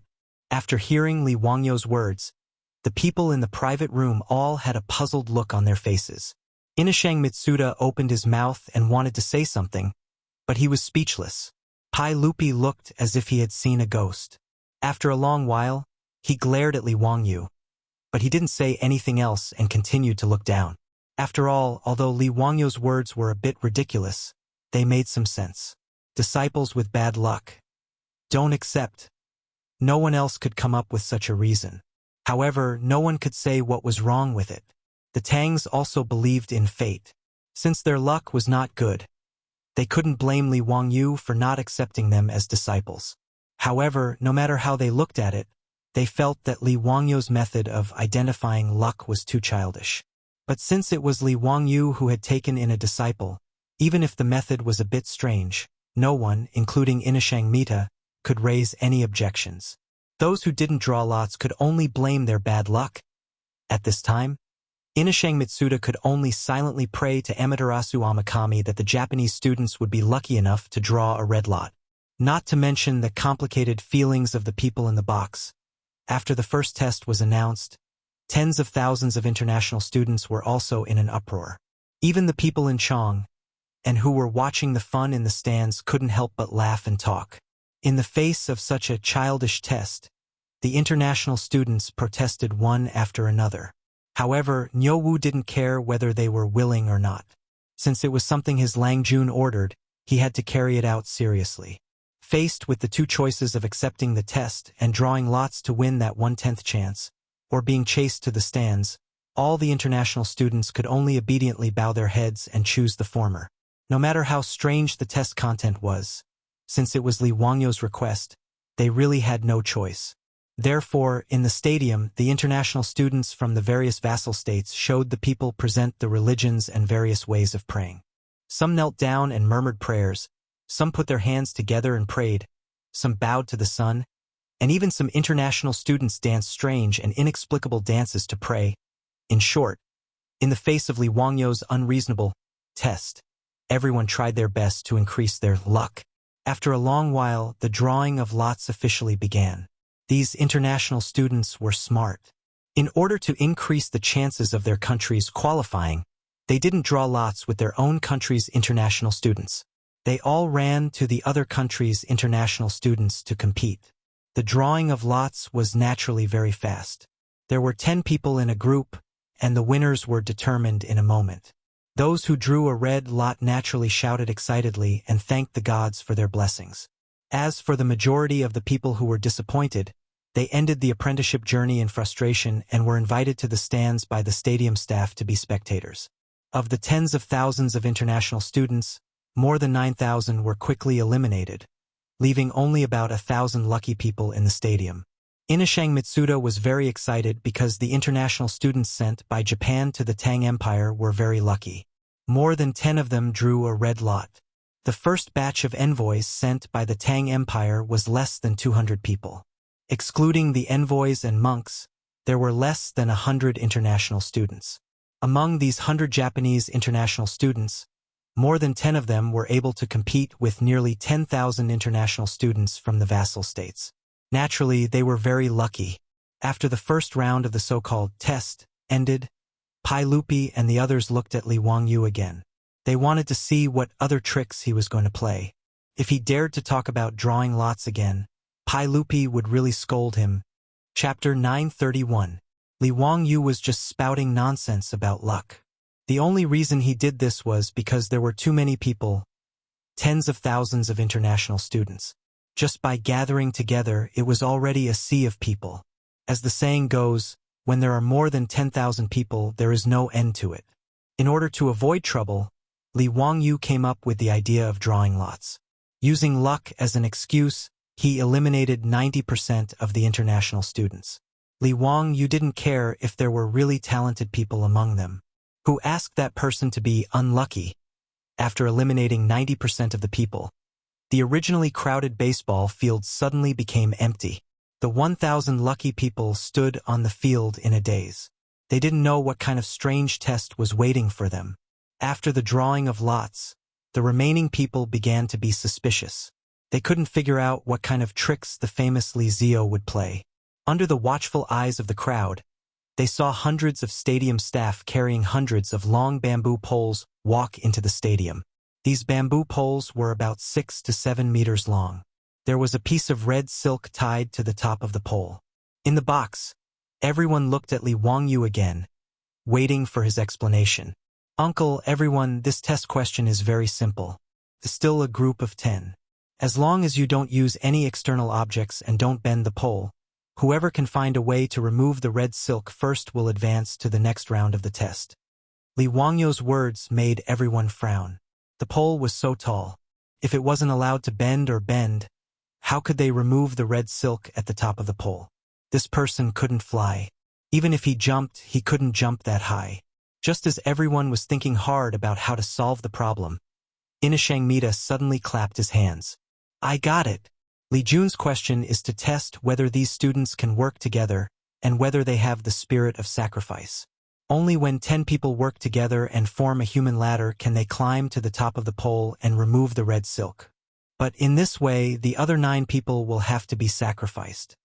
Inashang Mita's words made Pai Lupi and the other officials nod. They felt that what he said made sense. Now it seemed like this was the only way to remove the red silk at the top of the pole. Pai Lupi nodded and praised. Not bad, my beloved Minister Inshang is indeed quick-witted. You saw through Zio's intentions with just one glance. Being praised by Pai Lupi, Inashang Mita was naturally very happy. He hurriedly bowed and modestly declined. However, his expression was extremely pleased. Evidently, he was very pleased with himself for being able to guess Li Wangyu's thoughts. On the other hand, Li Wangyu looked as if he had seen a ghost. He really wanted to ask Inashang Mitsuda how he came up with such a creative idea. Even primary school students in the future knew how to solve this problem. In the elementary school textbook, The Smart Su Wenzhong, there was a similar topic. Li Wangyu was just plagiarizing. The solution was to think in reverse. Under the premise of not letting the bamboo pole fall, it would be enough to let the bamboo pole lower itself. Like Su Wenzhong, putting the bamboo pole into the well was the simplest method. Li Wangyu had set this question because he wanted to see how many smart people among the overseas students could think of this. As for Inashang Mitsuda's words, Li Wangyu was too lazy to expose him. He wanted to see if anyone could slap this Japanese ambassador's face in the future. On the other hand, the disciples behind Li Wangyu all frowned. Clearly, they did not agree with Inashang Mitsuda's words. The little fatty Li Tai and the little lowly Wu Meinyang suddenly shouted at the same time. "Teacher, I know how to solve this question." Li Wangyu lovingly patted their heads, indicating that they should not say it out loud. As expected, there were many smart people. This kind of child's play would not fool many people. After Li Wangyu announced this question, the 1,000 or so overseas students were all dumbfounded. The bamboo pole was 6 to 7 meters tall. They could not let it fall, and they could not use any external objects. They had to remove the red silk at the top of the bamboo pole. How was this possible? However, one had to admit that in this world, it was not easy to find smart people. However, there were many idiots. The Japanese overseas students' brain circuits were no different from Inashang Mitsuda's. Very quickly, they came up with a very smart solution. This time, the Japanese didn't team up with the students from other countries. After some discussion, the Japanese students were divided into two groups. The two most outstanding members were chosen to be in charge of picking the red silk on the bamboo pole and obtaining the opportunity to advance. Li Wangyu's face was filled with black lines as he looked down. He saw the Japanese forming a human ladder and stacking it like a human pyramid. One of the Japanese stepped on his companion's shoulder to climb up to the top of the pole and took down the red silk. The Japanese immediately let out a cheer. Inashang Mitsuda was so excited that his face turned red. He kept applauding his country's overseas students. Under the influence of the Japanese, the overseas students from other countries were also led down the wrong path. If they calmed down and thought about it, they might be able to come up with a solution. However, the Japanese's stupid method succeeded in removing the red silk, causing the overseas students to lose their ability to think. They all started to follow suit. For a moment, the Great Zhao baseball field seemed to have turned into a circus. Everywhere, there were people climbing up the human ladder. This lively scene attracted the cheers of the people watching from the stands. This made the overseas students even more excited. All the overseas students who successfully removed the red silk were jumping up and down in excitement. As for the overseas students who were willing to give up the opportunity to be apprenticed to their partners, they were not discouraged. Instead, they cheered each other on. Looking at the increasingly lively scene below, Li Wangyu really could not bear to watch. He could not help but cover his eyes with his hands, afraid that these idiots would dirty his eyes. Sigh, stupidity was indeed contagious. The Japanese were being stupid, and the thousands of overseas students were being stupid as well. This was really enough. Very quickly, the red silk on the hundreds of bamboo poles was removed. The overseas students who did not get the red silk were once again invited to the stands by the staff. However, they were not depressed this time. Instead, they were proud of their teamwork and dedication. When they walked up to the stands, each of them held their heads high and puffed out their chests proudly. Li Wangyu could not hold it in anymore.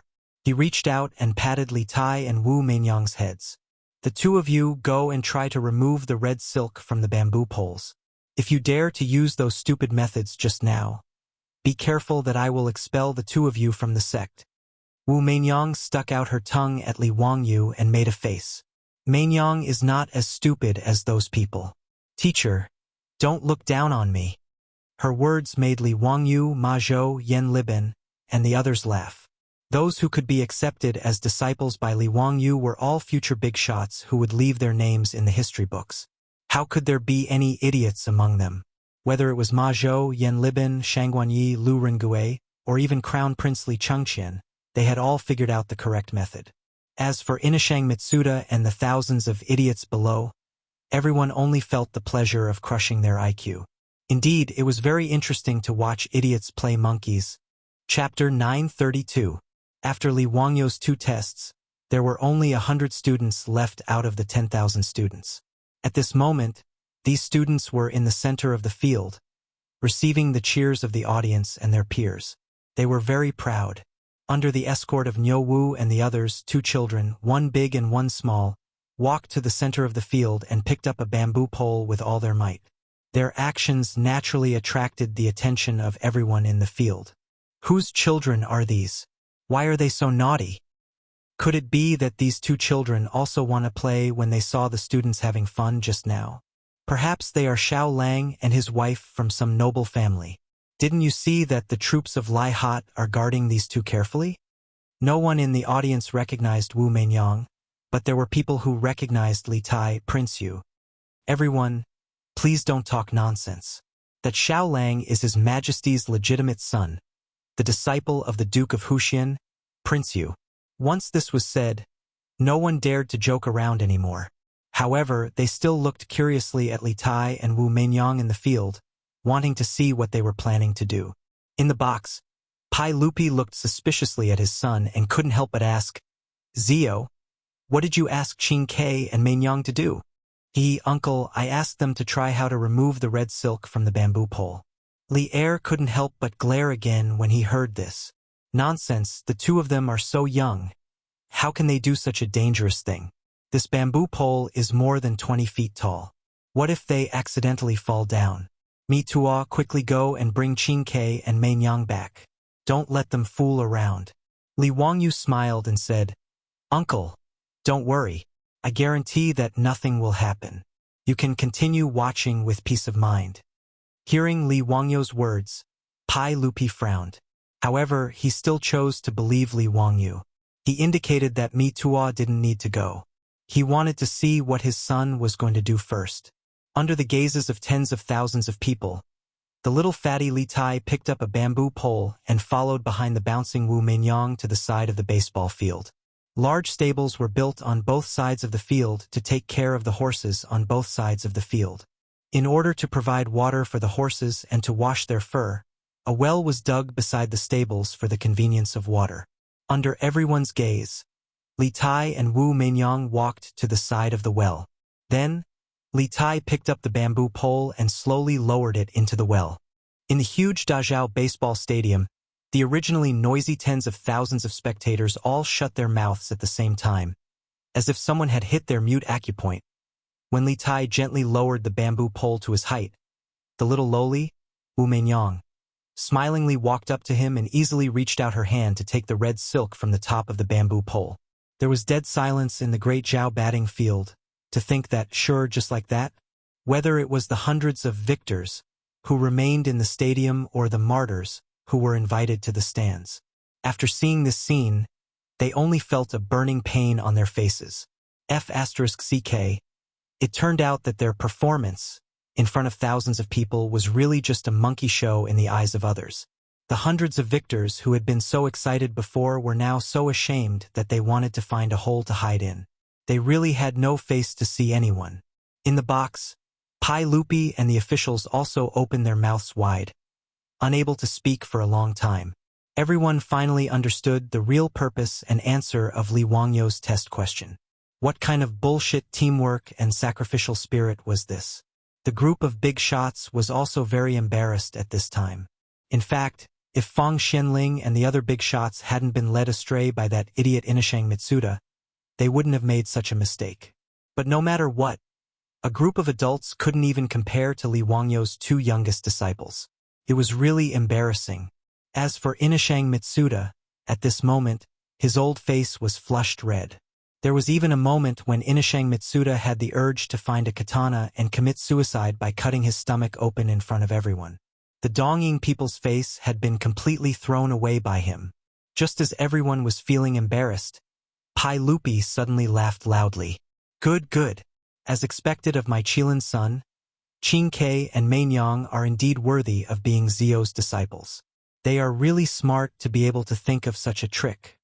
Pai Lupi's words eased the atmosphere in the box. The officials all praised Li Tai and Wu Meinyang's intelligence.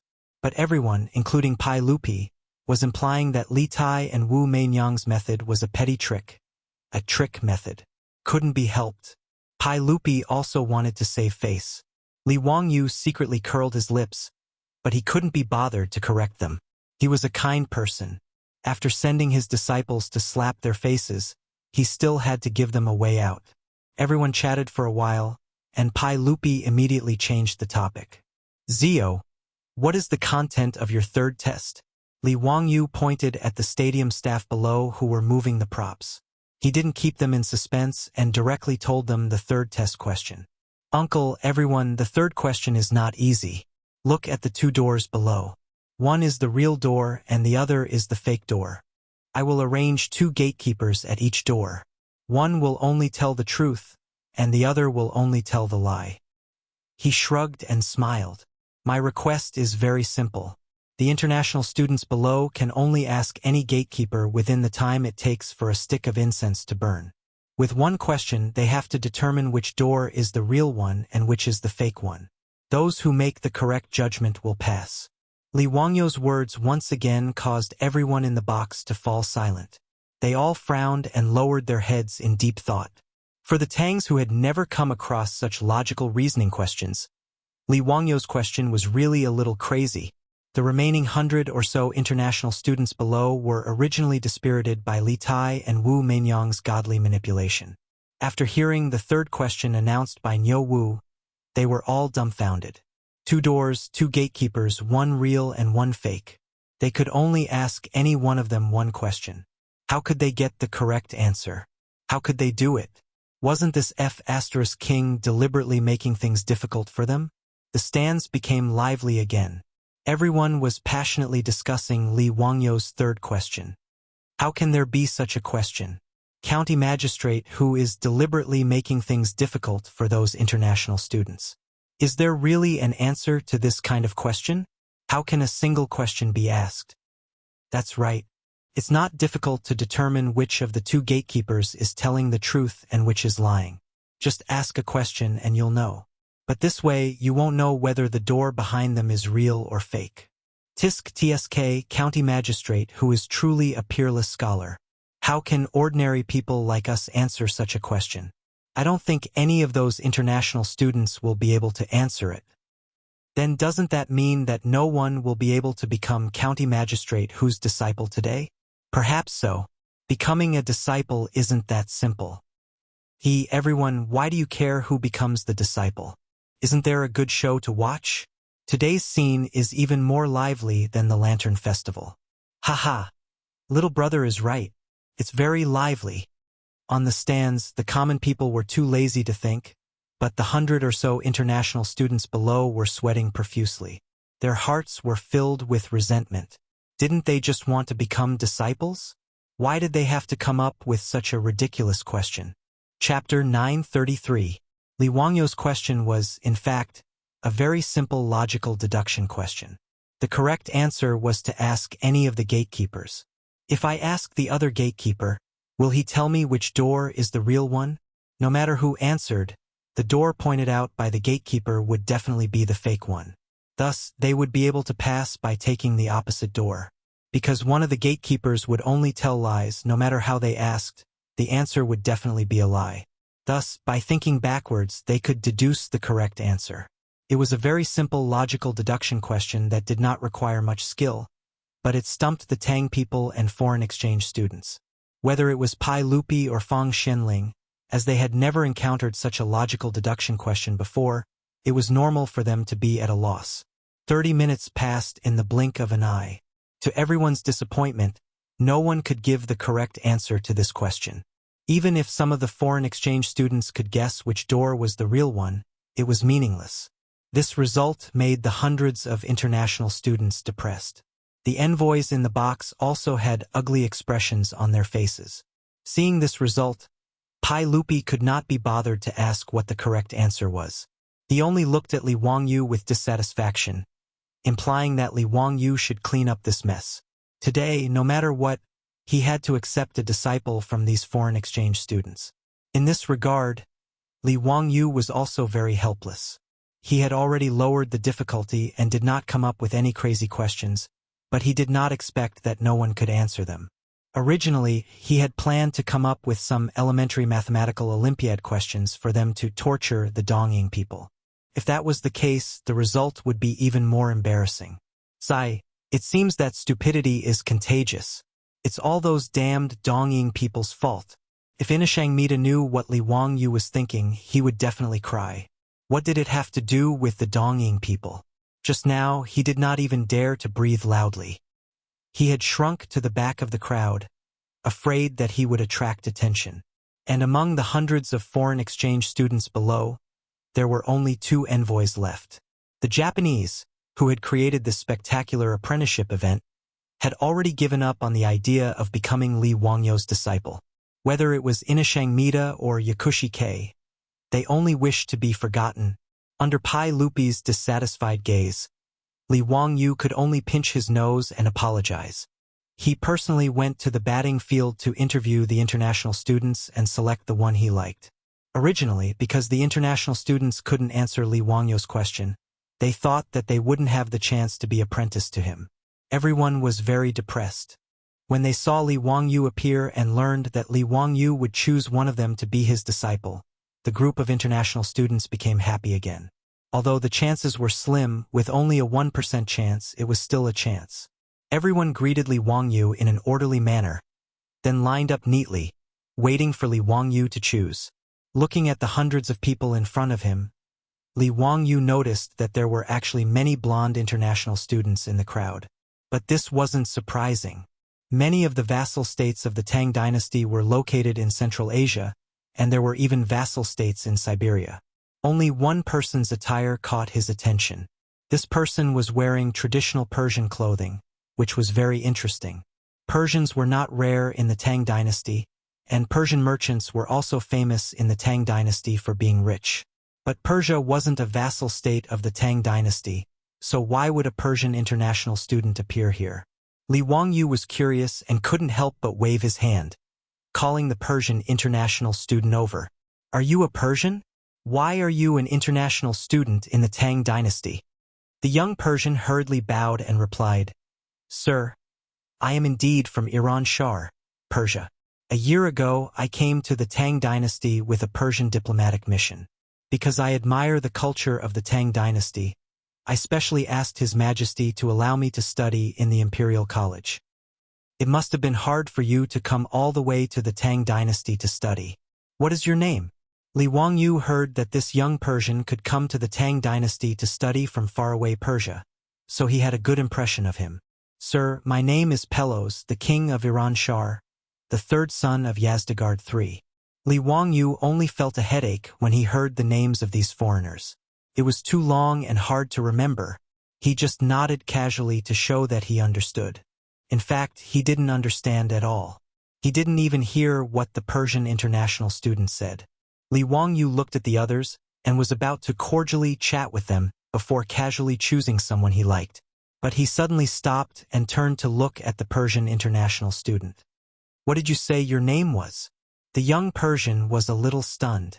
He didn't understand what Li Wangyou meant, but he still replied respectfully, "Sir, my name is Pelos. Your father is the king of Persia? You are the prince of Persia?" "Yes, I..." Pelos nodded and was about to answer, but Li Wangyou patted him on the shoulder and said, "Okay, no need to say more. Pelos, are you willing to be my disciple?" "Ah!" Li Wangyou's words changed too quickly, and Pelos was so shocked that he couldn't speak for a long time. Happiness came too suddenly, and he was a little overwhelmed. Fortunately, Belusi's reaction was quick. He immediately knelt down and said, "Disciple Belusi greets teacher. Ah, good, good. You can get up first. I will give you a gift later." Li Wangyou smiled and helped Pelos up. The group of foreign students were all shocked and opened their mouths wide. They didn't understand what was going on. Was it so hasty? Did he decide to accept a disciple just like that? Most of the foreign students didn't even have time to say a word to Li Wangyou before it was over. Li Wangyou didn't care about the bitterness in the hearts of the foreign students. He directly brought Pelos back to the private room and introduced him to Pai Lupi and the others. This Persian prince was his new disciple. Ma Zhou, Yen Liben, and the others naturally didn't have any objections. They all smiled and greeted Pelos. The group of fellow disciples was very happy. Only the little lowly Wu Meinyang was very serious about how to address Pelos. Although she was young, she had entered the sect earlier than Pelos, so she stubbornly asked Pelos to call her senior sister. Although Pai Lupi didn't know why Li Wangyu chose this person as his disciple, as long as Li Wangyu made a choice among the foreign students, his goal would be achieved. He would be able to answer to the envoys of the various countries. As for the Japanese, they could only grit their teeth and swallow their blood. The grievances and helplessness in their hearts didn't need to be said. They had knelt outside the Vermilion Bird Gate and begged for half a day, but all they got was someone else's wedding dress. Who could understand this kind of sadness? They naturally didn't know why Li Wangyu would accept this Persian prince as his disciple. Chapter 934. In the history of China, there was once an interesting foreigner. This person was originally from the Persian royal family, but he later married a princess of the Tang dynasty and sought to restore the country. The famous poet Li Sun and Li Shunxian were descendants of this person, and the blood of the Persian royal family flowed in their veins. It was said that there were even descendants of this person in Sichuan in the future. This person's name was Balusi. He was the son of Yazdijerd III of the Persian royal family. According to the Old Tang book, when the Arabs invaded Persia, Yazdijerd III asked for help from the Tang dynasty several times, but he was rejected by Pai Lupi. In the end, the Persian royal family was destroyed by the Arabs. Balusi once again asked for help from the Tang dynasty. At that time, Pai Lupi had already died of illness, and Li Ji had ascended the throne. Li Ji sent an envoy to Central Asia and established the Persian Governor-General's office. He appointed Balusi as the Persian king. However, Persia was too far away from the Tang dynasty, and they could not receive any help from the Tang dynasty. Hence, the Persian Governor-General's office did not exist for too long. Under the constant threat of the Arab army, Balusi could only escape along the Silk Road and finally reach Chang'an. Balusi's bloodline was the Persian royal family, and he eventually settled down in the Tang dynasty. When Li Wangyu read history books, he had once lamented about this period of history. It was a pity that the great Tang's Persian commander-in-chief's office was only in name. Otherwise, it would have been truly satisfying if they could have incorporated that land into China's territory. Hence, when he found out about the identity of the Persian student, he immediately decided to take him as his disciple. Li Wangyu did not expect that Balusi had been a student in the Tang dynasty when he was young. No wonder when Persia faced the threat of the Arabs, they would ask for help from the Tang dynasty. However, because of the geographical distance, the Tang dynasty could only give the Persians verbal support. Even the powerful Tang dynasty could not reach so far and interfere in Central Asia's matters. But in today's Tang dynasty, because of the time travel of Li Wangyu and Su Chongqing, they may have the ability to intervene. The Tang dynasty's cavalry had horseshoes to protect their horses, so the casualty rate outside of war was quite low. As a result, the number of the Tang dynasty's armored cavalry continued to increase every year. Secondly, there was the use of four-wheeled carriages. The horse carriages had changed from two-wheeled to four-wheeled carriages. Not only did it increase the ability to carry goods, it also greatly increased the logistical supply of the army. Not to mention that the well-tempered steel that he and Yen Libin had created together had improved the armor and weapons of the Tang army. In any case, Li Wangyu thought that since the Mongolian cavalry could sweep through Europe and Asia several hundred years later, there was no reason why the current Tang dynasty cavalry couldn't do the same. Therefore, Li Wangyu accepted Balusi as his disciple without any hesitation. He had his own plans in mind. The governor of the Persian Governor-General's office. This was a very suitable position for Belus. Let the Persian dynasty go with the wind. He wasn't cheating his disciple. After all, in history, the Persian dynasty was also destroyed by the Arabians. Rather than that, why not bring it into the territory of the Tang dynasty? There was nothing bad about it. At the very least, the rule of the Tang dynasty wasn't a bad thing for the Persians. Of course, whether or not these things could be realized was still unknown. Li Wangyu was just preparing for a rainy day. Naturally, no one knew what he was thinking. Even Su Chongqing, because he didn't understand history, didn't know about this period of history. Therefore, he couldn't guess what Li Wangyu was thinking. Pai Lupi and the others naturally didn't know that Li Wangyu accepted Balusi as his disciple because he had such thoughts in his mind. A few days later, Li Wangyu really held a grand ceremony to formally accept Balusi as his disciple. The small commotion caused by the Japanese sending the Tang envoy was settled just like that. Bei Lucy also didn't understand why good luck had come to him. In short, he was naturally overjoyed that Li Wangyu unexpectedly became his disciple. As for the initiator, the Dongying people were secretly grateful. But obviously, the Dongying people wouldn't accept Bei Lucy's gratitude.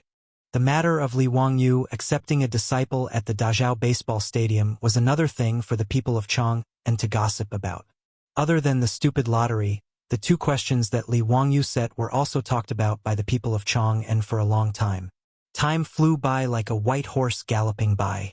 In the 9th month of the 4th year of Chang'an, the Royal Academy of the Tang Dynasty became lively again.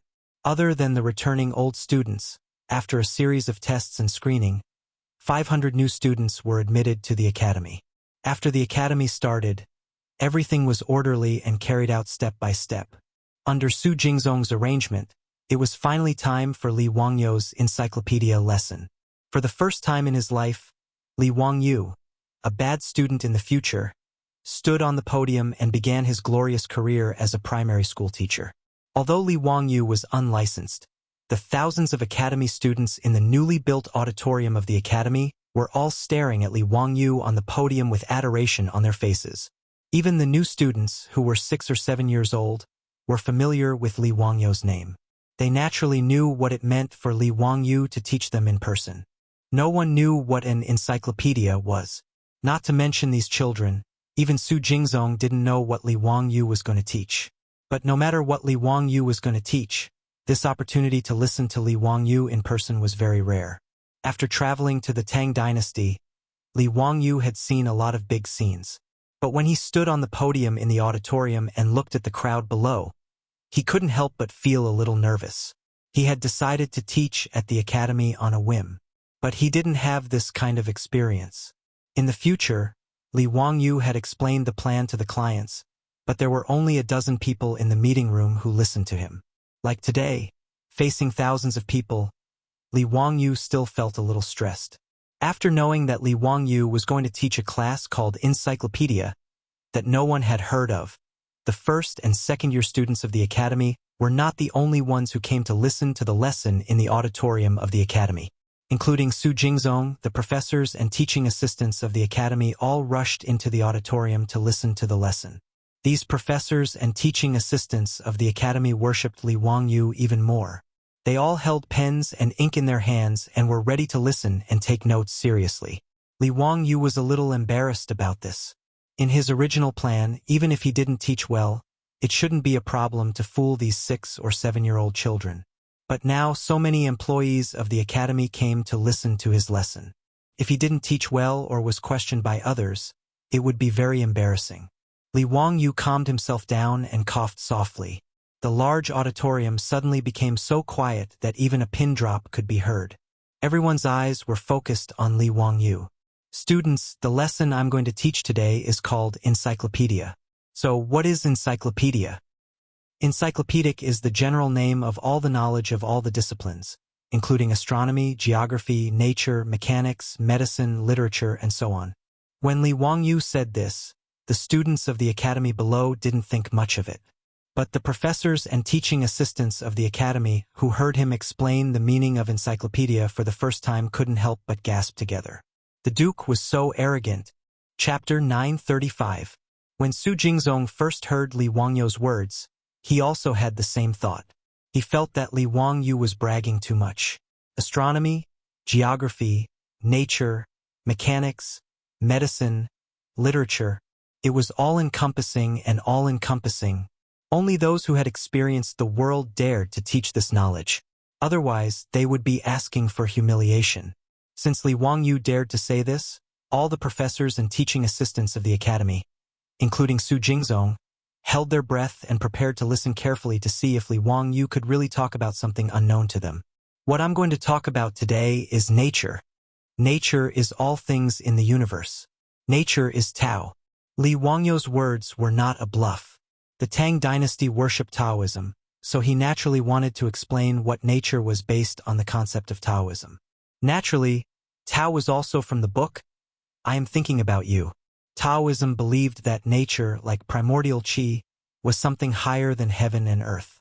It was also in line with the concept of natural philosophy in later generations. The group of children only seemed to understand half of what he was saying, but Su Jingzong and the others did not understand at all. They were listening more and more attentively. After Li Wangyu roughly explained what nature was, he asked the students, "Students, let me ask you a question. Who can tell me what color the sun is?" After he asked this question, the students in the auditorium did not know how to answer. Light was light. What color did it have? After a long while, someone timidly raised his hand. After Li Wangyu gave him permission, he stood up and answered, "Sir, the sun has no color." Li Wangyu looked at the other students with a smile. "Do you think he is right?" The students nodded to show their agreement. Li Wangyu's question even confused the professors and teaching assistants of the academy. They did not understand what it meant. No one had ever thought about the color of the sun. Li Wangyu was very satisfied with everyone's reaction, as he had expected. Dear students, you may not know this, but sunlight not only has colors, but it also has 7 colors. Red, orange, yellow, green, blue, indigo, and purple, Li Wangyu said with certainty. His words caused the originally quiet auditorium to be unable to maintain order any longer. Buzzing sounds of discussion could be heard everywhere. The students were still young, so they didn't dare to question Li Wangyu's words. However, the professors and teaching assistants of the academy couldn't help themselves. After discussing with each other for a while, someone raised his hand and stood up to voice his doubts. "Sir, where did the 7 colors of the sun come from? Why haven't we seen it before?" Li Wangyu laughed. "Nonsense. How could you not have seen it? Haven't you seen the rainbow after the rain? Does the heavenly rainbow have any color?" The heavenly rainbow he was talking about was what the ancients called the rainbow. There were other similar names like flying rainbow, long rainbow, and so on. The man was stunned when he heard this and couldn't help but retort, "Mister, a rainbow is a rainbow. What does it have to do with the color of the sun?" Wuxia didn't have a proper understanding of the rainbow until the Northern Song dynasty. For example, Shunkuo wrote in Dreamstream essays, "Rainbow is the reflection of the water in the sun. Sunshine and rain are the same." However, in Wuxia's ancient knowledge, rainbows were generally regarded as 2-headed gods that could drink water. The word rainbow in the oracle bone inscriptions was in the shape of a 2-headed dragon. In later generations, if one encountered a rainbow after the rain, their first reaction would probably be to take a photo and post it on their WeChat moments to show off their good luck. However, in the Tang dynasty, rainbows weren't a good omen. Rainbows were commonly known as sucking water among the people. They thought that rainbows would suck up the water somewhere. Therefore, when rainbows appeared, the people would knock on pots and pans to make all kinds of noises, intending to scare the rainbows away. Li Wangyu had encountered this kind of thing several times after transmigrating to the Tang dynasty. One time, a rainbow appeared in the sky above Dingzhou village after the rain. His beautiful superior was so excited that she pulled Li Wangyu out to see the rainbow. However, they heard noises coming from all directions in the village. The two of them were surprised and only learned the reason after asking. In this regard, Li Wangyu and Su Changqing didn't know whether to laugh or cry. They wanted to explain the principle of rainbows to the old villagers, but it was really difficult to explain, so they just let them be. It was also because of this encounter that Li Wangyu chose this topic in today's encyclopedia class. It was to give the students of the academy a scientific explanation of the formation of rainbows. Li Wangyu smiled in response to the academy's assistant's doubts and didn't say anything. He directly made a gesture to Niu Wu. Niu Wu immediately took an item and carefully placed it on the podium. This item was a crystal-clear, triangular cylinder with a cross-section.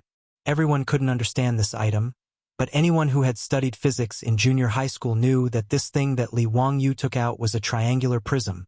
This triangular prism was the best colorless and transparent crystal that Li Wangyu had spent a lot of money to find and asked the craftsman to hand polish it. Because there were no glass products, Li Wangyu was also deeply resentful about this. For this, he specially spent a lot of money and asked Chang Yaojin, Yuqi Jingda, and the others to help him search for craftsmen who could bake glass. Although he didn't know how to bake glass, he roughly knew that glass was made from sand. To be precise, it was made from quartz sand.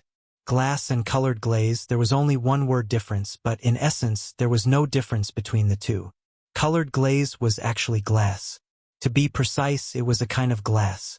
It was just that the materials used to bake colored glaze were different from glass.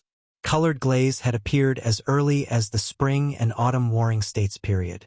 It was obtained as a byproduct when bronze was cast. Colored glaze was also known as the five-colored stone. It wasn't easy to produce and was very expensive. It was even more precious than jade. There were naturally very few craftsmen who could bake colored glaze. However, with Li Wangyou's identity and status, it wasn't too difficult for him to find some colored glaze craftsmen. After these colored glaze craftsmen signed a contract with Lai Hot, Li Wangyou threw all the methods he knew to the craftsmen on how to bake glass and let them figure it out themselves. After all, he didn't understand this kind of thing at all. He only knew that it was made from quartz sand, and that the purer the quartz sand, the better. Only then would the glass be colorless and transparent.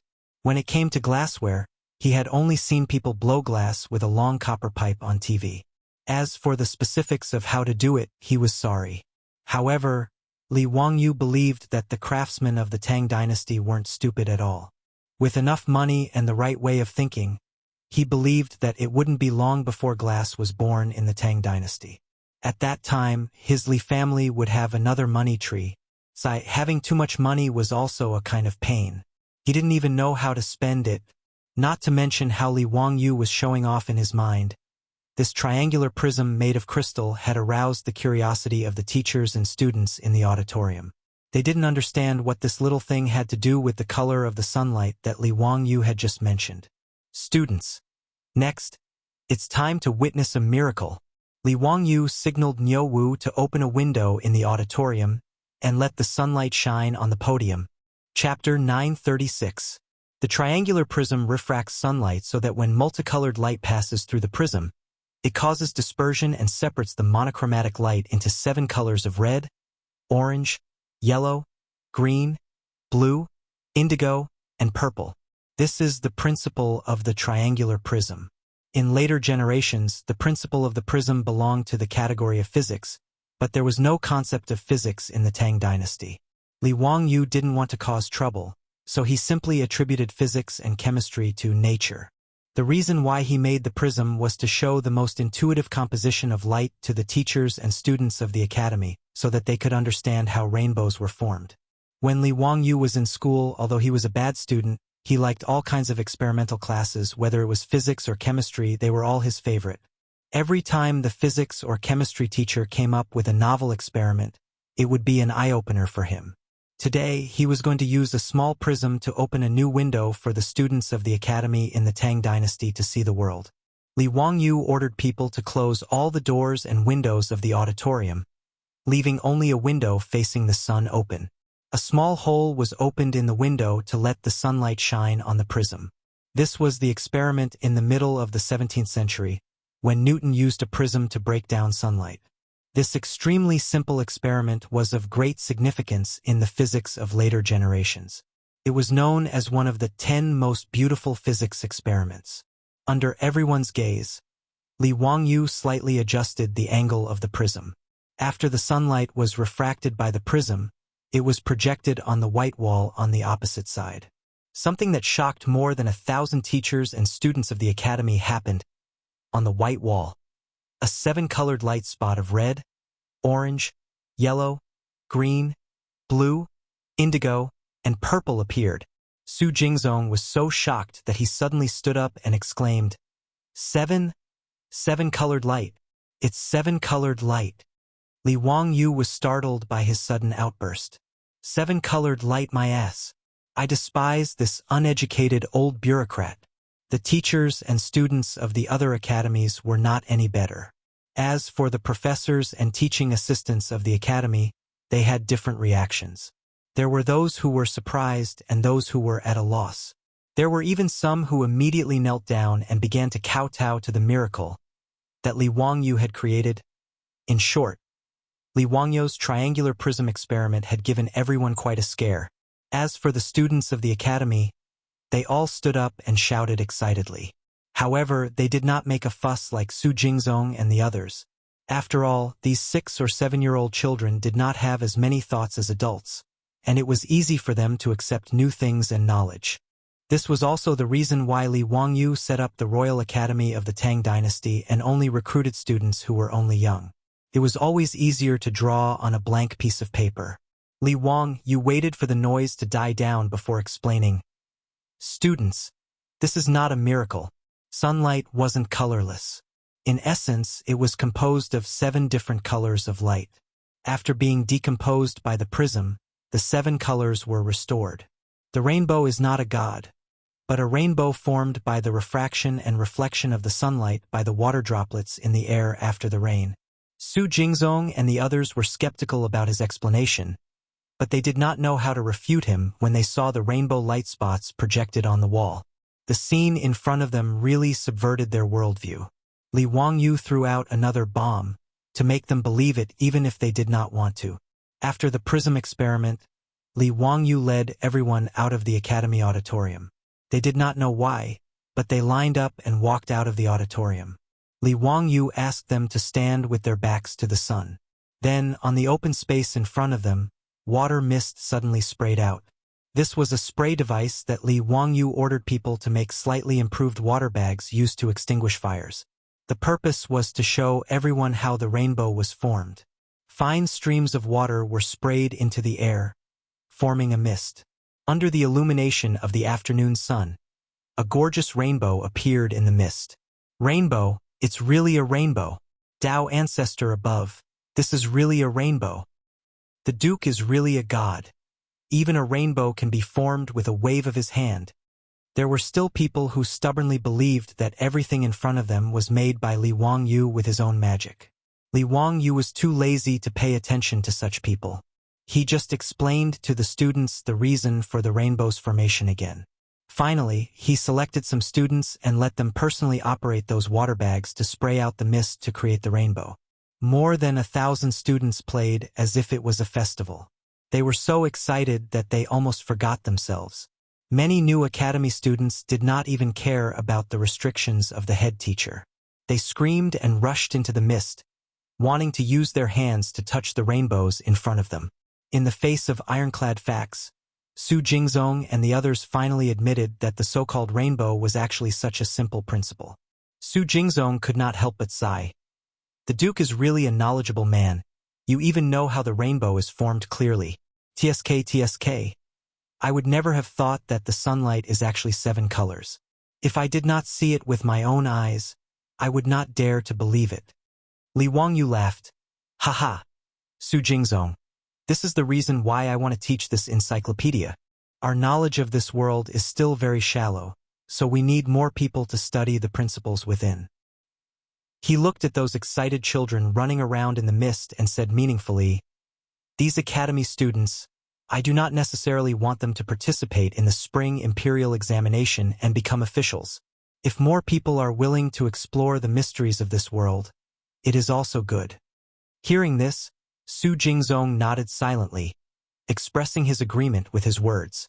The sunlight was 7 colors. The rainbow was formed by the refraction and reflection of sunlight in the mist. These things seemed useless, but Su Jingzong also felt that it was an eye-opener.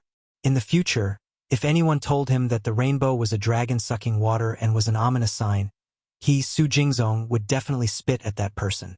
After a simple optical experiment was completed, the entire academy, from the professors to the teaching assistants to the students, all had a new understanding of Li Wangyu's encyclopedia course. After sitting back down in the auditorium, everyone looked at Li Wangyu with a burning gaze, full of curiosity. Li Wangyu was very satisfied with the results of his first class. He became more and more enthusiastic as he spoke on the podium. When he talked about the happy parts, he simply threw away the syllabus that he and Su Changqing had drafted together.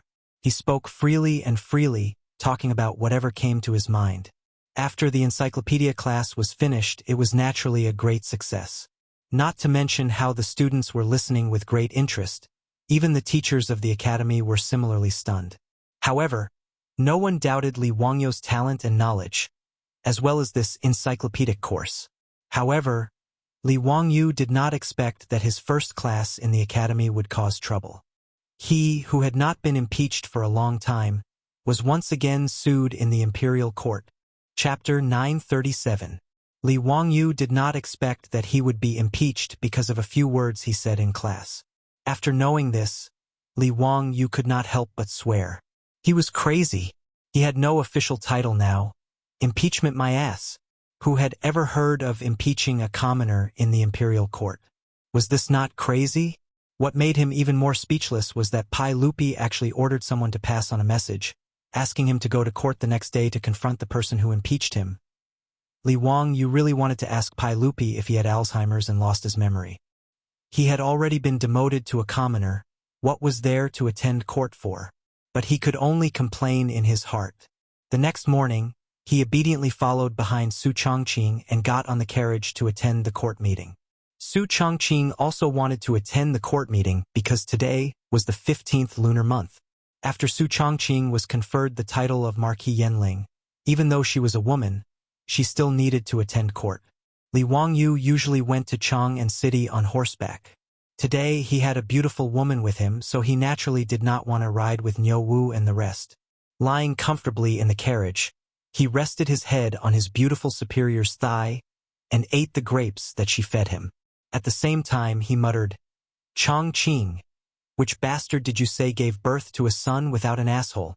He has nothing better to do, so he's impeaching me? I was sitting at home, but trouble came from the sky. I was really wronged." Su Chongqing also felt that her man was wronged this time.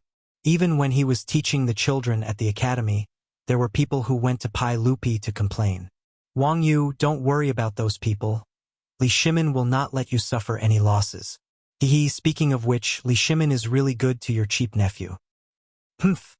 Good my ass. Until now, my ban has not been lifted. If it weren't for the impeachment, I wouldn't even be able to go to Chang'an City." Li Wangyu complained with dissatisfaction. Su Chongqing was too lazy to care about his little man's resentment towards Pai Lupi. He casually comforted him. He was not worried about Li Wangyu's impeachment. After all, this guy had been impeached many times, but he had never suffered any losses. This time it should not be a big deal. From the time Li Wangyu refused Pai Lupi's betrothal and was demoted to Huayin County as a county magistrate, to the time when he ran away from home and was demoted by Pai Lupi, Li Wangyu hadn't appeared in court for more than half a year. Seeing Li Wangyu appear, the group of high dukes could not help but make fun of him. "Yo, did the sun rise from the west today? Zio, you actually came to attend court. What a rare guest. Wahahaha. I knew that you would definitely come today, kid. TSK. I haven't heard of anyone impeaching you for a long time. I even miss it." This old guy Chang Yaojin was just enjoying the show. He actually made sarcastic remarks. Li Wangyu was so angry that he almost gave him the middle finger. Li Wangyu's few disciples also hurried forward to greet their teacher. "Teacher, when is your next encyclopedic class? It's a pity that we couldn't listen to your teachings in person." Yan Libin asked when he saw Li Wangyu. Because he and Ma Zhou had to work, Li Wangyu was teaching in the academy's hall that day and could not listen to it in person. But the two of them were smart enough to instruct two of their junior brothers to copy notes for them. Lu Rengue and Shangguan Yi were now working in the academy.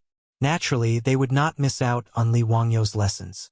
Even though the two of them were Li Wangyu's disciples, they were still shocked by the content of their teacher's lectures. Speaking of which, Li Wangyu was not qualified to be a teacher. He had taken in many disciples from the earliest Ma Zhou and Yan Libin to Li Chengqian, Li Tai, and Li Lizhi, who were forced by Pai Lupi to take in, to Lu Rengue, Shangguan Yi, Wu Meinyang, the young Li Ji, and the newly recruited Prince of Persia. Pellos counting carefully, this guy had already taken in 10 disciples. Moreover, the disciples he took in were all potential stocks. Ma Zhou, Lu Rengue, and Shangguan Yi were all prime ministers of the Tang dynasty. Yan Libin was one of the 10 famous painters of Wuxia in the future. Li Ji and Wu Meinyang were both emperors of the Tang dynasty. As for Li Chengqian, Li Tai, and Prince of Persia, although they were more tragic in history, they still had noble statuses. Li Wangyu believed that he would not let the three of them repeat the tragedy in history. As for Li Lizzie, that little lowly, let's talk about it in the future. For these disciples, other than Li Changqian and Li Tai, who had learned a lot from Li Wangyu, the others were basically in a free-range state. In other words, Li Wangyu did not have any plans to teach his disciples. Generally speaking, if Ma Zhou and the others had any questions, they would ask Li Wangyu for advice. And he would teach them some knowledge according to his own mood. Of course, the scope of Ma Zhou and the others' questions definitely did not involve things like calligraphy, poetry, and so on. In Li Wangyu's pretentious words, these things were stinky, and he did not allow his disciples to bother him with these vulgar things. Of course, it was actually because Ma Zhou and the others, any one of them was actually in existence that beat him in this aspect. But because Li Wangyu had plagiarized those poems and essays, no one would have thought that this guy did not know anything about calligraphy, poetry, or essays at all. Because of Li Wangyu's strange rule, most of the questions his disciples asked him were like 100,000 whys. And these strange knowledge, the Tang people did not understand, but Li Wangyu seemed to have a superficial understanding of it. For example, why was the sky blue, why was the water green, and so on. Li Wangyu silently thanked his grandfather for buying him the 100,000 whys in his heart. At one point, he even suspected that his grandfather was the big boss hiding behind the scenes. Did his grandfather know that he would transmigrate to the Tang dynasty one day? Was that why he forced him to practice calligraphy and memorize Tang and song poems from a young age?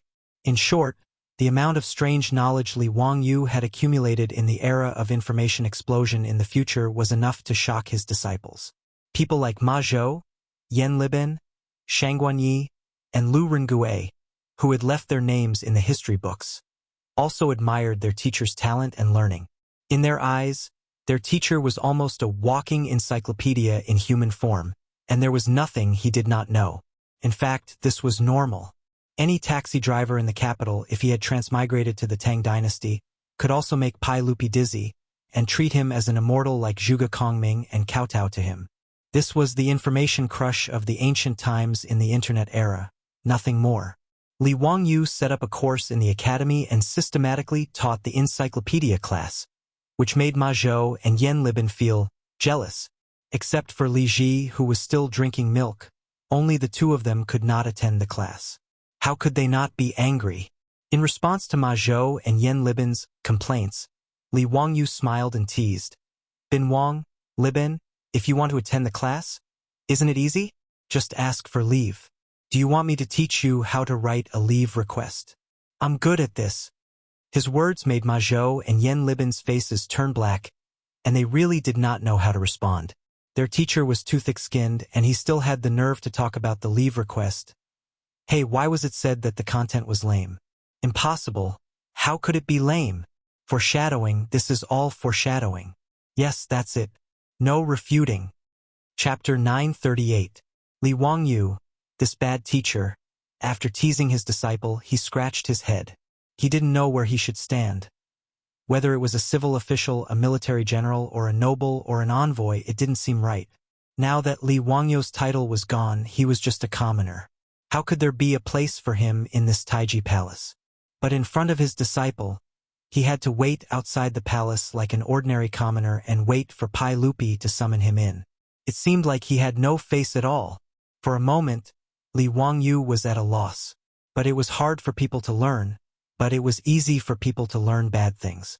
Li Wangyu and Chang Yaojin, this kind of old man, had been around for a long time, so their skin had become thicker. He simply didn't care and stood beside Chang Yaojin, Yuqi Jingda, and the others. He chatted with a group of dukes and big shots, and prepared to line up to enter the palace. Chang Yaojin and the others naturally didn't care. After interacting with Li Wangyu for a long time, they all knew that this guy was very evil. Although he was younger than their son, none of them treated him as a junior. Instead, they treated him as an equal. Of course, this was not limited to when Chang Yaojin wanted to steal Li Wangyu's good things. As long as the old hooligan took a fancy to Li Wangyu's things, then Li Wangyu would definitely be a grandson. Now, every time Li Wangyu went to Duke Lu's residence, he would feel sad. For example, after returning to Chang'an from Shu, he went to Chang Yaojin's residence to pay a visit. But he saw that Chang Yaojin's residence also had a billiard table. Li Wangyu casually said, The billiard table in Uncle Cheng's residence is very similar to the one in the theater of the Tang dynasty. Did Uncle Cheng ask the craftsman to make it? Who knew that this old guy would actually shamelessly reply, almost angering Li Wangyu to death. Nephew is talking about this table? Wahahaha, I directly brought it back from the theater. Li Wang, you felt so stifled that he didn't want to speak. I really want to call the police. The imperial censor, who was in charge of maintaining order in the court assembly, felt a little stifled when he saw Li Wangyu standing with the duke's team. However, he couldn't turn a blind eye to it. He hesitated for a moment, then walked to Li Wangyu's side and bowed. Eunuch Li, isn't it inappropriate for you to be standing here? Li Wangyu grinned and replied, What's wrong with that? This place is reserved for third-rank court officials and above. Li Wangyu is now. The censor didn't finish his sentence, but the meaning of his words was that Li Wangyu didn't have a noble title and shouldn't be standing here. Li Wangyu asked with a smile, Let me ask you, is the crown prince my disciple? Of course. Then, do I count as the grand tutor, or grand protector of the crown prince? This? The censor was momentarily at a loss for words, not knowing how to reply. The grand tutor, and grand protector of the crown prince were known as the three masters of the Eastern Palace. Their positions were of the first rank, equivalent to that of a duke or a duke. The grand tutor, and grand protector of the crown prince were only nominal titles. It was true that Li Wangyu was Li Chengxian's teacher, but Pai Lupi hadn't given him the position of one of the three masters. The censor was a little uncomfortable with Li Wangyu's words. For a moment, he didn't know whether to leave or stay. Fortunately, Wei Zhang spoke up to help him out. That's enough, you can leave. Let Li Zio stand here. His Majesty won't say anything. Yes, this subordinate obeys. The censor secretly wiped the sweat from his forehead and hurriedly walked to the side to check on the appearance of the other officials. He didn't dare to meddle in Li Wangyu's affairs anymore. Li Wangyu chuckled and bowed to Wei Zhang, thanking him for helping him out of the predicament.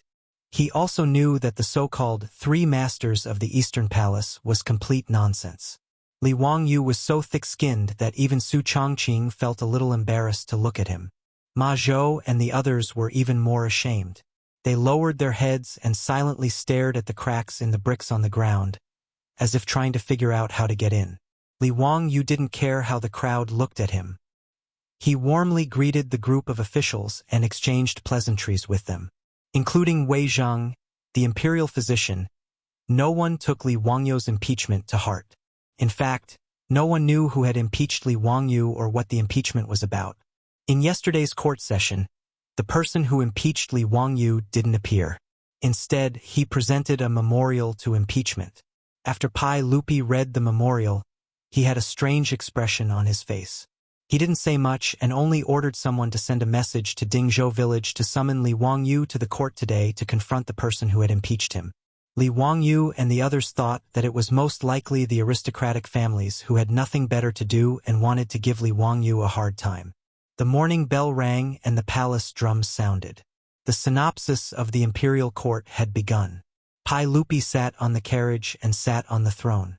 He looked up and saw Li Wangyu mixed in with the group of officials. However, just as Wei Zhang had said, Pai Lupi's face couldn't help but twitch. He didn't say anything and pretended not to see anything. After the officials paid their respects to Pai Lupi and a set of standardized procedures were completed, a few people came in from outside the hall. They were wearing purple Taoist robes and red kasayas. They were actually a few white-haired old Taoist priests and a few equally old monks. The Taoist robes were also known as fairy cave robes. There were various auspicious Taoist patterns embroidered with gold and silver threads, such as the sun, moon, stars, 8 trigrams, pagodas, dragons and phoenixes, cranes, Kylin, and so on. Those who could wear purple Taoist robes were all famous Taoists. As for the monks of the Tang dynasty, the red kasayas were the most honorable. The monks who could wear such kasayas were also eminent monks of Buddhism. Seeing this, Li Wangyu couldn't help but feel a little nervous. Damn it, the ones who complained to Pai Lupi wouldn't be these famous Taoists and eminent monks of Buddhism, right? He didn't seem to have any conflicts with Taoists and Buddhists. could even be said that Li Wangyu had a very good relationship with Taoists. The two powerful figures of Taoists, Sun Simiao and Yuan Tiangang, had a close relationship with him. How did he provoke these people without any reason? The two old men, Chang Yaojin and Yuqi Jingda, who were beside him, snickered secretly. Zio, it seems that you are really in trouble this time. Hey, you may not know those old guys, but they are all Taoists and eminent monks of famous temples in Chang'an City. What have you done to make these old guys, who usually concentrate on cultivation and don't care about worldly affairs, come out? Li Wangyu was also stunned. What had he done? Damn it, he stayed in Dingzhou village every day. He was a standard otaku. How could he provoke these Taoists and eminent monks of Buddhism? Li Wangyu roughly knew that it seemed that he was sued by these Taoists and Buddhists because he gave an encyclopedic lesson to all the teachers and students in the auditorium of the academy. He began to desperately recall what rebellious words he had said on the podium that day. He actually provoked these old guys, who didn't care about worldly affairs, like stirring up a hornet's nest. Before he figured out what he had said, he heard the Taoists and eminent monks bowing to Pai Lupi. Your Majesty, this humble Taoist and poor monk pay our respects. Chapter 939. Li Wangyu did not expect that what he said in class that day would spread so quickly. Actually, this was normal. Most of the 1,000 students in the academy lived in Chang'an. Every time there was a break, these students would be brought home by their families. The professors and teaching assistants of the academy would also visit their families and friends in Chang'an during the break. The second day after Li Wangyu finished the encyclopedia class in the auditorium, it happened to be the school break. More than 1,000 teachers and students of the academy returned to Chang'an and naturally talked about the academy with their families and friends. Li Wangyu's class left the deepest impression on the teachers and students of the academy. Naturally, it was mentioned the most, especially the experiment of creating rainbows with water. It was repeated countless times in Chang'an that day. Chang'an City was in an uproar when they saw their children or friends creating rainbows out of thin air. And there were many people like Lu Rengue and Shangguan Yi who took notes in class. Therefore, the content of Li Wangyu's class that day was known by more people. This was actually nothing. Li Wangyu did not care about the content of his class being spread. However, the bad thing was that Li Wangyu had gotten a little carried away with his lecture that day. He had casually used the fact that the rainbow had been mistaken as a deity among the common folk to advise the teachers and students that whatever the rainbow was, it was the rainbow, and that there was no need to associate it with any deities or monsters. When encountering things that they did not understand, it was better to study quietly instead of praying to gods and Buddhas. Then, there would be no more mysteries in the world. He also advised everyone that if they were sick, they should go to a doctor to see a doctor and take medicine. Praying to gods and ghosts was useless. Li Wangyu's words were actually from the bottom of his heart. In the second year of Xinguan, there was a locust plague. The officials in the imperial court could say that the locusts were destroyed by virtue, which made him despise them. The flood in Shuzhou this year made Li Wangyu sigh at the ignorance of the people and officials. His words were not wrong. Especially from the perspective of the young people of Wuxia, they were even more correct. But the majority of the Tang people believed in the Tao ancestor or the Buddha, so Li Wangyu's words caused a great deal of controversy. If Li Wangyu had said these empty words, there wouldn't have been much of a reaction. Confucius had said that Confucius does not speak of strange forces and gods for many years. Not to mention the illiterate people, even the scholars who read the books of the sages still believed in Taoism and Buddhism devoutly. But now in Chang'an, almost all the Confucian scholars knew how the heavenly rainbow was formed. Hearing Li Wangyu's words, many scholars began to think about the reason. There were even some radicals who went to Taoist monasteries and temples to argue with the Taoist priests and monks. The Taoists and Buddhists could not help but think about this. If Li Wangyu was just an ordinary person, the Taoist and Buddhist sects would naturally not react to his words. But the key point was that Li Wangyu's identity was not ordinary. As the teacher of the crown prince, Li Chengqian, and the teacher of the future successor of the Tang dynasty, the Taoist and Buddhist monks could not help but think about it. The Taoist monks felt that Li Wangyu, as a member of the Li clan's royal family, was betraying them by saying such words. The Tao ancestor was the ancestor of the Li family. How could he say such disrespectful words to ghosts and gods? Disrespecting ghosts and gods was disrespecting the Tao ancestor. It was treason. The Buddhist monks were even more worried. Under Li Wangyu's teachings, if the crown prince did not believe in Buddhism in the future, wouldn't it be possible for Buddhism to be destroyed again? In history, the Emperor Taiwu of Northern Wei and the Emperor Taiwu of Northern Zhou had destroyed Buddhism twice, which frightened the Buddhist monks. No one wanted to go through that again. In fact, this was purely the Buddhist paranoia of being persecuted. If Li Wangyu knew what these Buddhist monks were thinking, he would probably laugh his head off. He was just popularizing science, and these Buddhist monks could make so many connections. In the Tang dynasty, there were indeed people who destroyed Buddhism. More than 200 years later, the Emperor Wuzong of Tang exiled Buddhism during the Huichang era, which was known as the Huichang Dharma disaster.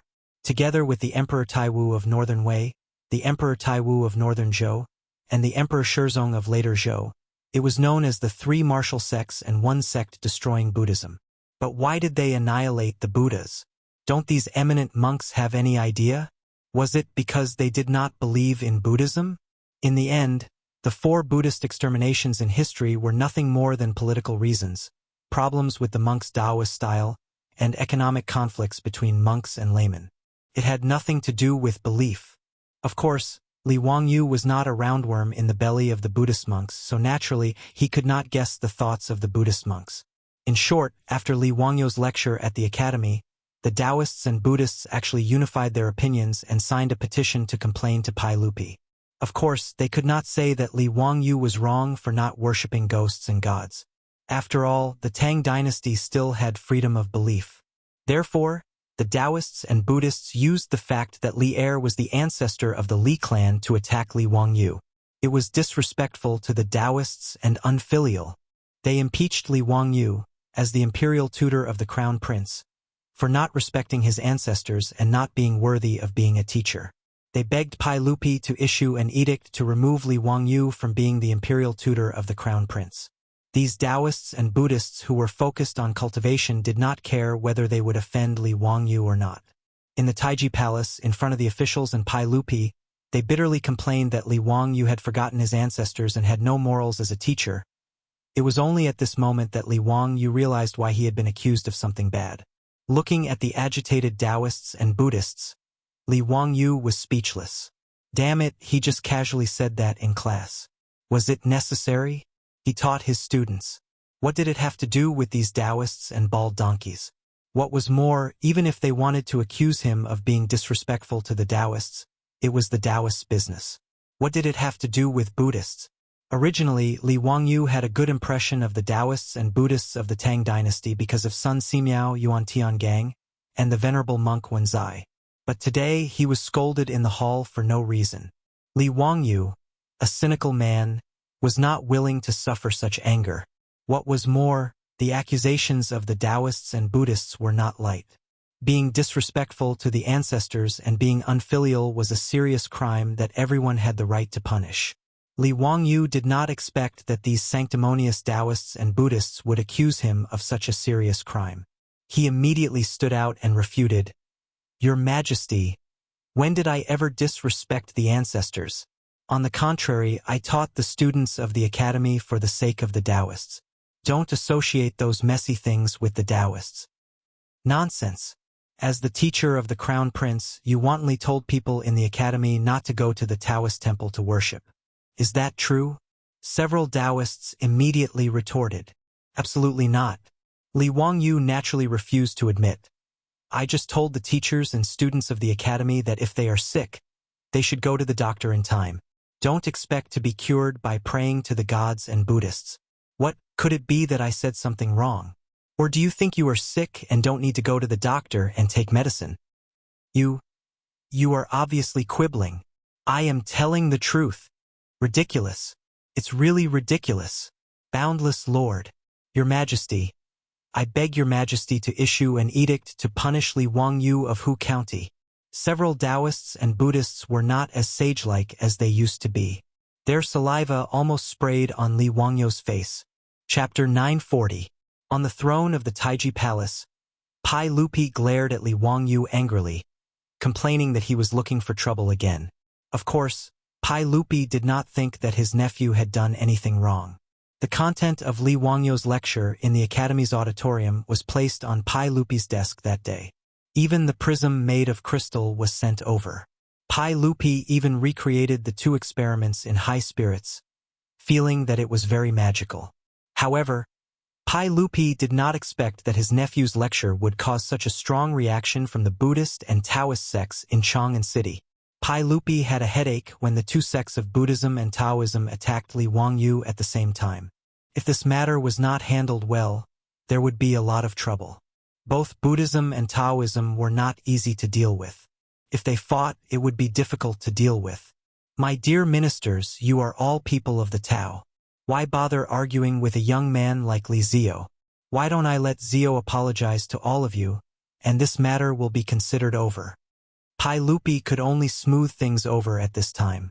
However, the few monks were not willing to give up and shook their heads.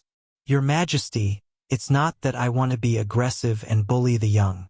It's just that this matter concerns the Tao ancestor, and we can't treat it as a game.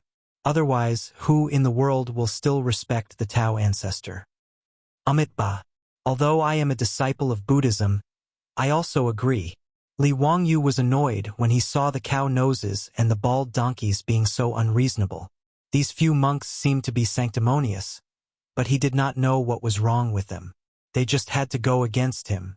He just casually mentioned it in class. How could it cause such a big reaction from the Taoist and Buddhist sects? Li Wangyu naturally did not know what the Taoist and Buddhist sects were thinking, but he was not stupid. He rolled his eyes and came up with an excuse. Esteemed monks, if you want to say that I don't respect the Tao ancestor and the ancestors, I am in the wrong.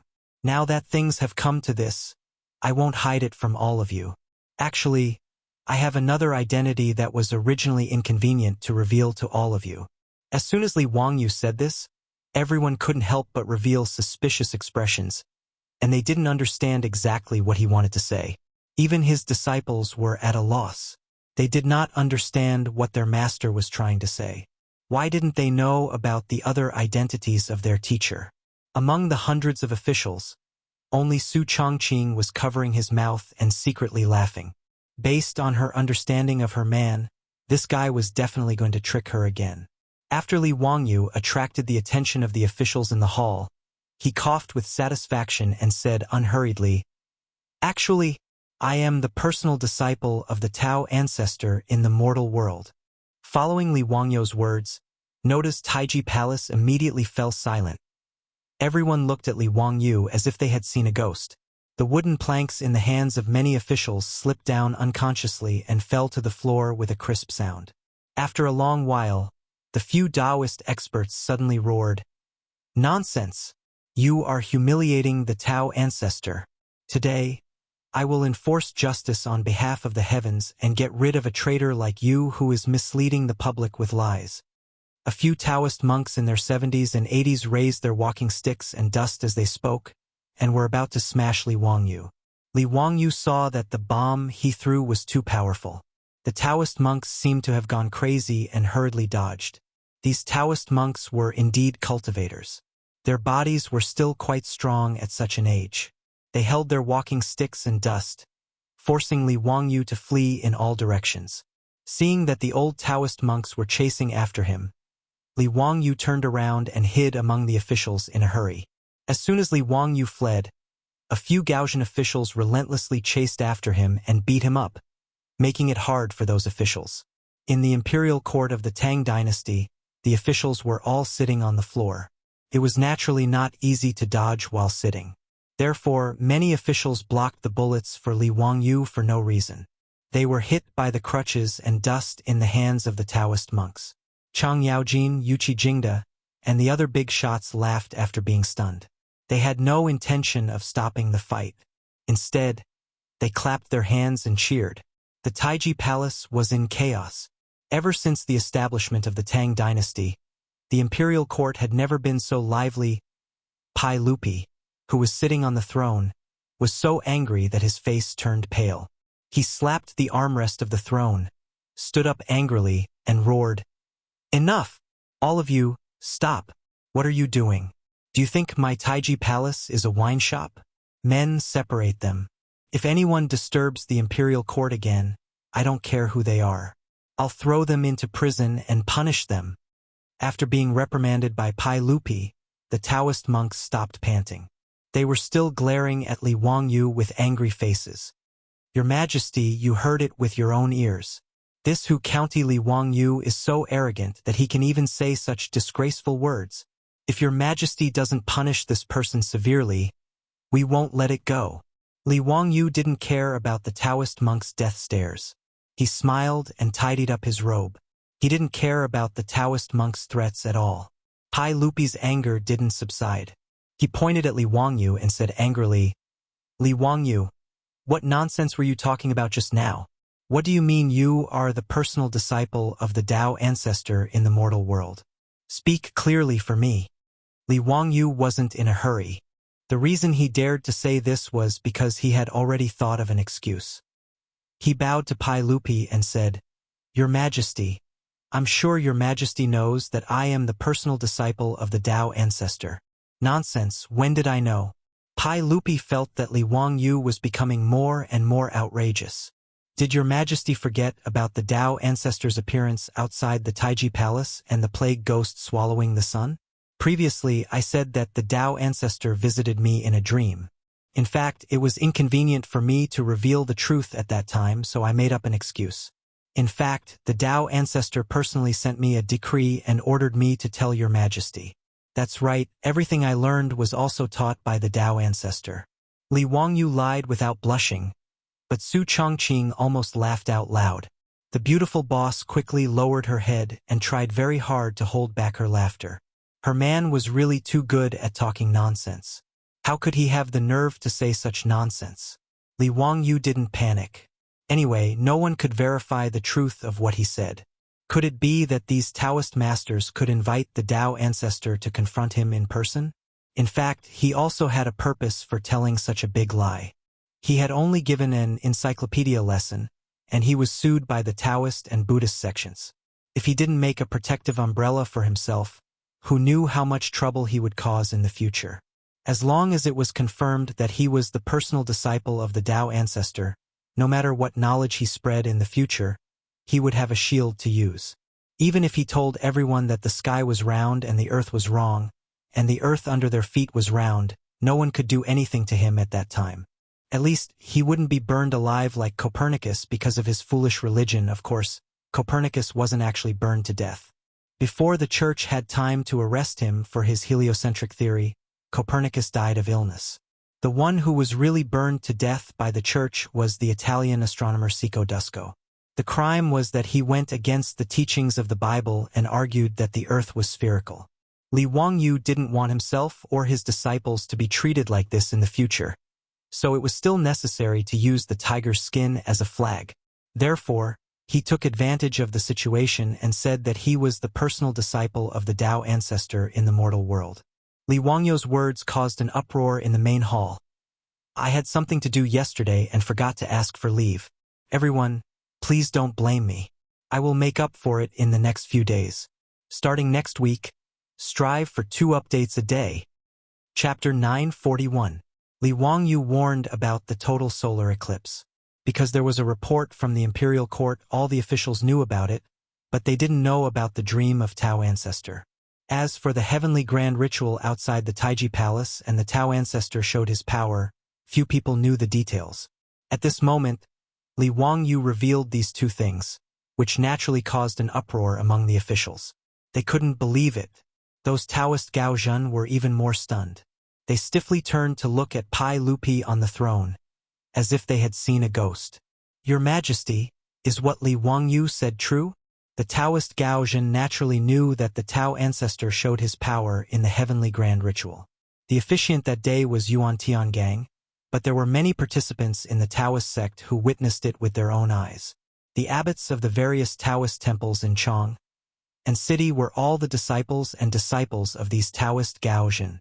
Therefore, these Taoist Gaozhen were very clear about the Taoist ancestors' divine manifestation. In the past 2 years, the Taoist sect in the Tang dynasty became more and more prosperous, which was also related to the Tao ancestor showing his power in public 2 years ago. Pai Lupi was also confused at this moment. For a long time, Li Wangyu had used the excuse of Tao ancestor showed his power in a dream to him. In fact, Pai Lupi was dubious about his nephew's statement. The Tao ancestor showed his power in a dream. This kind of nonsense was too perfunctory. However, Li Wangyu now said that he was the personal disciple of the Tao ancestor in the mortal world, which made Pai Lupi, the emperor of all ages, somewhat speechless. He instinctively didn't believe Li Wangyu's statement, but after thinking about it carefully, he felt that it might not be impossible. If his nephew was really the personal disciple of his ancestor Li Er in the mortal world, then everything seemed to be explainable. Pai Lupi firmly believed that the Tao ancestor showed his power in the heavenly grand ritual. If Li Wangyu was the Tao ancestor's disciple, then it would not be strange for him to know about this matter, including the matter of the plague ghost swallowing the sun. Also, this brat had come up with so many strange and incomparably miraculous things. Pai Lupi and his wife, Empress Zhangsun, had also privately gossiped.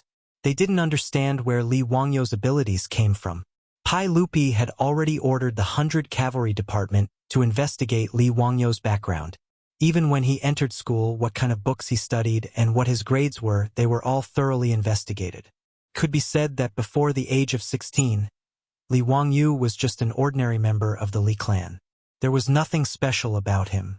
His nephew seemed to have been enlightened overnight. After he moved out of Hu County and returned to Dingzhou village, all kinds of wonderful poems and articles emerged one after another. All kinds of inventions and creations dazzled people's eyes. Originally, Pai Lupi and the other big shots thought that Li Wangyu was the reincarnation of some powerful Taoist. But after hearing Li Wangyu's words today, Pai Lupi was somewhat convinced. No matter how big the hole in Pai Lupi's brain was, he would never have thought that this Li Wangyu was not the Li Wangyu he knew. Even if Li Wangyu told him everything about time travel, Pai Lupi would probably be more willing to believe that his nephew had been accepted as a disciple by the Tao ancestor. After Pai Lupi's imagination filled in the gaps, he believed most of Li Wangyu's words. He nodded and said to the Taoist Gaojin, "Dear ministers, Zio told me about the Tao ancestor's divine manifestation and the plague spirit swallowing the sun in advance. As for whether he is the Tao ancestor's direct disciple, I have no way of knowing." Pai Lupi's words were tantamount to admitting Li Wangyu's words. This made the Taoist Gaojin bewildered. They suspiciously turned to look at Li Wangyu, who was smiling but not saying anything. Could it be that what this young man said was true? How was this possible?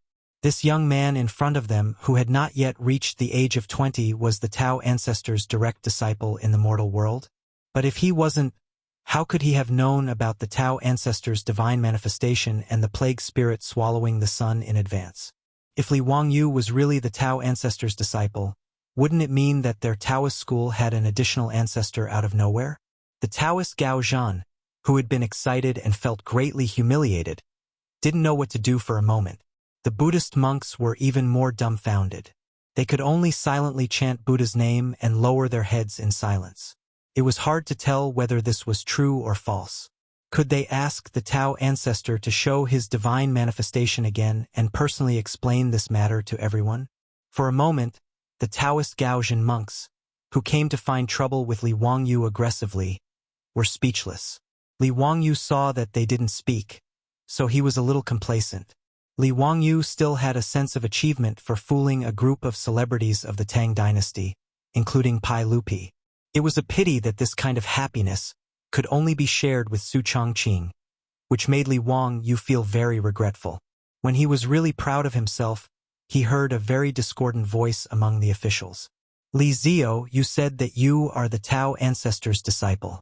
Do you have proof? I'm afraid it's not enough to convince people with just your empty words, right?" Li Wangyu looked at the source of the voice, but it was the old guy Wang Ying, the Grand Chongqing. The people of the Wang clan of Taiyuan were really haunting him. Li Wangyu silently complained in his heart. He didn't know if he ate the rice of the Wang clan in his previous life, so he was so hated. Wang Gong, what kind of proof do you want? He, do you think that master needs to announce to the world that he accepted me as a disciple? Or does he need to inform the Wang clan of Taiwan? Wang Ying was unmoved. He stroked his beard unhurriedly and said with a smile, Li Zio, what are you talking about? The Wang clan of Taiwan don't have such a big face. However, it's not easy to convince everyone that you are the Tao ancestor's disciple with just your one-sided words, right? It was impossible for the Taoist to ask the Tao ancestor to prove Li Wangyu's identity.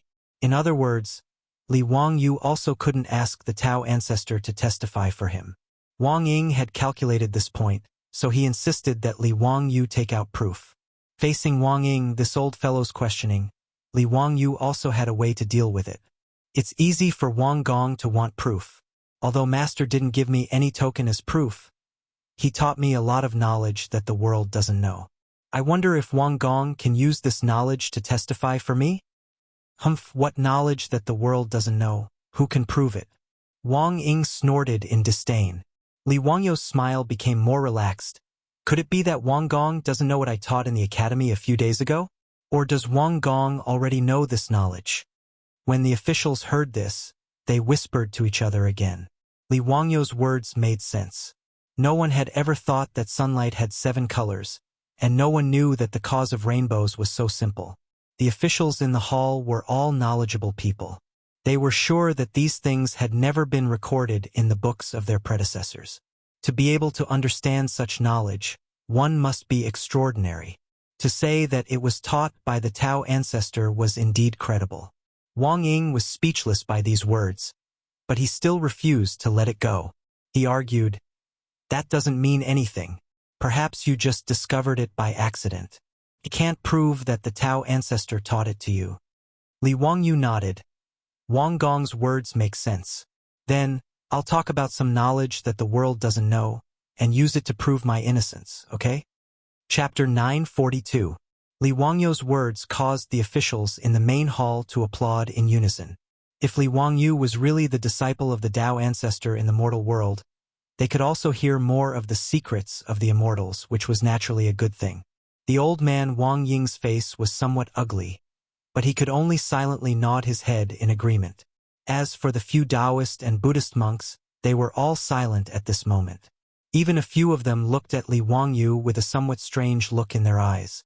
Obviously, today's scene was beyond their expectations. No one would have thought that complaining to Pai Lupi would actually evolve into such a situation. As for whether Li Wangyu was the disciple of the Tao ancestor in the mortal world, everyone had their own guesses. Now that Grand Minister Wang Ying jumped out to challenge Li Wangyu, these old foxes naturally remained silent and watched the changes. Only Pai Lupi had a conflicted expression. He already believed 70 to 80% of Li Wangyu's words. At this moment, when he heard his nephew say that he wanted to continue to tell everyone about the knowledge that the Tao ancestor had imparted to the world, Pai Lupi was dissatisfied. The stingy Pai Lupi had already subconsciously regarded this knowledge as the wealth of the Li clan. The Tao ancestor was his ancestor, and Li Wangyu was his nephew. This knowledge that the world did not know naturally belonged to the royal family of the Li clan. How could it be easily known to outsiders?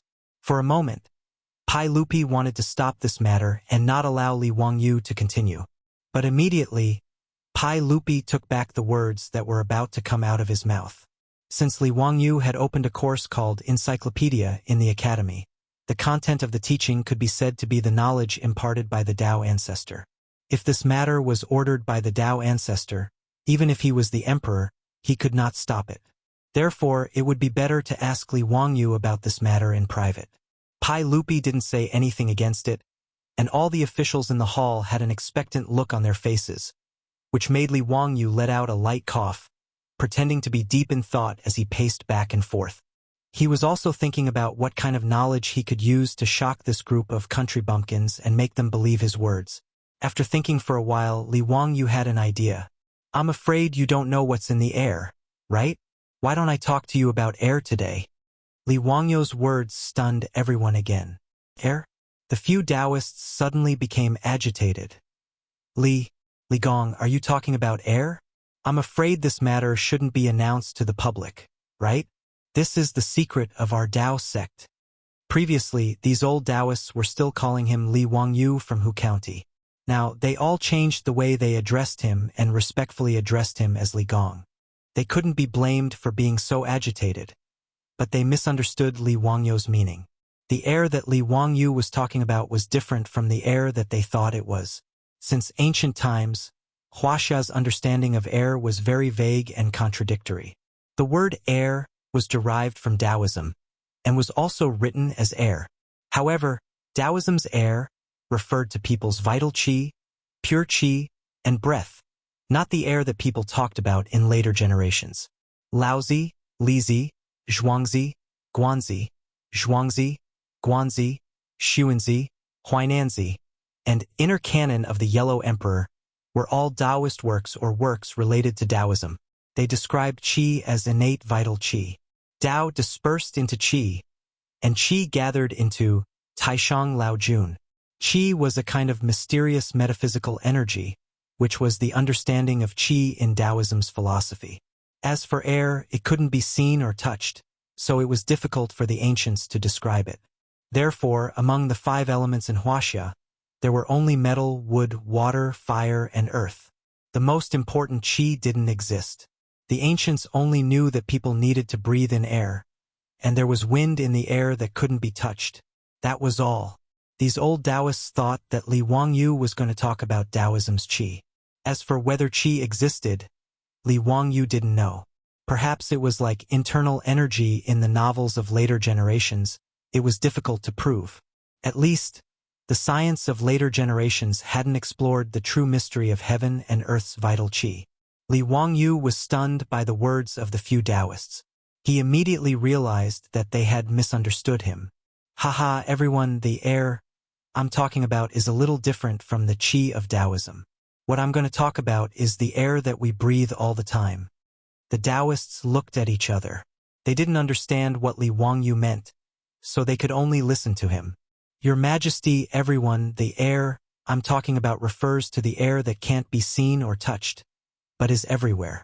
We can't leave it for even a moment. The word qi refers to the qi of smell. Everyone in the hall, including Pai Lupi, quieted down and listened attentively to Li Wangyu's words. Even that old fellow Wang Ying, although he didn't like Li Wangyu, listened attentively. Everyone might not know this, but the air around us seems empty, but it's actually not. Air is mainly made up of oxygen and nitrogen, and oxygen is the source of life for us. Li Wangyu poured out all the knowledge he could remember about air. He picked out the content that everyone could understand, as if he was giving a scientific lecture. This knowledge that they had never heard of before left everyone dumbfounded. Many of the officials couldn't help but reach out and grab at the air a few times, as if they wanted to see if they could grab oxygen from the air. Unlike Li Wangyu's explanation of the composition of sunlight, air was a mysterious existence to everyone. At least they could see and feel the warmth of sunlight, but air was really incomprehensible to the Tang people. After Li Wangyu finished his scientific lecture on air, everyone was silent. They lowered their heads and pondered, digesting the knowledge. The few Taoist faction high monks and Buddhist faction high monks were in deep thought. Whether it was Taoism or Buddhism, there were methods on how to meditate and regulate one's breath, and the key point was breathing. However, they never knew that there were so many substances in the air. Then what was it that they meditated and breathed? Wang Ying, the Grand Minister, chuckled and said, "Li Zio, who can prove what you said? Since air can't be seen or touched, how do we know that what you said is right? That it's the knowledge imparted by the Taoist ancestor, and not something that you made up yourself?" Before Li Wangyu could reply to Wang Ying's words, the few Taoist Gaoxian frowned and retorted, "Lord Wang, be careful with your words. Although we don't really understand what Li Gong said, we know very well that Li Gong definitely didn't make it up." Wang Ying, the Grand Minister, was so angry that his nose was almost crooked. He felt that he was kind enough to help these Taoist Gaoxian and question Li Wangyu. How could these Taoist Gaoxian be so ungrateful? But before he could refute, Li Wangyu said with a smile, "Lord Wang, you don't understand. Even if air can't be seen or touched, I have a way to prove what I said just now. Chapter 943. Li Wangyu did not have the ability to separate oxygen and nitrogen from the air, but it was not difficult to prove that the air was not empty. The combustion test could prove the existence of oxygen. The famous physics experiment, the Magdeburg hemispherical experiment, was enough to prove that the air was not empty and clearly proved the existence of atmospheric pressure. It is not difficult to prove what I said just now. Your Majesty, everyone, Master once told me that all of us are under the pressure of the air at all times. Well, it's roughly equivalent to... Li Wangyu silently calculated in his heart and gave an answer. It's roughly equivalent to the weight of 200 stones. A standard atmospheric pressure was equivalent to 10 tons per cubic meter. 1 ton was 1,000 kilograms. 2,000 kilograms was roughly equivalent to 20 stones in the Tang dynasty. Anyone who studied physics in junior high school would understand that because the atmospheric pressure in the human body was balanced with the atmospheric pressure outside, the human body would not be squashed by the atmospheric pressure, and the human body could not feel the existence of atmospheric pressure. Atmospheric pressure was common knowledge in the later generations, but the Tang people did not understand it. Li Wangyu's words were pure nonsense in the ears of everyone. Wang Ying immediately jumped out as if he had caught Li Wangyu's weakness. Haha, this old man thought that Li Zio would say something amazing, but I didn't expect that you would speak so carelessly and talk nonsense. If each of us was pressed with 200 stones of air, wouldn't we have been crushed to death long ago? As he spoke, he even jumped twice in the hall without caring about his old arms and legs. Li Zio, do you think that this old man is also an immortal? Can I still run and jump with 200 stones of air on my back? Wang Ying's words immediately caused a burst of laughter in the Taiji Palace. Everyone did not know whether what Li Wangyu said was true or false, so they did not dare to refute. But if he said that each of them was pressed with 200 stones of air on their back, this was too ridiculous, and none of the officials would believe it. A few officials from the aristocratic families immediately laughed and echoed, "Duke Li, could it be that you have cultivated an illusion with the Tao ancestor? How can you say such a ridiculous thing?" So it turns out that I'm so powerful. I can carry a weight of 200 stones and still walk as if I'm flying. TSK. Looks like I'm about to become an immortal. That's right. It turns out that we're already ranked among the immortals. If Eunuch Li hadn't told us, we wouldn't have known. Ha ha ha ha.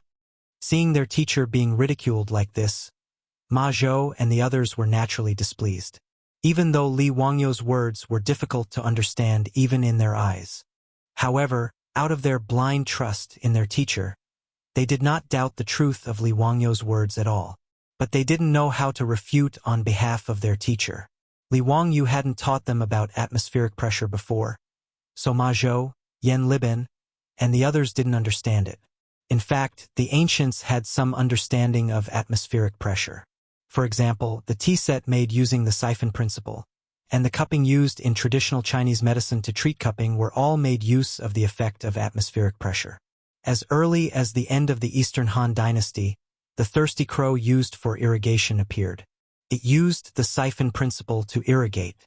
However, it was limited to this. The ancients didn't have any in-depth theoretical research on atmospheric pressure. In the face of Wang Ying and the others' unscrupulous ridicule, Li Wangyu wasn't the least bit annoyed. He just looked at this group of people as if he was looking at fools.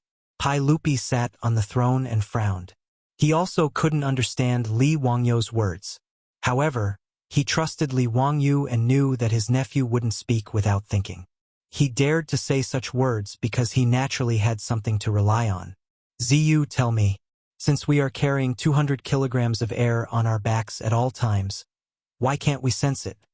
Pai Lupi opened his mouth, and those officials who were still ridiculing Li Wangyu could only shut their mouths.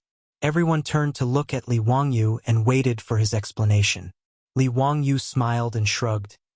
Your Majesty, this matter is complicated, but it can't be explained in 1 or 2 sentences.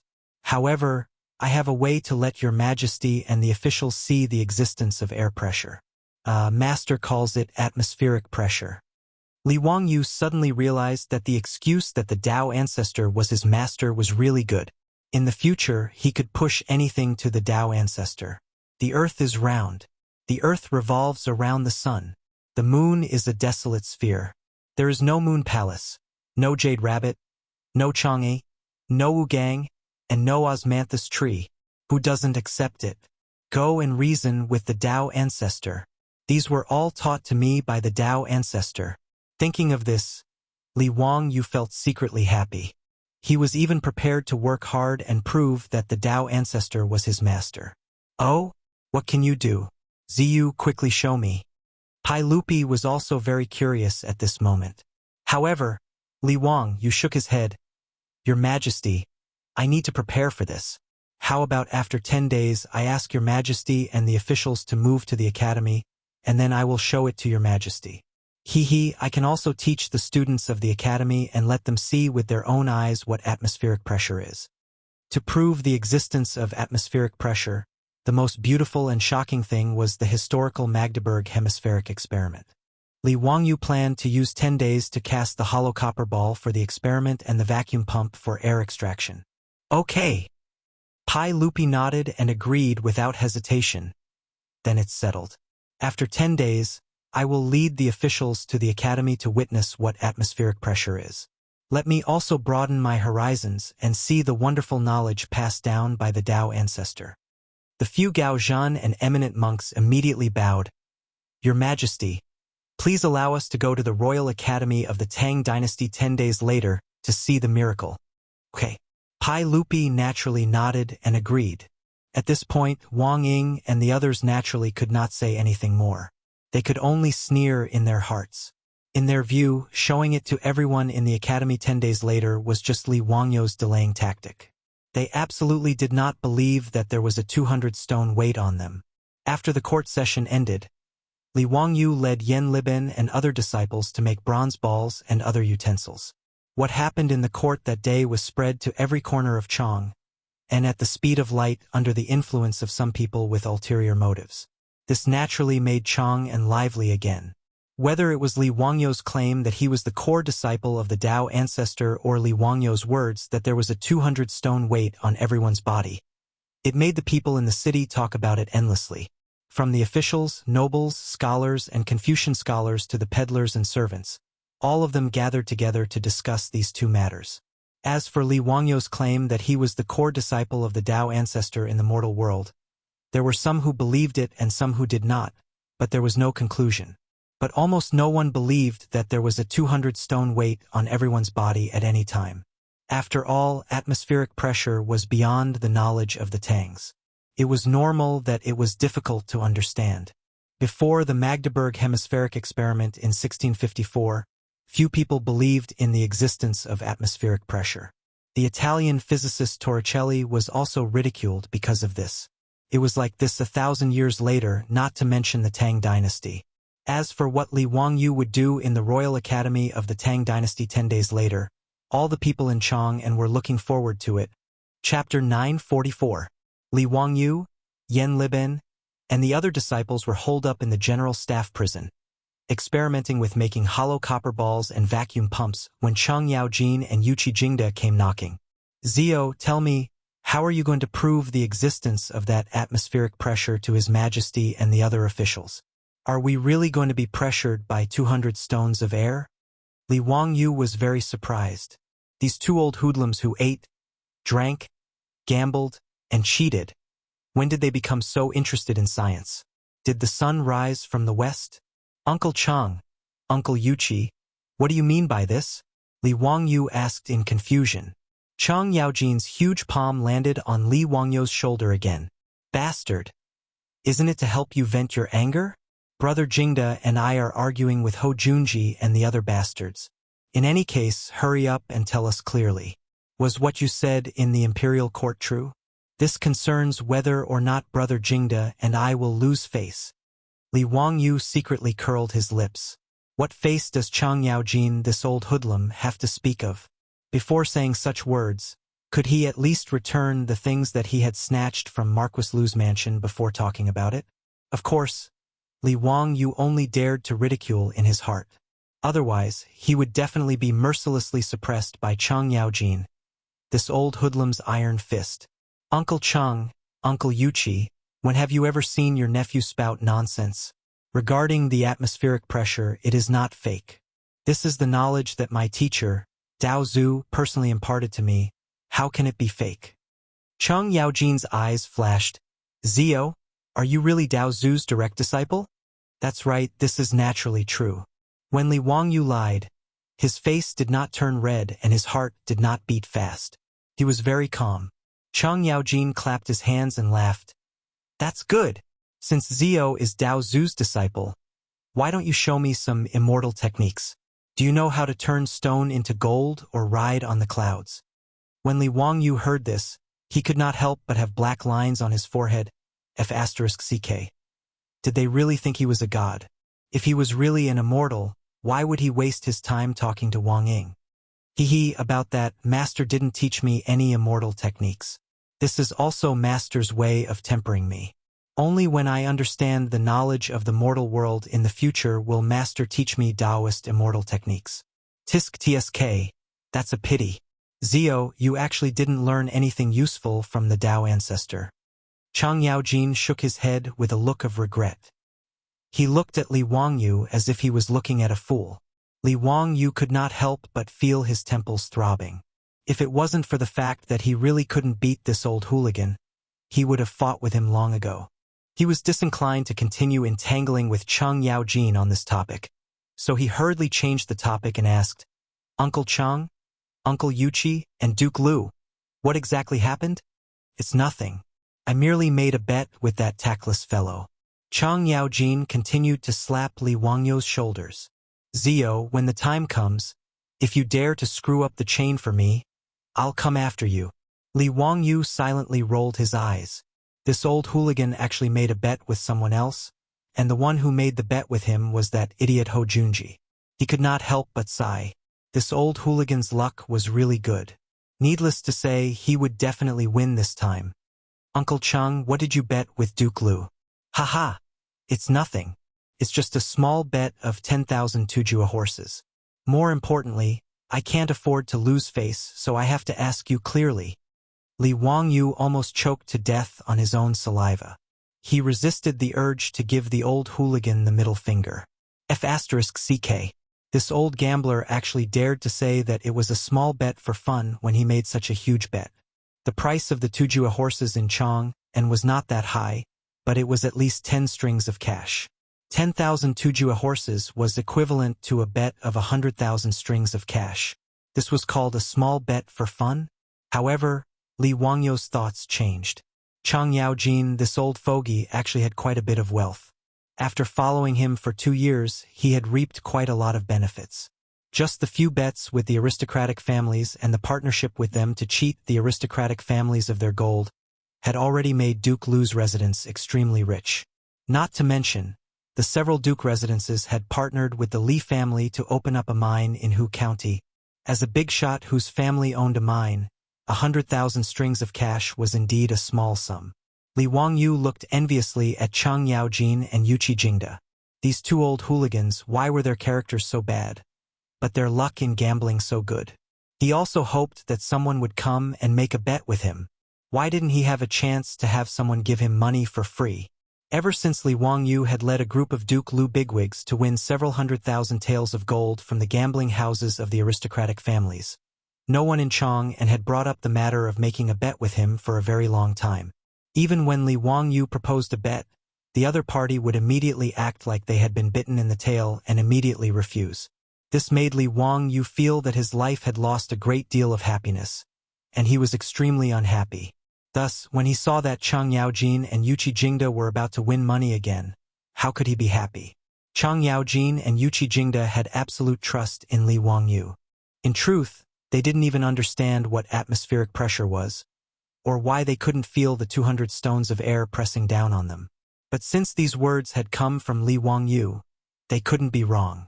After learning that they were about to make a large sum of money, Cheng Yaojin became even more smug and began to shamelessly boast about himself. Through Cheng Yaojin's words, Li Wangyu learned the reason for their bet with Ho Junji and the others. In the last few days, Li Wangyu's words had caused Chang'an to become very noisy. When people met, they couldn't avoid talking about this topic. Yesterday, when Chang Yaojin, Yuqi Jingde, and Hou Junji were watching a play in the Tang Dynasty Theater, they had naturally brought up this matter.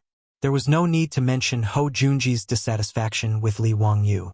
Although he was Pai Lupi's trusted aide, when it came to dissing Li Wangyu, he firmly stood on the side of the aristocratic clans. Thus, as they chatted, Hou Junji's words were filled with ridicule and disdain for Li Wangyu. Because Chang Yaojin and Yuqi Jingde were close to Li Wangyu, they weren't willing to listen to these words, and the several bigwigs began to argue. Everyone said they were right, and everyone said they were right. As they argued, they naturally brought up the bet. Thus, in a few days, whether Li Wangyu could prove the existence of air pressure in the Tang Dynasty's Royal Academy became a bet. Although the bet had been set, the old hooligan wasn't very confident. This was also the reason why Chang Yaojin and Yuqi Jingde had anxiously come to find Li Wangyu to inquire about the details. After understanding the whole story, Li Wangyu couldn't help but smile. Congratulations, Uncle Chang and Uncle Yuqi. The two of you are going to make a fortune this time. This little nephew dares to guarantee that Duke Lu will definitely lose this time. Wahahaha, with these words of yours, this old man can be at ease. Otherwise, if this old man loses, I might have to bring my entire family to live in your residence. Chang Yaojin's words made Li Wangyu break out in a cold sweat. When he thought of the frightening scene of Chang Yaojin bringing his entire family to his residence, he couldn't help but shiver. The hell? This old hooligan is really unreasonable. After chatting for a while, the two old hooligans took their leave in satisfaction. Li Wangyu secretly wiped the sweat off his forehead. Just as he was about to return to work, Niu Wu came to report that the silk pants had come. Chapter 945. When Du Ruhui passed away due to illness, the two brothers, Du He and Du Go, blamed Li Wangyu because of their grief. However, Du He and Du Go were not ignorant people. After the pain of losing their father slowly dissipated, they also knew that the two brothers had wronged Li Wangyu. Under the urging of a group of debauches, the Du brothers went to Dingzhou village to drink and chat merrily with Li Wangyu. After getting drunk, the little bit of awkwardness from before was eliminated and the group of brothers reconciled. Li Wangyu was grounded in Dingzhou village by Pai Lupi and could not go to Chang'an. This group of debauches went to Dingzhou village every few days. They called it visiting brothers, but Li Wangyu felt that this group of scoundrels were here to eat up the rich. They ate his food, drank his water, and even took liberties with the servants in his residence. Shameless and vulgar, Li Wangyu did not find it strange that these debauches came to find him again. In Taiji Palace, he had boasted so much in front of all the officials. It would be strange if this group of debauches did not come to find him. Sure enough, the first thing Chang Chumo said when they met was, "Ziyu, tell your brothers, how are you going to prove the existence of that atmospheric pressure to His Majesty and all the officials? Are we really going to be pressured by 200 shur of air at any time?" Li Wangyu was speechless. Sure enough, they were all from the Cheng family. The first thing they said when they met was exactly the same. "Brothers, could it be that you've also made a bet with someone?" Chang Chumo was stunned. "Ziyu, how did you know?" Li Wangyu directly raised his middle finger at the group of debauches. "Before you came, Uncle Chang and Uncle Yuqi had just left. Their words were exactly the same as yours." Chang Chumo, Chang Chuliang, and Chang Chubi looked at each other and then at the Yuqi twins. They could not help but laugh. "Ziyu, this is called a tiger father will not have a dog son. When brothers fight, father and son go to war." Li Wangyu's eyes almost rolled to the sky. What kind of nonsense was this? This uncultured pig.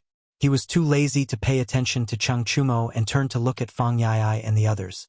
"Tell me, who did you bet with this time? What did you bet on?" The debauches laughed heartily. "Of course it's still that group of nobles. Other than them, where else would there be idiots who would rush to give us and our brothers money? Yesterday, her brothers ran into those bastards at Peace Square. They actually dared to insult Zio verbally. My brothers argued with them, and after a while they decided to make a bet. Wang Ziqiao from the Wang clan of Taiyuan, Cui Daoger from the Cui clan of Qinghe, Cui Hong from the Cui clan of Bowling, and Lu Xiang from the Lu clan of Fanyang. As Li Wangyu's title of nobility gradually rose, they no longer dared to make a fuss in front of Li Wangyu. Last year, Pai Lupi used the case of missing gold as an excuse to drive out the heads of the 5 noble families from the imperial court. After that, the sons of the noble families lay low for a long time. However, the influence of the noble families in the imperial court was still enormous. Naturally, these sons of the noble families would not become obedient children because of this. Li Wangyu had long heard from the debauches that in Chang'an city, he still had a lot of friction with these sons of the noble families. What did you bet on? We didn't bet on anything. You also know that our brothers are poor and can't take out much copper coins. Moreover, gambling is too vulgar, so we didn't bet on anything. Chang Chumo laughed. Li Wangyu nodded, understanding that these debauches were also embarrassed about their lack of money. Although he, Li Wangyu, had made a fortune, and along the way even the dukes close to him had all made a lot of money. However, other than the 2 brothers, Du He and Du Go, the other families and manors were still not in the position of these debauches to make decisions. Therefore, they were still relying on the pocket money that their families gave them every month to live. Of course, although it was called pocket money, if it was placed in the homes of ordinary people, it would be a huge sum of money. However, for the debauches, the expenses were also large. Therefore, this group of debauches were actually poor ghosts, unable to take out a few hundred strings of copper coins in their pockets. Then what did you bet on with Wang Ziqiao and the others? Li Wangyu asked curiously. Just a few dozen beautiful maidservants. Fang Yi rushed to answer. Speaking of which, compared to the little nurses in Union Medical Hospital, they are a lot less beautiful. It's better than nothing. When Li Wangyu heard this, his nose almost became crooked from anger. Damn! This group of bastards is really annoying and infuriating. Li Wangyu suddenly felt very stifled. He had led a group of disciples and worked tirelessly here to test the vacuum pump. But Cheng Yaojin, this old hooligan, and these debauches were actually enjoying the fruits of others' labor. There were those who won horses, those who won beautiful maidservants. Damn! For a moment, Li Wangyu wanted to kick back and stop. It would be best if these bastards all lost. Of course, this kind of thing was just a thought. Ziyu, you can't lose, your brother's happiness is all on your shoulders. Chang Chumo's old face was thick, but he didn't forget to remind him again and again. After angrily driving away all the debauches who had come to inquire about the news, Li Wangyu looked up to the sky and sighed. When heaven is about to give a great responsibility to a great man, it must first make his will suffer, and his muscles and bones toil. I really have a hard life. On the side, Niu Wu's face twitched a couple of times. In his heart, he was crazily complaining about his Lang Jun. With such a lazy temperament, how could he have the nerve to say such things? Li Wangyu sighed and turned his head to continue to study the vacuum pump with Yan Libin and the others. The hemispherical experiment at Magdeburg Castle was not difficult. 2 copper hemispherical hollow hemispheres were filled with water and joined together. In the middle, there was a layer of leather soaked with oil to make the 2 hemispheres completely close together. One of the hemispheres had a connecting pipe to connect to the vacuum pump, and there was a valve that could be closed. Using the vacuum pump, after all the water in the hemispheres had been sucked out, the 2 hemispheres would be squeezed tightly together by the surrounding atmosphere. When Su Chongqing, the white-bone fairy, was traveling in Germany, he had visited the Deutsches Museum in Munich to see the 2 hemispheres that Keurig had used for the experiment. 2 copper hemispheres with a diameter of 50 centimeters were not difficult at all. Li Wangyu had already ordered the craftsmen to make them. But the most difficult thing to repeat the experiment at Magdeburg Castle was the manufacturing of the vacuum pump. The mayor of Magdeburg, Otto von Guericke, was also a German physicist. He invented the piston vacuum pump, which made the experiment at Magdeburg Castle possible. Li Wangyu wanted to repeat this historical experiment in the Tang dynasty, but he hit a nail on the head on how to manufacture the piston vacuum pump. Li Wangyu knew the principle of the piston vacuum pump. It relied on the piston in the cylinder of the vacuum pump to reciprocate to suck in and exhaust gas. But knowing the theory was one thing, and actually manufacturing this thing was another thing. In any case, the vacuum pump was a modern industrial product. It was not easy to replicate it in the Tang dynasty. Li Wangyu, Yan Libin, and the others studied it for 2 or 3 days, but they had no clue. This naturally made Li Wangyu very depressed. He did not understand. In the novels he read in the future, it was very easy for those pigs to make the Magdeburg hemispherical experiment. Why was it so difficult for him to copy and cheat? There is one more chapter. I will upload it in 2 hours. By the way, I want to complain about WPS. They actually turned off the voice reading function. Old Long is used to reading every chapter by voice to check for typos. Without this function, it is really troublesome. There are probably a lot of typos in the recent chapters. Please bear with it. Chapter 946. 10 days later, the Royal Academy of the Tang Dynasty, located on the other side of the Gan River in Dingzhou village, was bustling with activity. The academy in Noda was full of nobles in luxurious clothes. Hearing that Li Wangyu was going to show His Majesty and the officials what atmospheric pressure was, the relatives of the officials were all itching to see it. Who didn't want to see such a lively scene? Unable to resist the pleading of the women in the mansion, Fang Xianling and other marquises took the lead and asked Pai Lupi to allow the officials to bring their relatives to the academy today to watch the grand event. Pai Lupi naturally nodded and agreed.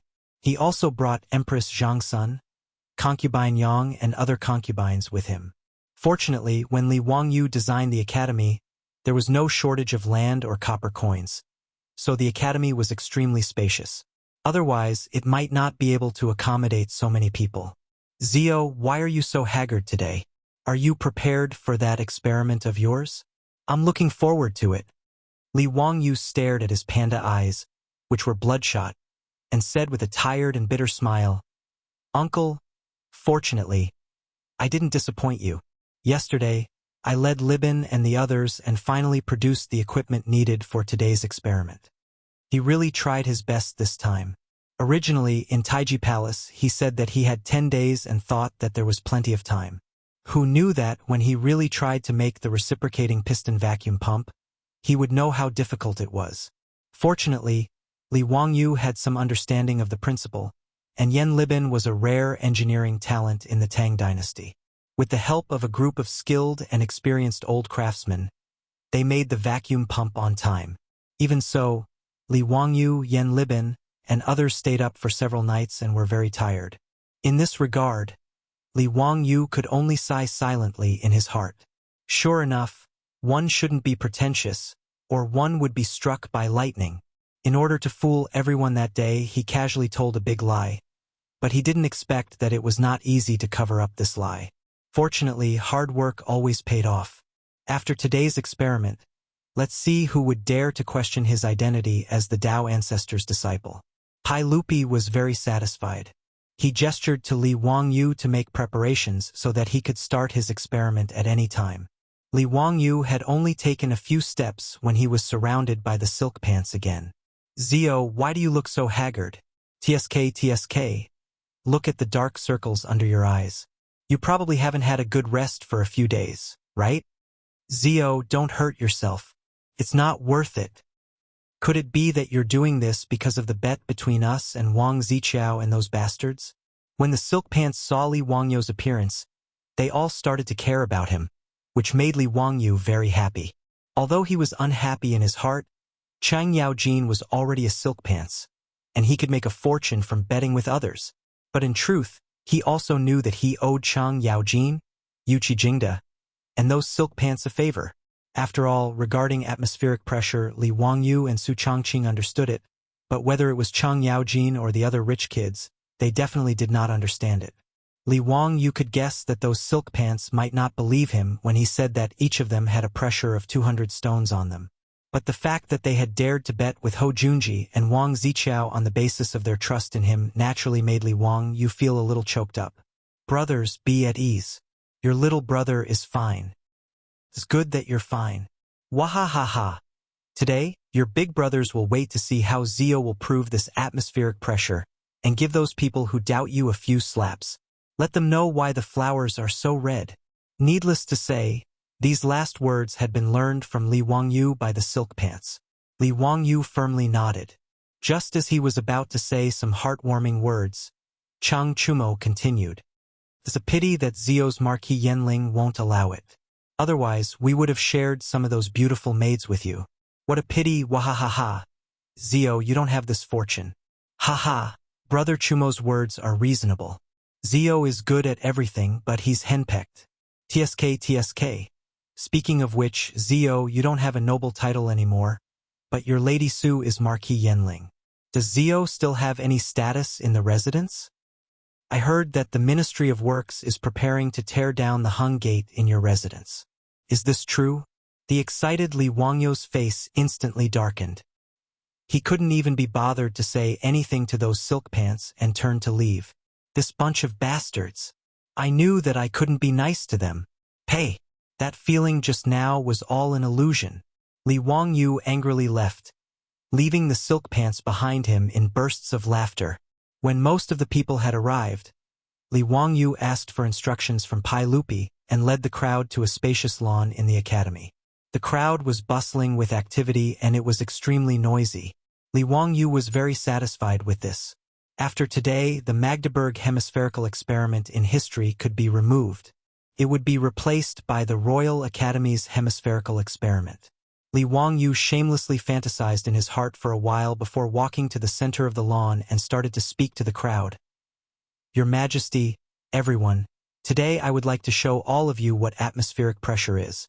This is also the knowledge that my master, the Tao ancestor, imparted to me. Just like what I said 10 days ago in the Taiji Palace, every one of us, at any time and place, carries the weight of 200 stones of air on our backs. But why can't we feel it? It's very simple because there are all kinds of pressures in our bodies. For example, blood has blood pressure, and there is air in the stomach and lungs. This makes the pressure inside the human body equal to the atmospheric pressure outside. Therefore, we can't feel the existence of atmospheric pressure. But just because we can't feel it doesn't mean that atmospheric pressure doesn't exist. Today, I will prove this point to all of you. As Li Wangyu spoke, he motioned for Ma Zhou and Yen Libin to come forward and present the two hollow copper hemispherical balls. Everyone, these two hollow hemispherical balls, when put together, form a complete copper ball. As Li Wangyu spoke, he motioned for Ma Zhou and Yen Libin to put the hemispherical balls together. These two hemispherical balls don't have any mechanisms in between. Therefore, when they are put together, there is no need to use force and they can be easily separated. Li Wangyu motioned for Ma Zhou and Yen Libin to separate the copper balls again.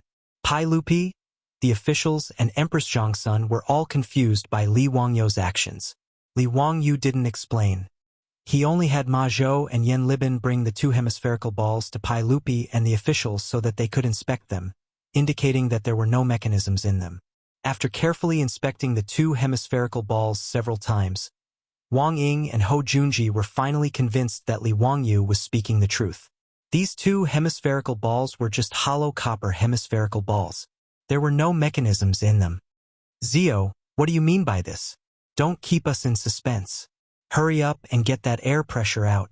Cheng Yaojin impatiently shouted. Li Wangyu silently rolled his eyes. He was too lazy to pay attention to this uncultured old hooligan. He began to command Ma Zhou and Yen Libin to fill the copper ball with water and then connect it to the piston vacuum pump for pumping water. He also summoned Niu Wu and the other officials from his residence and began to pull on the pistons, slowly extracting the water from the copper balls. As the water was slowly extracted, the pistons became more and more difficult to pull. In the end, when 3 or 4 muscular men were no longer able to pull on the pistons, Li Wangyu finally had Ma Zhou close the valve on the copper balls. Everyone, now is the time to witness a miracle. Every chapter has been ridiculed for being water. Fine, I'll lay my cards on the table. In truth, I'm a water god. I don't produce water. I'm just nature's porter. Everyone, please pay the water bill. Chapter 947. Li Wangyu's busyness, however, left everyone puzzled. No one knew what he was trying to do. It wasn't until Li Wangyu bent down to pick up the copper coin and casually tossed it to the ground that everyone was shocked to discover that the two hemispheres hadn't split apart. It was as if they were a complete copper ball. No matter how Li Wangyu kicked and rolled, the copper ball did not crack. Ziyu, what kind of magic trick are you playing? Why did the two hemispheres merge into one? Cheng Yaojin asked loudly. Li Wangyu was waiting for someone to ask. He nodded at Cheng Yaojin with satisfaction and explained, Your Majesty, everyone, after all the water in the copper ball was extracted, there is no water or air in the copper ball. My master called it vacuum, which is also the void, a space with nothing. Before he could finish his words and explain in detail, he saw a few figures stumbling over. Master Li, is what you said true? Is there a vacuum in the copper ball? Amitba, the vacuum that Master Li is talking about, is it the vacuum in the Buddhist sutras? It was the Taoist and Buddhist monks who were agitated by Li Wangyu's words. The word vacuum in the future referred to when the air pressure in the container was lower than atmospheric pressure, and the part that was lower than atmospheric pressure was called vacuum. However, there was a word vacuum in Wuxia since ancient times. It referred to nothingness, which was the nothingness of Taoism. The emptiness of Buddhism was also borrowed from this concept. Buddhism liked to talk about emptiness, while Taoism liked to talk about nothingness. In fact, the original meaning of both was very similar. At this moment, when the Taoist and Buddhist monks heard that Li Wangyu had created a vacuum in the copper ball in front of them, how could they not be agitated? Li Wangyu was also slightly surprised, but he did not bother to correct them. Regardless of whether it was Buddhism or Taoism, excluding the philosophical and spiritual aspects, the vacuum in their sutras referred to nothing. After receiving Li Wangyu's confirmation, the Taoist and Buddhist monks became even more agitated. Eunuch Li, can you create a larger vacuum for us? Is it possible for me to enter and experience cultivation? Amitba, Benefactor Li, my Buddhist sect also has the same idea. I hope that Benefactor Li can fulfill our wish. If Benefactor Li is willing to lend our Buddhist sect a hand, Buddhist sect will do everything we can to repay Benefactor's kindness. Li Wangyu was dumbfounded when he heard the words of the few high monks. To cultivate in a vacuum environment? This was crazy. In later years, there were movies that depicted people suddenly entering a vacuum environment. Due to the pressure, they would expand and then explode. This was actually incorrect. Entering a vacuum state, the blood in the human body would rapidly boil, and the surface of the body would expand. 10 seconds later, the oxygen absorbed by the lungs would be transported to the brain through the circulatory system. The person would then lose consciousness and go into shock, followed by death due to hypoxia. This was something that almost everyone knew in the future. No one would be stupid enough to run into a vacuum environment. However, the Tangs naturally did not understand this. When these Taoist monks heard the word vacuum, they were so excited that they forgot about everything else. After being stunned, Li Wangyu could only smile bitterly and explain the consequences of entering a vacuum environment to the Taoist monks. When Gao Zhen and the eminent monks heard what he said, their expressions changed. They were skeptical, but they could only give up the idea of suicide for the time being. Li Wangyu then continued to explain to Pai Lupi and the others, why do the two hemispheres merge into one? The reason is very simple.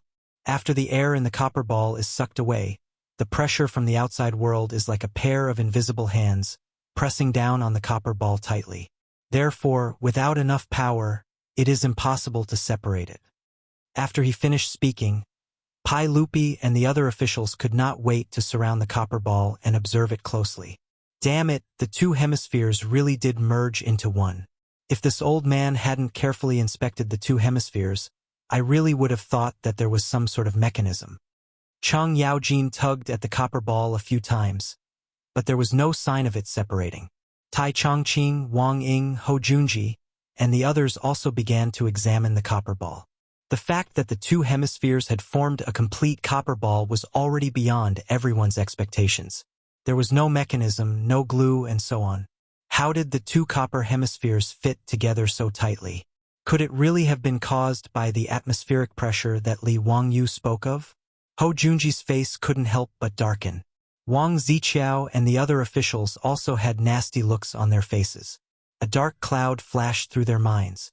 It didn't matter if they lost some money, but to them, losing face was more important. Now that the truth was before them, They began to somewhat believe Li Wangyou's claims about atmospheric pressure. Wang Ying continued to stiffen his neck as he stubbornly protested. Even if these two copper balls are being held together by some sort of atmospheric pressure, that doesn't mean that we have to endure 200 dan of air at all times. Right? Li Wangyou looked at Wang Ying like he was an idiot. Whether or not it's really 200 dan of air, Lord Wang will know once you try. You can try and see if you can separate the copper balls. Humph, this old man naturally doesn't have that much strength. Chang Yaojin, Yuqi Jingda, and the other generals immediately stepped forward, each of them grabbing one end of the copper ball and pulling it apart. But no matter how courageous they were, they could not move the copper ball in the slightest. The officials began to step forward to try and pull the copper ball apart. Even Pai Lupi excitedly went forward to try. Li Wangyou smiled but didn't say anything. Even Ma Zhou, Yan Liben, and the others had smiles in their eyes. The hemispherical experiment was naturally not the first time today. After successfully building the piston vacuum pump, Li Wangyou and a group of disciples had personally experimented with it. Otherwise, he would not have dared to conduct this experiment in front of everyone. If there was a problem, it would be a big joke. Ma Zhou, Yan Liben, and the other disciples had already learned about atmospheric pressure from Li Wangyou.